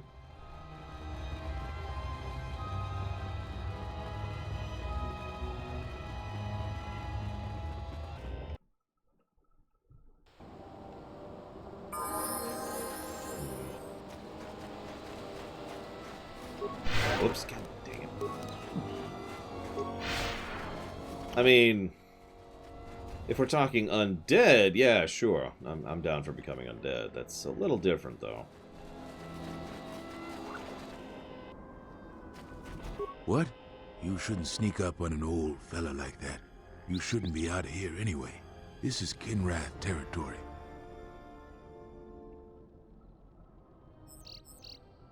Kinrath? There was a time when seeing a Kinrath was a rare thing. They mostly were around some caves to the south of here. But now, they're everywhere. They're dangerous, too. More vicious than they used to be. I'd stay away from the eastern side of the plains. And now that I think about it, stay away from the west, too. The west is filled with Cath hounds. Dantooine is in a sad state these days.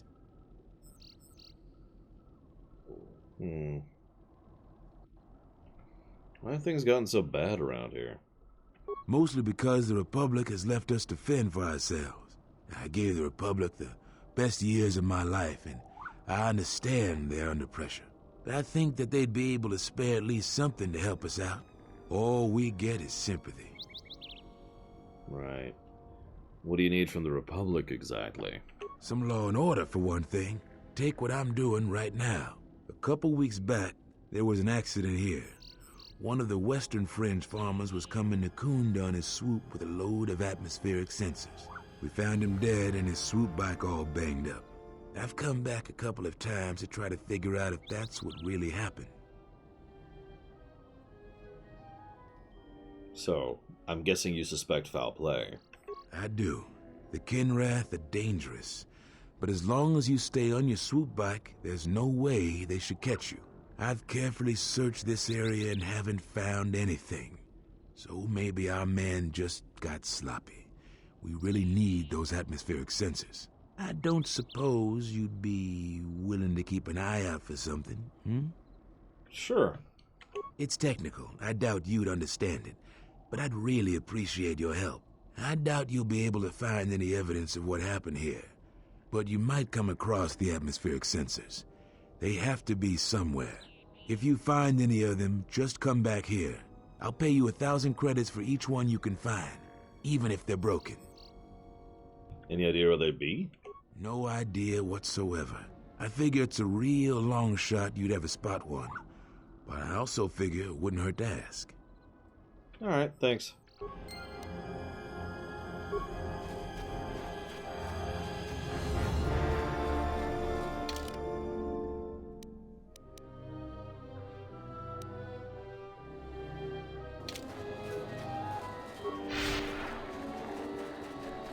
I mean, I guess I could.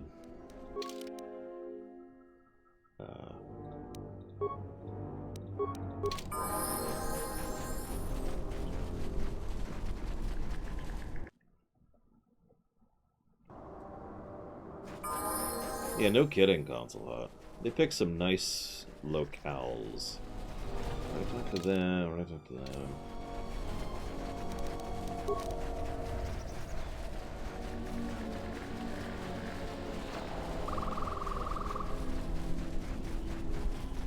Yeah, no kidding, Blackpile. It's not a lot of money to us, but, I mean... That kinda is.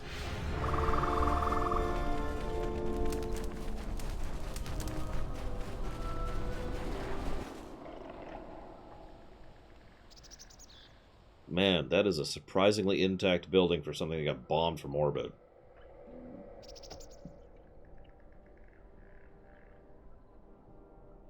I guess blasted is more accurate.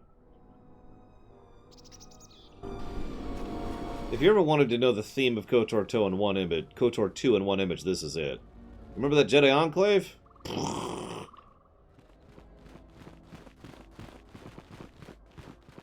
Who are we missing? We're one off.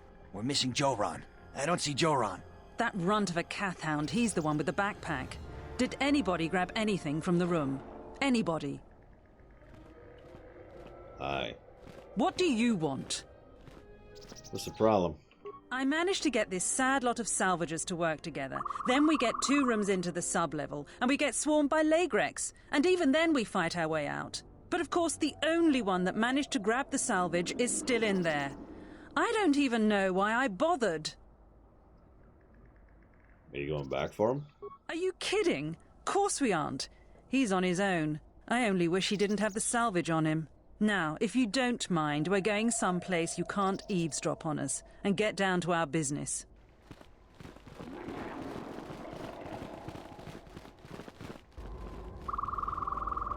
That's true, Damashi, although we'll see how badly Terrace is doing, you know, in about a week.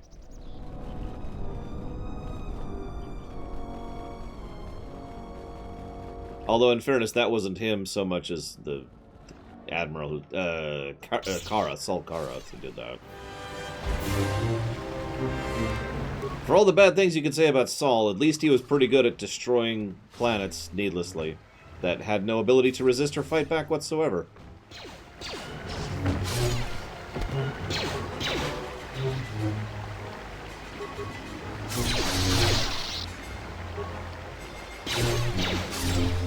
I've got it. Okay, we'll get a big steel rod, and we'll just drop it in a way so it goes straight down into the atmosphere.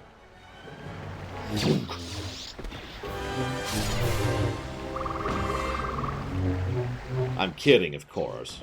No, we'll throw asteroids at the planet.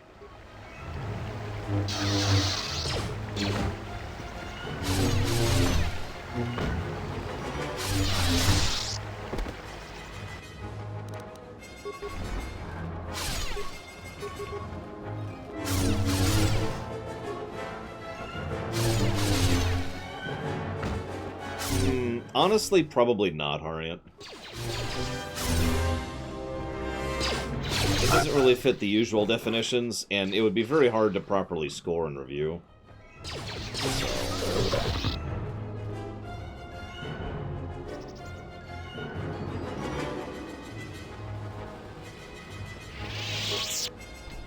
what I figured.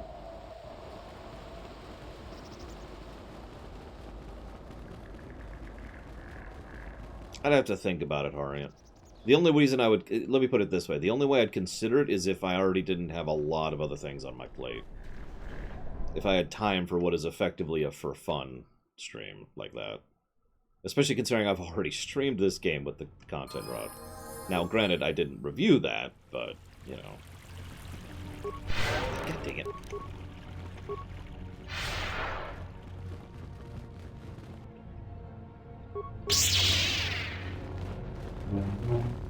Oh, they're good movies, Aegis. At least I think they are. Now, granted, I have a thing for older cinema in general, so take that with a grain of salt. But I think there are some older films which are still legitimately amazing classics. And I think the Dollar Trilogy qualifies. What's up, Uthor? Yes, I hate everything that you love. Why do you ask? Especially breathing.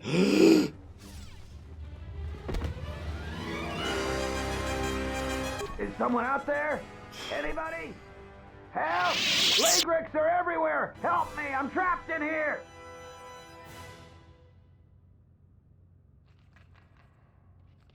Are you Joran?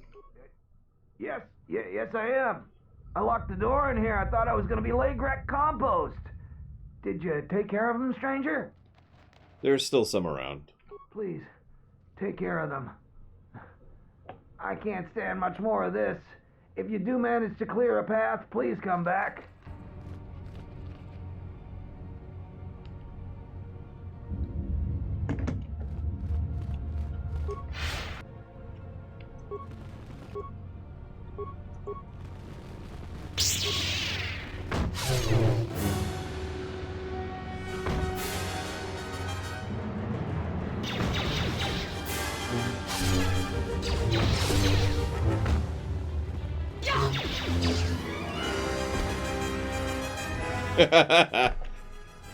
Look, I've been sending signals to Vulcan for, God, like 20 years at this point, Harim. It's not my fault.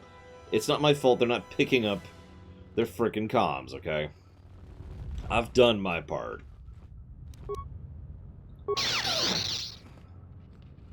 Give me a sec to think about that, Uthor, because what you're asking me is, what one Star Wars game do I want the most? And that's a hard question. I can think of several I want a lot. So, let me think on that.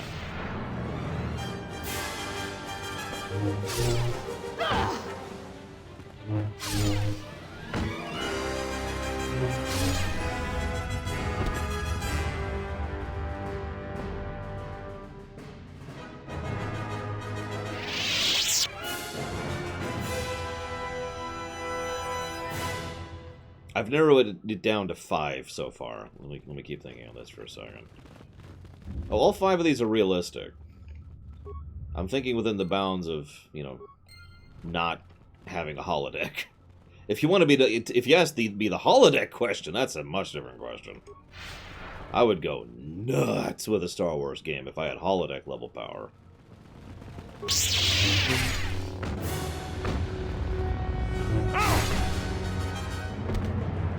I am, Mike Romano, don't worry. Just gotta kill a bunch of Lygrex first. Lygrex? Whatever.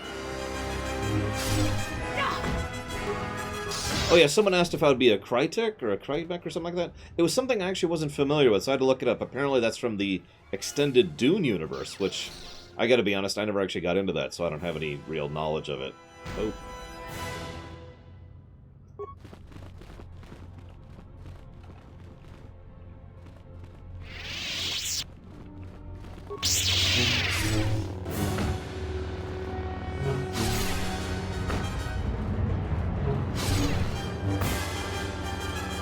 Alright, I'm going to break it down to 4. I'm going to chop it down to 4.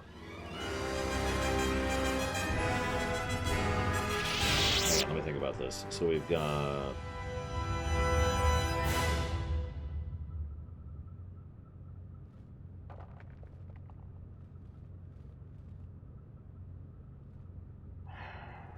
Yeah, no. I'm not sure I can pull it below 4, Uthor. I suppose I could flip for it. I guess I'll tell you all of them. Option 1.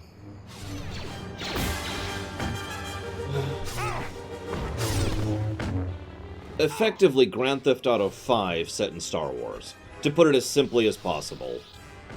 Something that has varied and distinct mission design with lots of different vehicles you can use, and walkers, and hover tanks, and all sorts of stuff you can do. And, you know, a well-written, interesting story with fantastic characters and lots of emphasis on character focus, and, you know, making your way through that as you are playing, except it's set in Star Wars.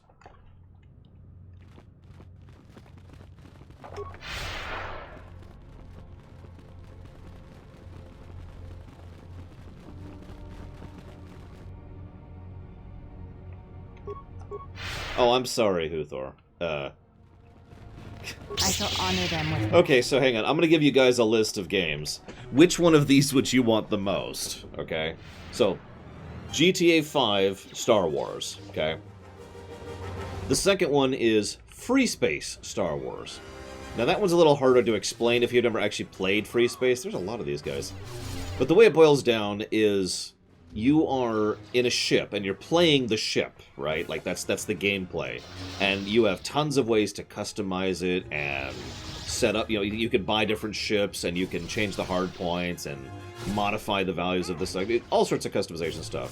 And as you're doing so, you fly around doing missions and gathering stuff, or maybe you pirate, or maybe you smuggle, or maybe you just sell stuff, you know, buy low, sell high, or whatever.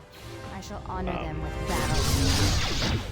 But the key critical thing, of course, is there needs to be actual content, like in Free Space, because Elite Dangerous is mostly just a free-form sandbox, which I have no interest in, and EVE Online is a horrible human being simulator.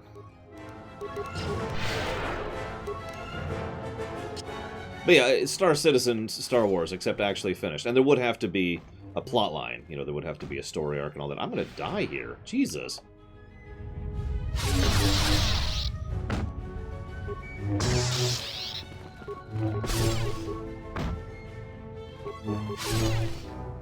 just gonna gamble here. There we go. That's game number 2.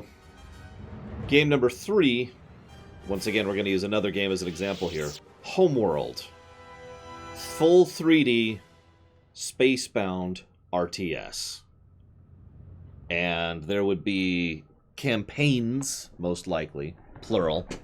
And in proper Homeworld status, you would retain fleet status across missions.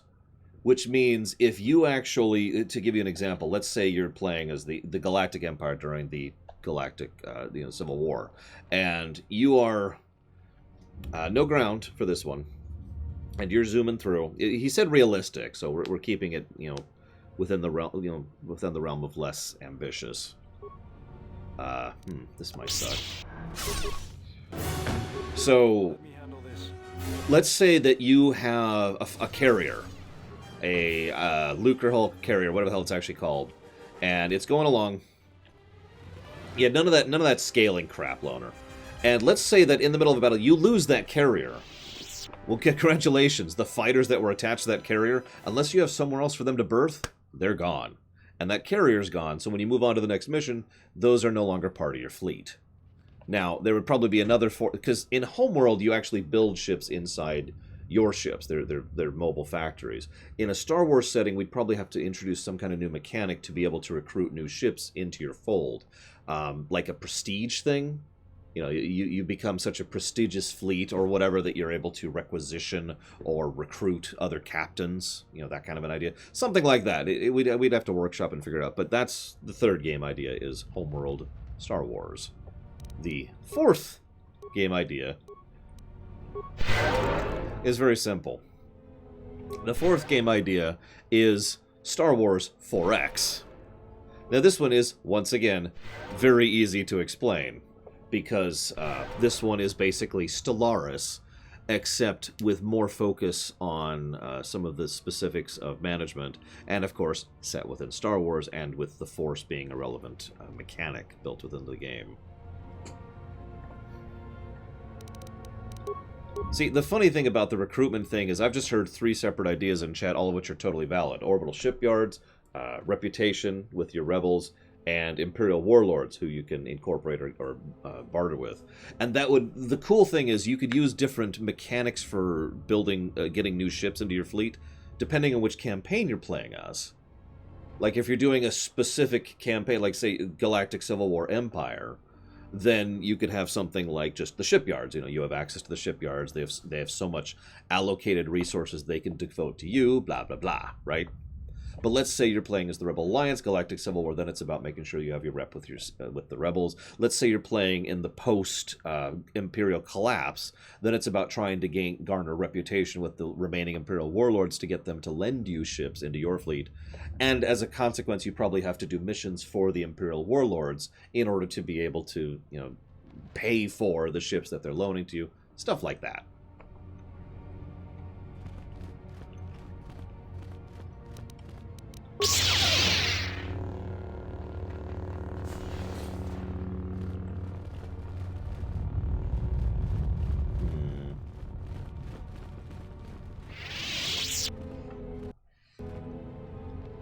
I'm admittedly mostly thinking with regards to the EU, not the AU, because I don't know the AU as well, if I'm being honest. But, you know.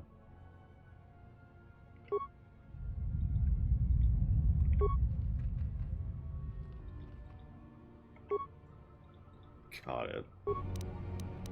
So yeah, which would you like? Would you like... So 1 is the GTA game, 2 is the Free Space game, 3 is the Homeworld game, 4 is the Stellaris game. Which one of those would you like most? I'll have to think about how I would implement the Force as a mechanic, but I have to admit the most bare-bones easy way to do that would simply be borrow what Star Wars Rebellion does. So in Star Wars Rebellion, anyone can be Force sensitive. I actually don't remember off the top of my head if it's randomly designed. Hey, it's the Disciple. If it's randomly designed when you load the map, or if it just is a random chance whenever you're with them, I forget. Please forgive me. But the idea is, like, Thrawn could hypothetically be Force sensitive, and you could then have another Jedi train that person in the Force. Once they have certain once they have certain ranks or skills in the Force, they would have the ability to. So the Force would add to their success rating. Like, in normal RPGs, there's usually a luck stat, which is just a generic modifier to every roll. I've talked about this before.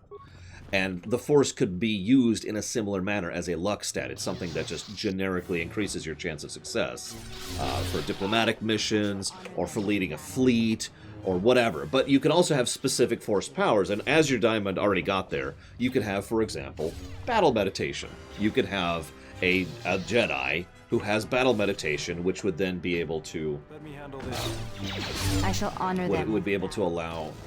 Really, guys? Really? Improve coordination amongst the craft in your fleet, you know, stuff like that. Or improve how well your forces are doing on the ground, you know, that kind of a thing. You could have Jedi who are specializing into Force healing, in order to try and reduce casualties or improve morale or whatever.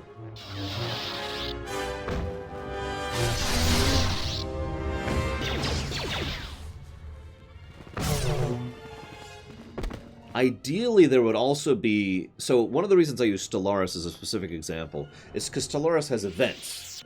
And events are one of the things that I think really makes Stellaris shine amongst other Spacebound 4X games, is because it's like, hey, this thing has happened, right? So, events. So, for example, there would be a large amount of Force-specific events that would only trigger centered around Jedi or any Force users or Force sensitives or whatever.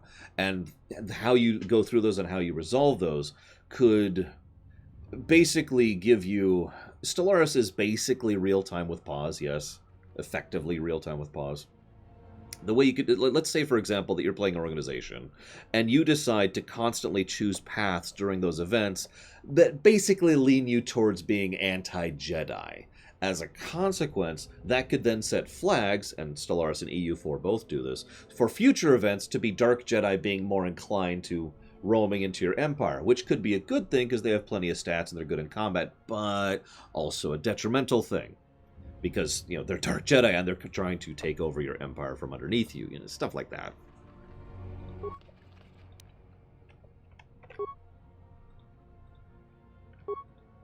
Okay.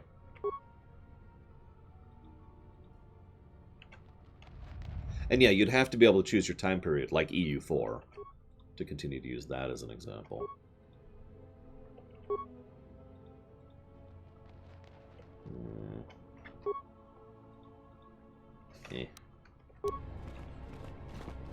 Like, EU4 is probably a better example for what I'm thinking of with regards to how the game would start.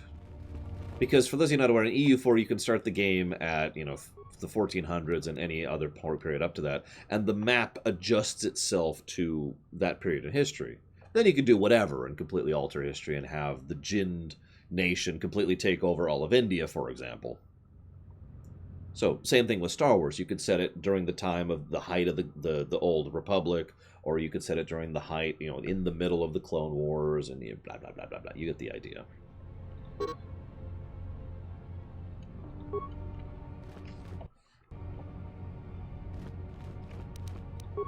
Right, I should level you. Nah, don't care.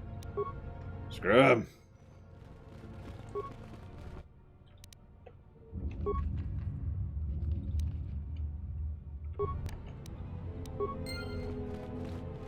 So what do you think, Kuthor? Because you're the one who specifically asked me about the how I would implement the Force in a 4X game.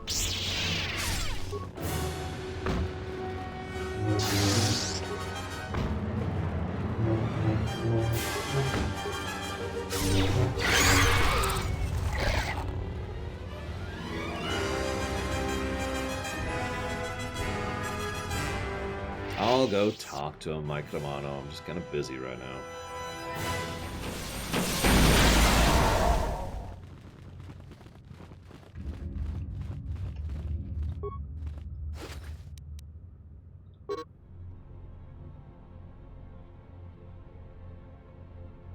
Oh, wow. So the guy was stuck in here when Malak destroyed this place, and he starved to death in here. So there's your bit of joy for the day.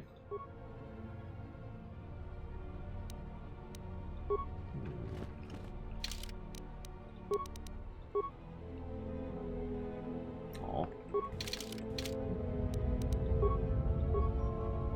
Of course, now Huthor's left. Whatever.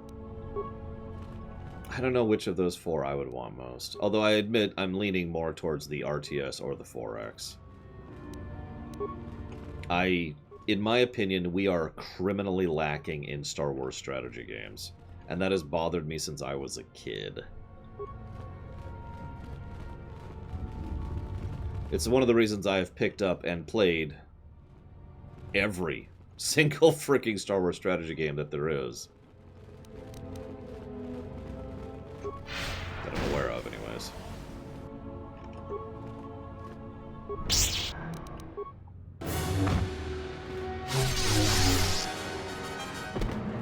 Yeah, exactly, Console Hot. That guy starved to death during KOTOR 1. That's true, Adris. I'm sorry, guys. We shouldn't make games.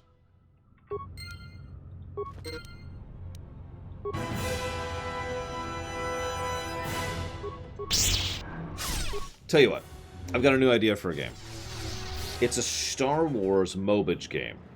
And the way it works is characters that you love from the Star Wars franchise will show up and say whatever line is iconic to them. It's the only bit of voice dialogue they have in the whole game. It's just whatever their iconic line is. You know, like, I feel a bad feeling about this. And then they'll do a flashy animation, and then they will fight other Star Wars characters. And they'll say their lines too.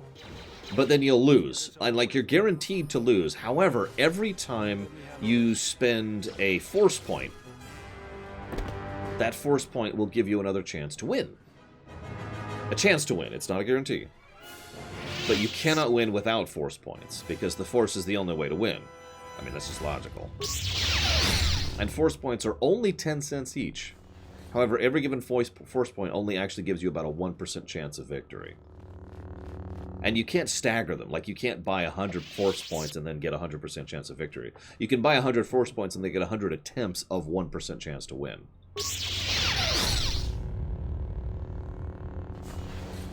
Yeah, unfortunately, I'm getting pretty close to describing an actual Star Wars mobile game that I have played, because I was checking it out of curiosity, and it's pretty bad. It's not as bad as I'm describing, but it's pretty awful.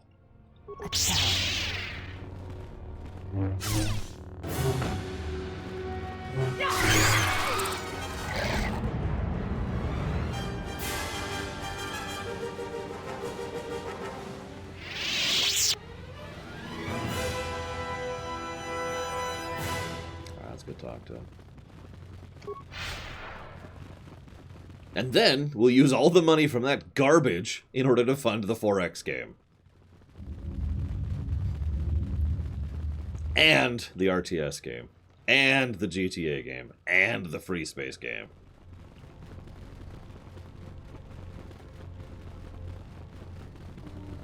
I wonder if the E stands for empty, Azure Diamond.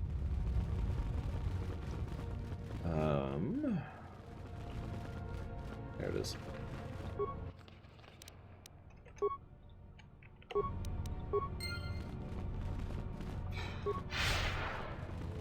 I know, Loner. There's so much worse. Alright, let's talk to Jackass.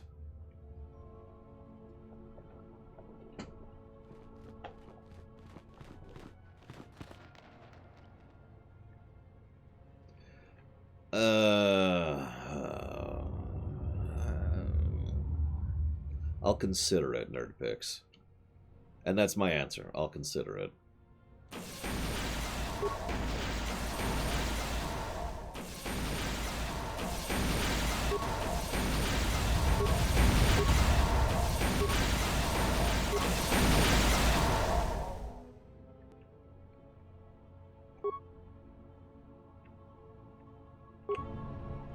Good to know.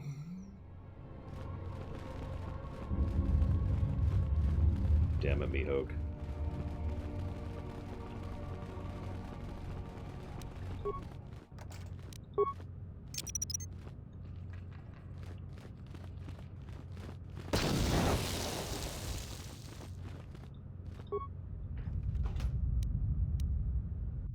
Oh, sweet, a force mask.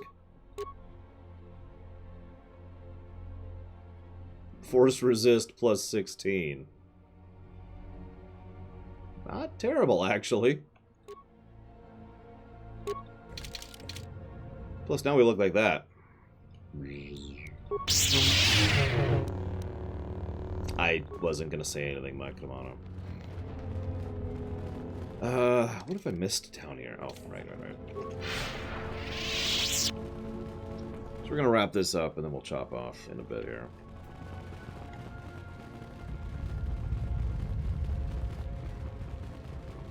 Don't worry, that's actually it for the Disciple, since we're not female and he doesn't want to get in our pants.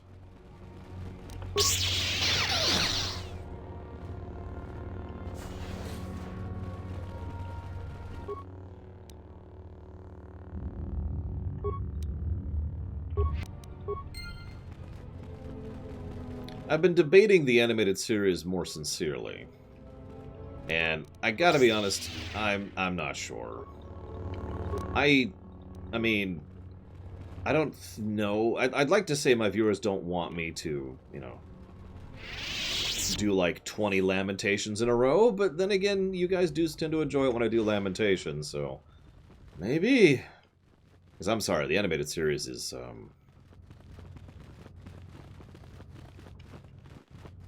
the animated company that made the animated series was cheap. Really, really cheap. Like, it's hard to put into words just how terrible the animation company is.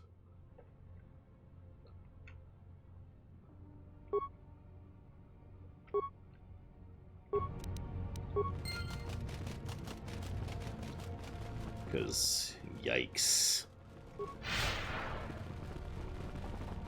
I mean, I'm not even just talking about how bad it is. If you look at it historically, they are a terrible, terrible company that underbids in order to get, you know, contracts. Yeah, Scotty has no legs cheap. That's the level of cheap we're talking about here. There are one? I can think of one good animated series episode off the top of my head. I haven't killed them all yet, Console Out. I'm gonna save him. I just gotta kill everyone first. You can quote me on that.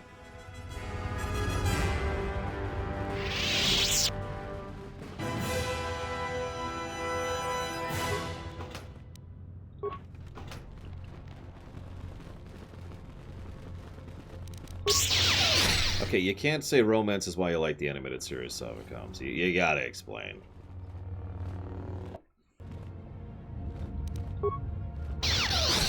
I feel like I've already given my opinion on the animated series, Adams and Diamond. I don't have much else to add to that.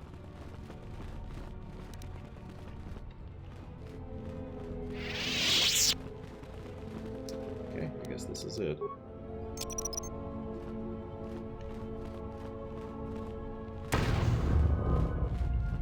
Yeah, we do have the Cathar, because of them. That's one episode, Savicom, which I actually just referenced as the only good episode in the entire series. Which is funny, because actually, apparently that's a fairly common opinion. I'll think about covering the animated series, but I'm far more likely to cover Picard and Discovery at that point. Because that won't be until 2022 at the earliest. So... Is that you? They're dead. You must be fierce with a blaster, then. Give me a moment. I sort of jammed the door a bit. Just don't leave. Oh, Cations, not Cathar. My bad. Thanks for saving me. I thought those Lagrex had me for sure. What are you doing down here? It's all Tapelay's fault. She said the entryway to the sublevel was safe enough. This area's hardly been explored. We barely got in here, and then everybody started going left and right, grabbing anything they could. It was every man for himself, and nobody was watching for Lagrex. Then, before you know it, we were under attack by those beasts. So salvagers were running every which way, and they left me to die. That's how it works. By the way, hi, Bragon. I'm glad you got your meds. Jeez Louise. Don't worry, Nerdpix. When you see a giant black cube descend from the heavens, you'll know. All the easy pickings have been picked. Now everything that's worth more than a glass of Juma juice is long gone.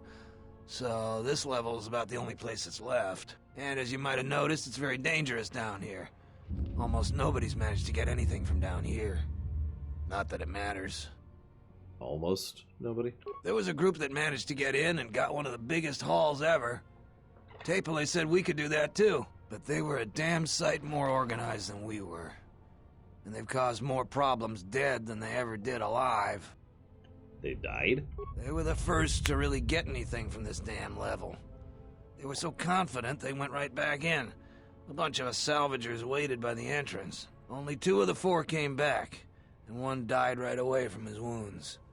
The other man was going to be rich, but then he picked a fight with Garrovick. It wasn't much of a fight, and there was no one left. And that's the whole problem. Idiots. Well, since every last one of them is dead, their find is sitting in the militia's headquarters. That's one of the biggest claims ever, and they won't give it to nobody. So people keep saying that they were owed by the dead salvagers, or that they're related. But Zeron isn't an idiot. The only thing he's gonna believe is a will.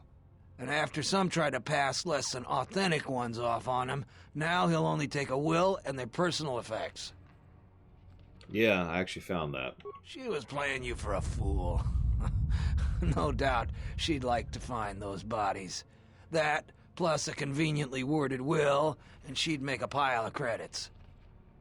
Yeah, she's not gonna get nothing. Probably not since you know the truth. Unless you're willing to make a fake will, though, the truth won't help. You look like the type of moron that'll just turn it into Zeron. That may be the right thing to do, but it don't make it the smart thing. That is true. Peace. You don't have to tell me that twice. If you want to talk to me, I'll be by the salvagers camp. I'm leaving before the Lagrex come back.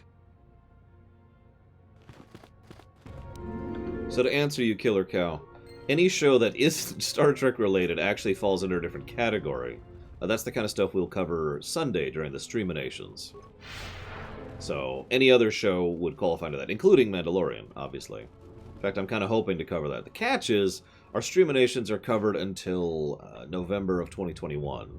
So I'm not even opening up the doors for new Streaminations until August of 2021. Braved the perils of the sublevel, yes. Many stories and artifacts in your possession. This is fortuitous for myself and associates. You're an idiot. For now, not only do I get rich salvage, but an even richer bounty. Do not be making this difficult. Your death can be quite painless. You're an idiot. Your death will not be. So, this is your threat? Is terror what I'm supposed to feel? We know a thing about Jedi and their ways. And now, Jedi, we shall fight. And then in lore, what happens is, as he's talking, the sword goes flying out into his neck and embeds itself there as it ignites, and then I retract it back to my hand and kill the rest of them.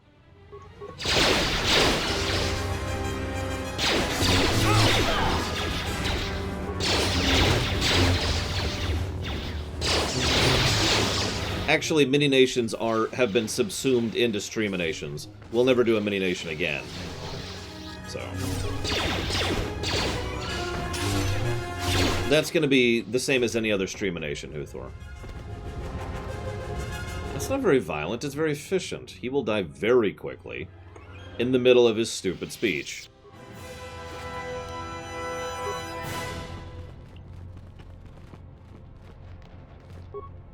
I will talk very... There's just a lightsaber sticking out of his neck. I mean, if you want to see violent, what I could have done is embed it into his neck, and then using the Force to manipulate it remotely, spin it in place.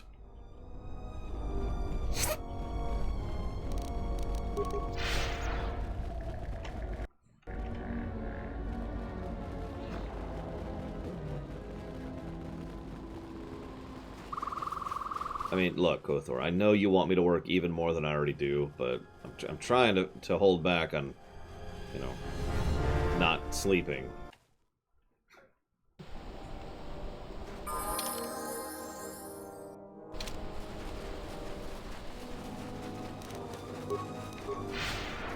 Yeah, ironically, in Star Wars, sword can actually beat gun under the right circumstances.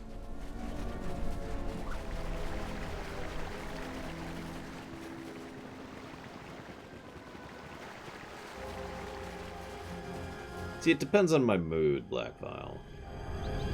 Sometimes, yeah, you gotta be a little flashy, right?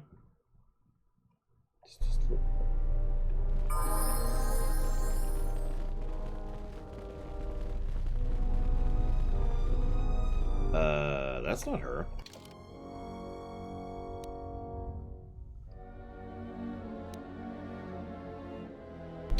I hope that you haven't run into... Is there... Hang on. Oh, where is this guy? I actually don't know. That's Saluru. That's Settler.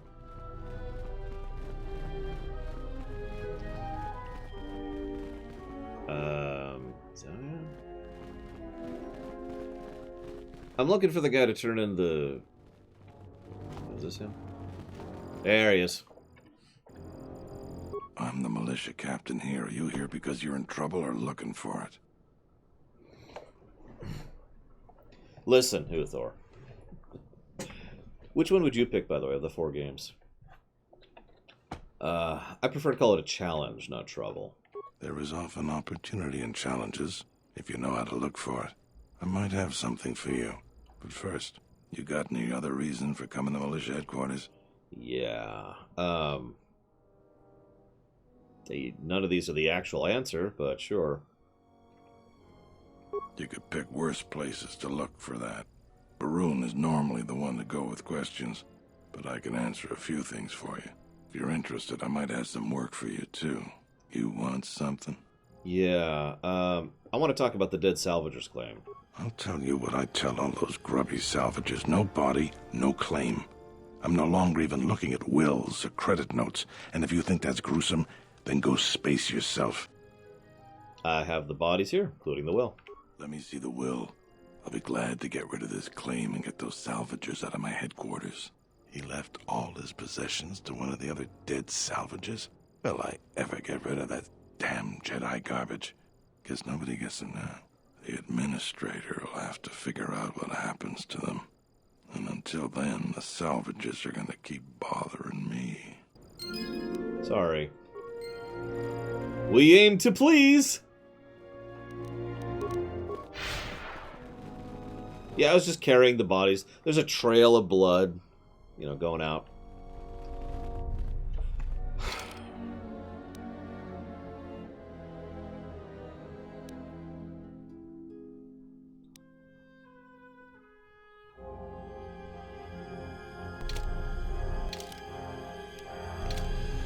Must have missed something.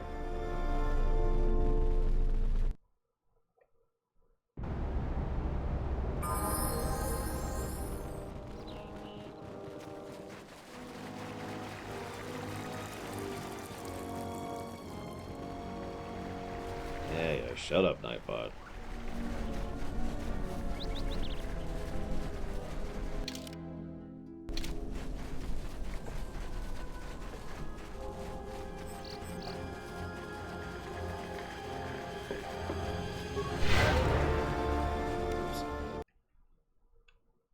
This settlement wasn't around, I think. If I read that correctly, this settlement wasn't even here when this place was bombed. Blackwell. Listen, Vrook is so important to me. I care about him so much as an individual. And until I watch his dancing corpse as it's being lit aflame by the lightning extended from my fingertips, I just can't rest at night.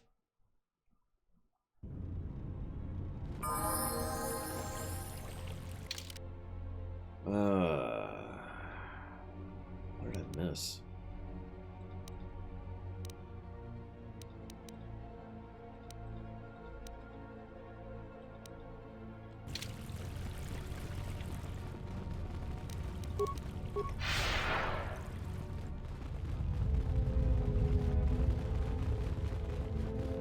Does Rook have any positive character traits?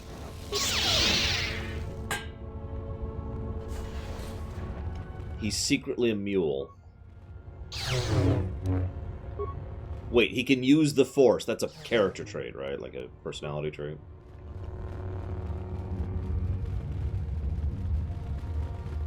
He caused the death of millions?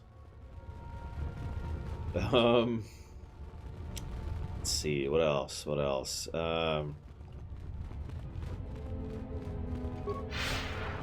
He's so unpleasant to be around, everyone else feels like they need to be better people in order to compensate. He makes people better around him. Haha, Micromano.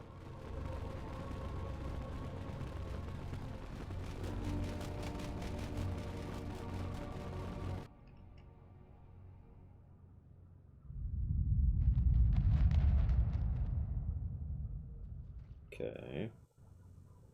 The mercenaries were killed by a lightsaber. No. It was me.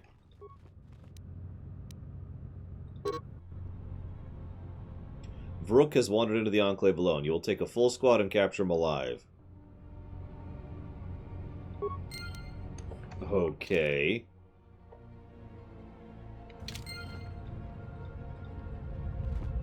Vrook can kill mercenaries, although, I mean, I'm pretty sure a lot of people can do that. Hey, Disciple. I am an historian and scientist working for go. the Republic. Although I'm certain my contemporaries would judge me more a historian than scientist. You look familiar. I imagine in your travels of the galaxy you've seen many people. Faces tend to blur together after a time. What else would you like to know? Yeah, why do you have an Imperial accent? No. It is something of a mystery why they would exile themselves as they have. It is not the way of the Jedi to vanish in such a way, especially when the Republic is in need of them. I fear that there is something else at work, something that we cannot see. Then again, perhaps the Jedi are hiding simply because so many people hate them these days. It's true. I mean, you know. Yep, okay. So before you go... Nope, we're good. Yep. No, but I will return to Kunda now and await the next transport. You may find me there if you have more questions. I will never talk to you again.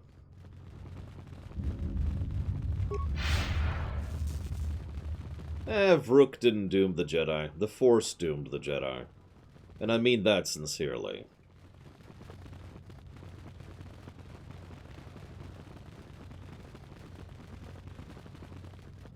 As I've discussed at length, the Force is more of a natural thing. It doesn't actually care about things like morality or ethics or people. So... see you around, Orient.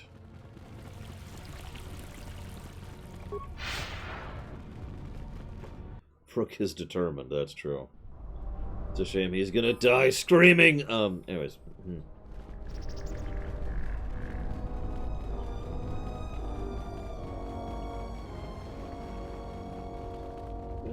I have a hard time calling the Force bad or good. That's kind of the point.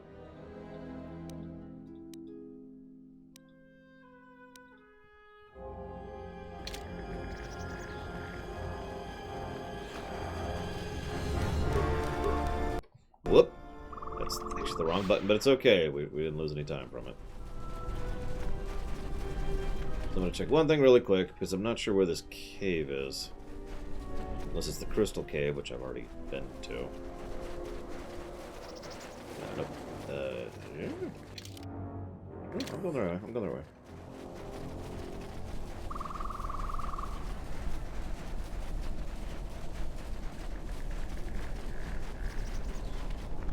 I don't suppose you're here to hire us. Okay. I'll trust you, Mike Romano. You've only led me astray once. That's a pretty good track record.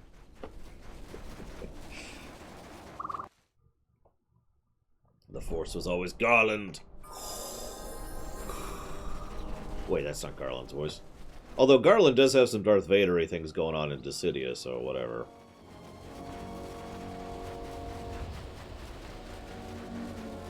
Well, it's very simple, Mr. Ed. You see...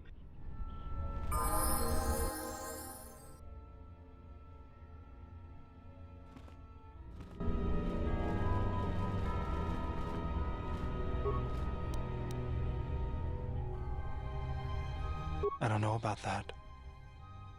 You don't know about what? The sensors? They are vitally important pieces of equipment on tectonically or environmentally unstable regions. But do you really need atmospheric sensors on Dantooine? That's a good question.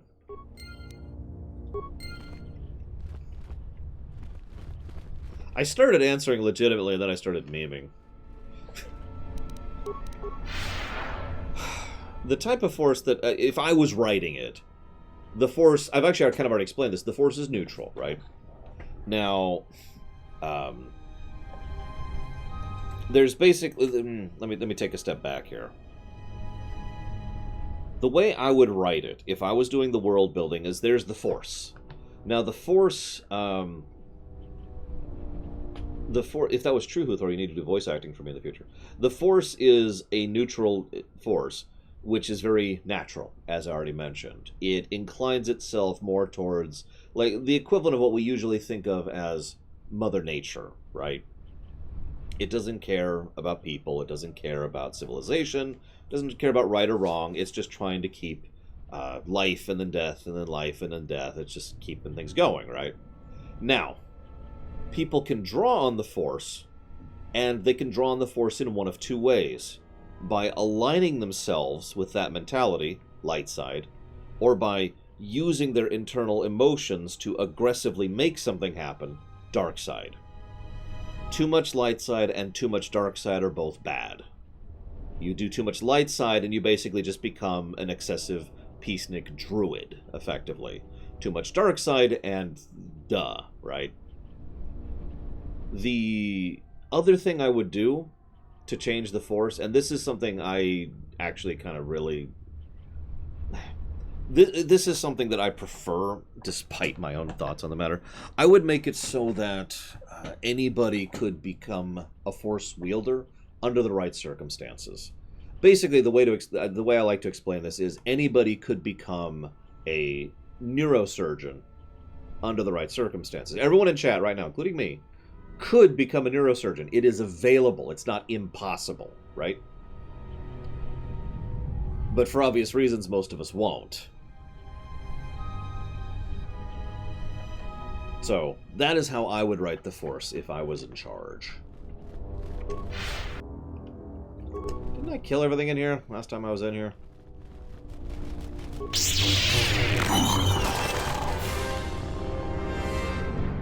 Music certainly seems to think so. Do you, Yes, General? Never mind.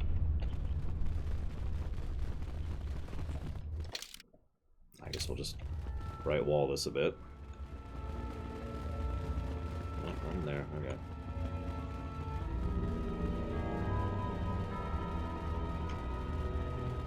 You know, everyone in chat's like, that's the worst interpretation of the Force ever. What's wrong with you?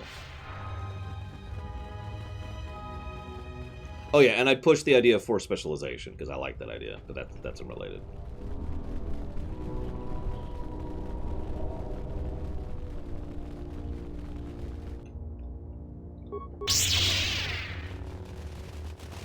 Prepare yourself. I imagine that it would be hard for people to even believe, even if they were told, Nerdpicks.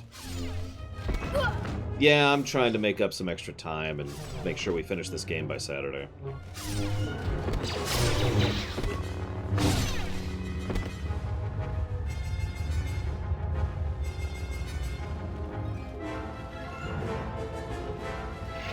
Something new here. So in other words, even though it would technically be knowledge that is out in the galaxy, I don't think most people would even be cognizant of the fact, really, like they wouldn't really believe it. And even if they did, it's not like they have any method by which to train themselves in its usage. In short, it would still be a fairly rare thing. Here we go.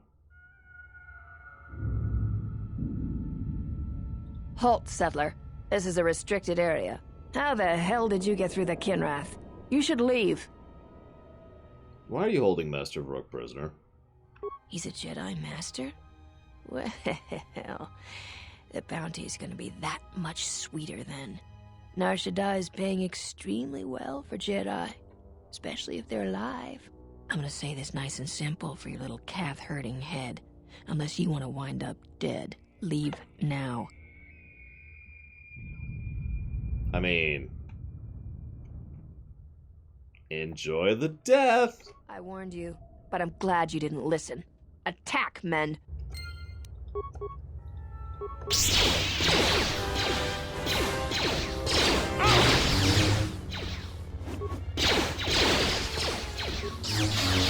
And dead. I shall honor them with battle.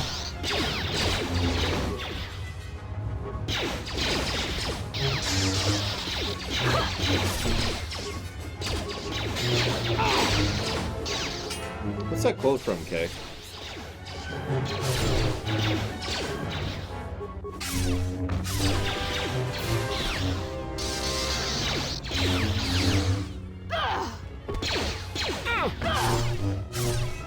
Okay, now that we've rescued him... Always rushing into action without thinking of the consequences.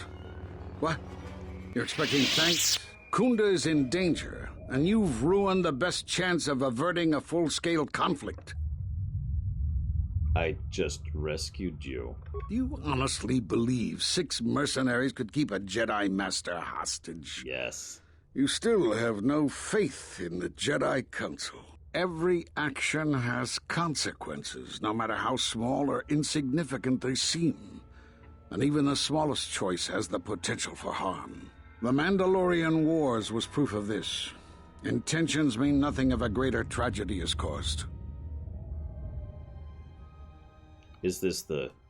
You know what, fine. I don't feel like arguing with you, because you're going to die later anyway, so what? I need to get to Kunda and warn them. They could be attacked at any moment. So how can I help?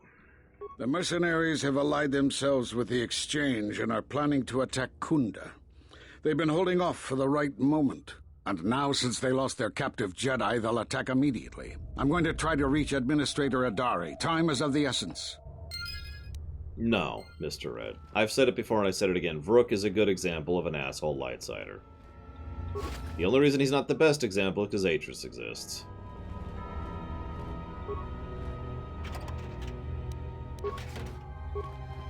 Although, I would argue that Vrook is more lightside than Atris, which is funny. But let's not get into that.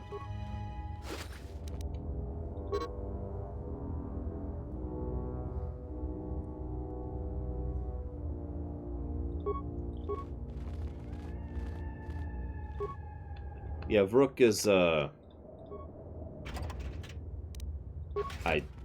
know what, I don't even have anything to add to that, really. Scream. Scream! Moving on.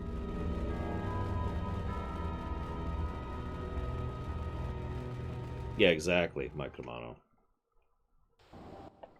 You are the Jedi I've heard reports of. Hi. And I am Azkul, leader of the mercenaries. It's the third guy I've killed who was talking to me while I lightsaber them. So you're gonna attack Kunda? That is correct. And I want you to help me. You want what? According to my reports, I have 4 times as many soldiers as the militia, and I'm committed to taking Kunda. It is inevitable that I will succeed. If you wish to avoid my men eradicating the people of Dantooine, you will make it easier for me to take Kunda. Of course, I will pay well for your services. No. You'd better reconsider. I can't have a Jedi interfering with my plans. There is a considerable bounty on your kind that I will collect on unless you're working for me. No. I applaud your conviction. A lesser person might have deceived these brutes to avoid battle. Men, I trust you can handle this Jedi. No. They really can't. Influence gained, Handmaiden. Yay!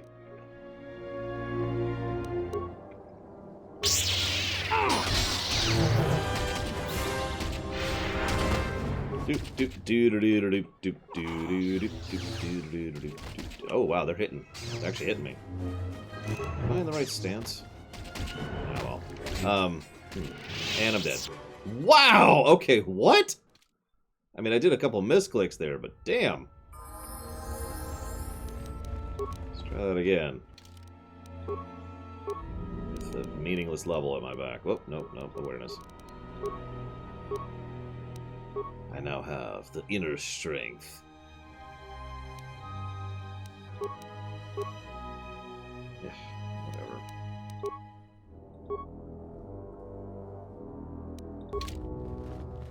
I am legitimately astonished at how quickly they killed me. But then again, this is a D20, D&D 3rd edition based system. So I'm guessing that was just a really bad series of rolls. Like I said, I screwed up the initial thing. You are the blah blah blah blah blah. Blah blah blah blah blah. Blah blah blah blah blah. Blah blah blah blah. Blah blah blah blah. I trust you can handle this Jedi. I mean, seriously, it's 6 guys with swords. How are they beating me? Whatever. I mean, other than the fact that it keeps resetting my thing to the wrong thing every single time I zone, which is really irritating. God, they have a high to hit, though. Look at that.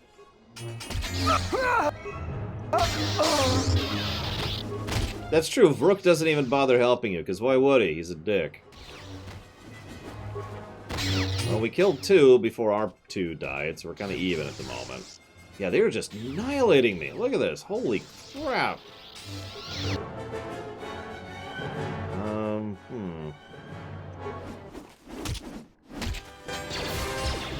There we go. We're just gonna kite for a little bit here. Gonna pull the old trick. There I go. Or that. Wow! What the crap? Holy God. Okay. Take 3. You are blah blah blah blah blah blah blah blah blah blah blah blah blah blah. Men, I trust you can handle this Jedi.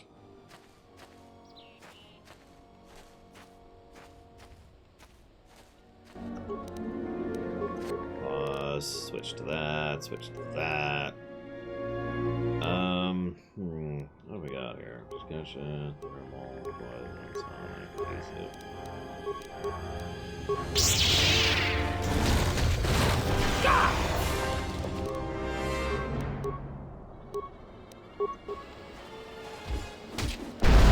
Yeah, for some reason they're just massacring me.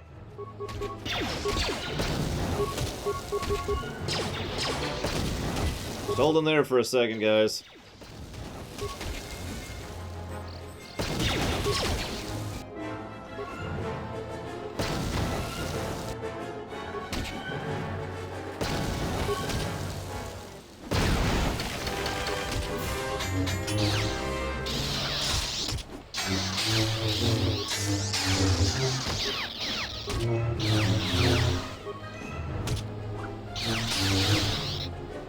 Jesus.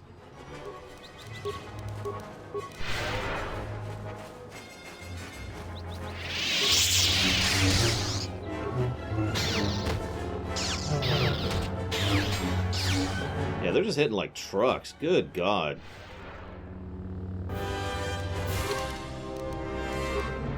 I'm curious of something. Hang on a second.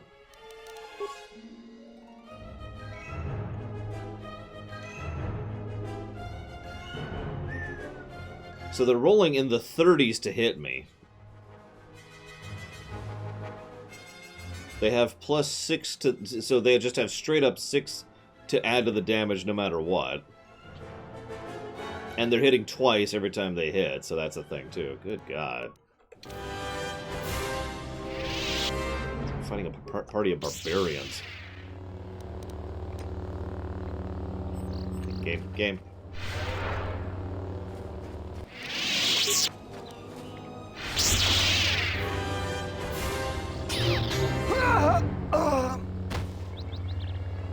I'm curious why you think that, Uthor.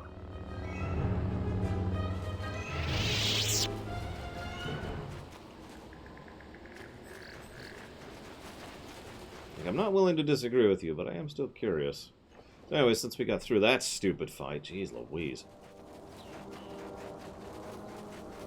Can I turn you into a Jedi yet? God. Yeah, my DC is only 27. Which is sad, but there it is.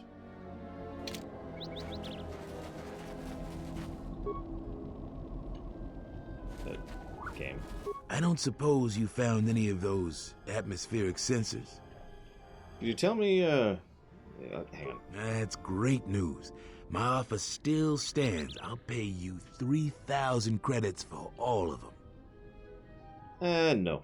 If you must, but I'd really like to buy them off of you. They're important. Come back if you change your mind. Yes, General? Don't call me that. Actually, I don't mind that one. Yes?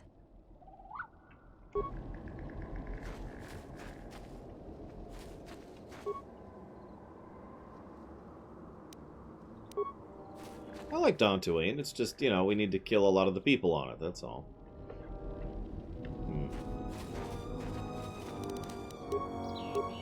I mean, that's easy, right?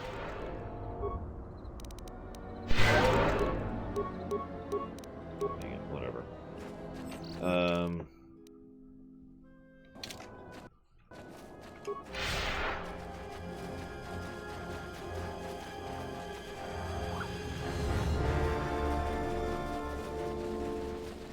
Alderaan. I'm not a fan of bugs, Consul Hot. That's actually true, Mike Romano. That is 100%. I'd prefer General of those three. Here, just for you, Laura Loaded. There she is.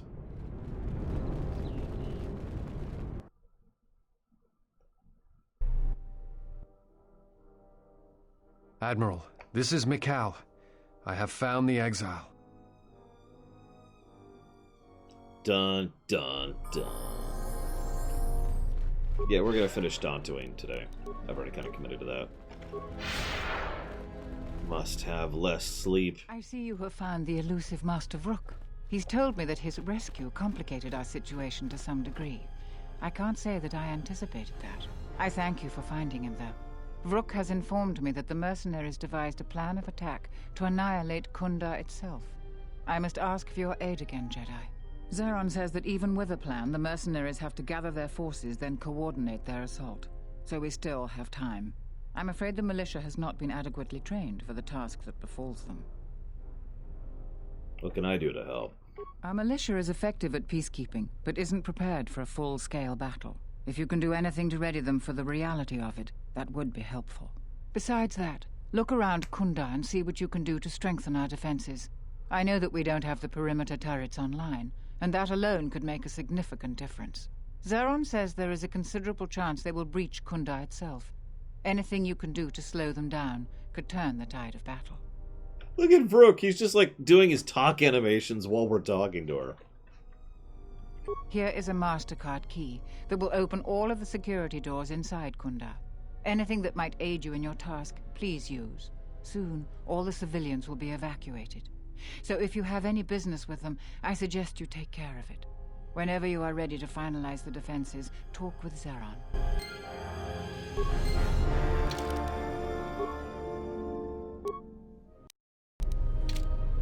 For the record, if I had to pick one beatific planet to retire on in Star Wars, it'd be Naboo.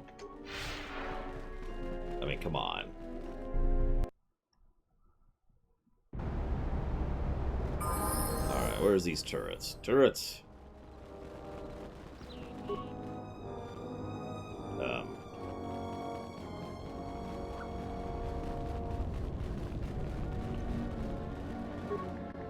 dang it. Oh, she never shuts up.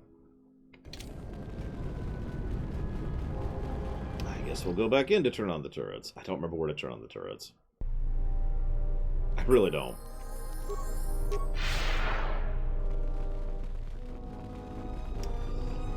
Is there a thing here that says...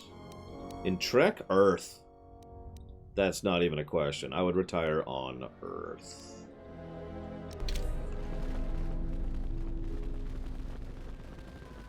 Listen, Otherlore, you can live in real life or in Earth on Star Trek. I mean, come on. It's not even a question. If you say otherwise, then you're lying to yourself. You can lie to yourself all you want, Otherlore. But you can't lie to me.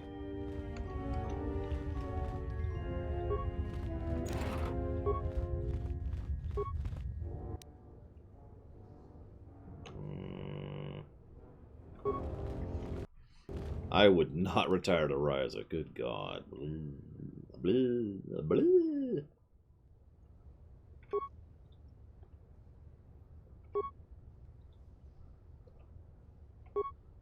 Oh, for God's sakes. Let's reload that. I need those spikes.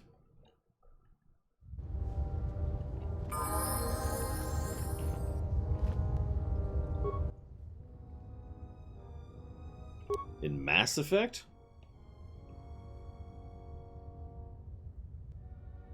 I have no idea.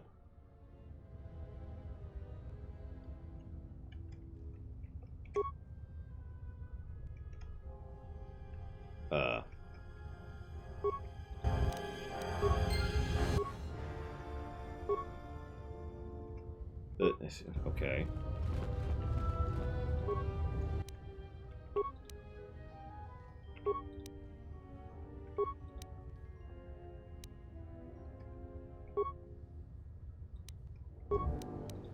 Fine. Christ, whatever.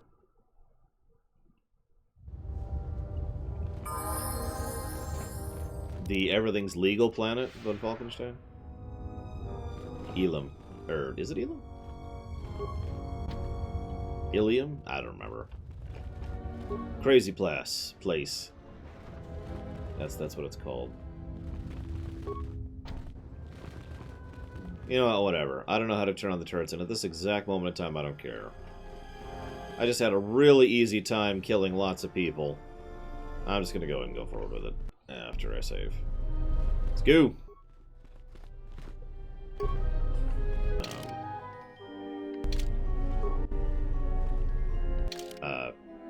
What?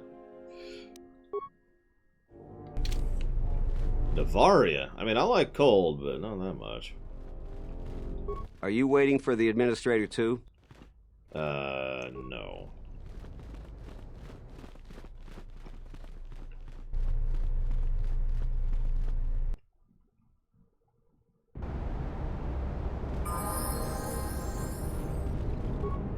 You'll find little welcome here.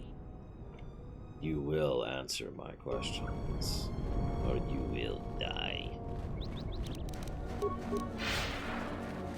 Okay, this is irritating me. I want to do this one last battle so I could, stop streaming and cut off for the day. And I can't figure out how to trigger the battle. And the quest log isn't helping me. It just says, go do stuff to figure out setting up the place. And it's like, okay. Well, I don't have the repair or the spikes to modify the droids any. The mines are already up, and I can't seem to figure out how to turn on the turrets.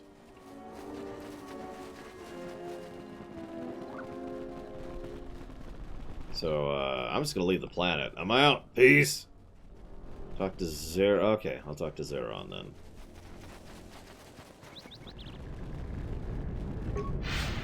See what he has to say. Dom Yoda is filled with the Force is mind.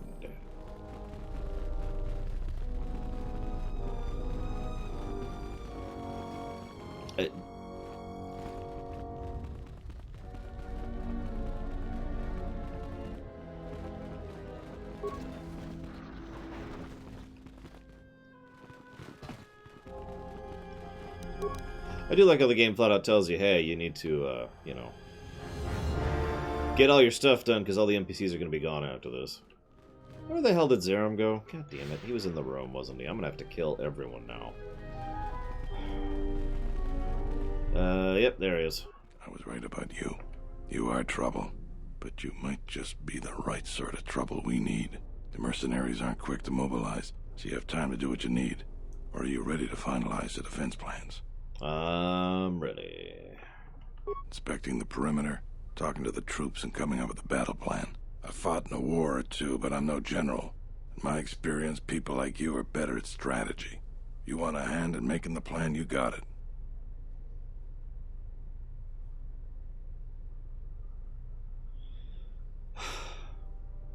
Got it. When you're ready, come back and we can... To be continued tomorrow.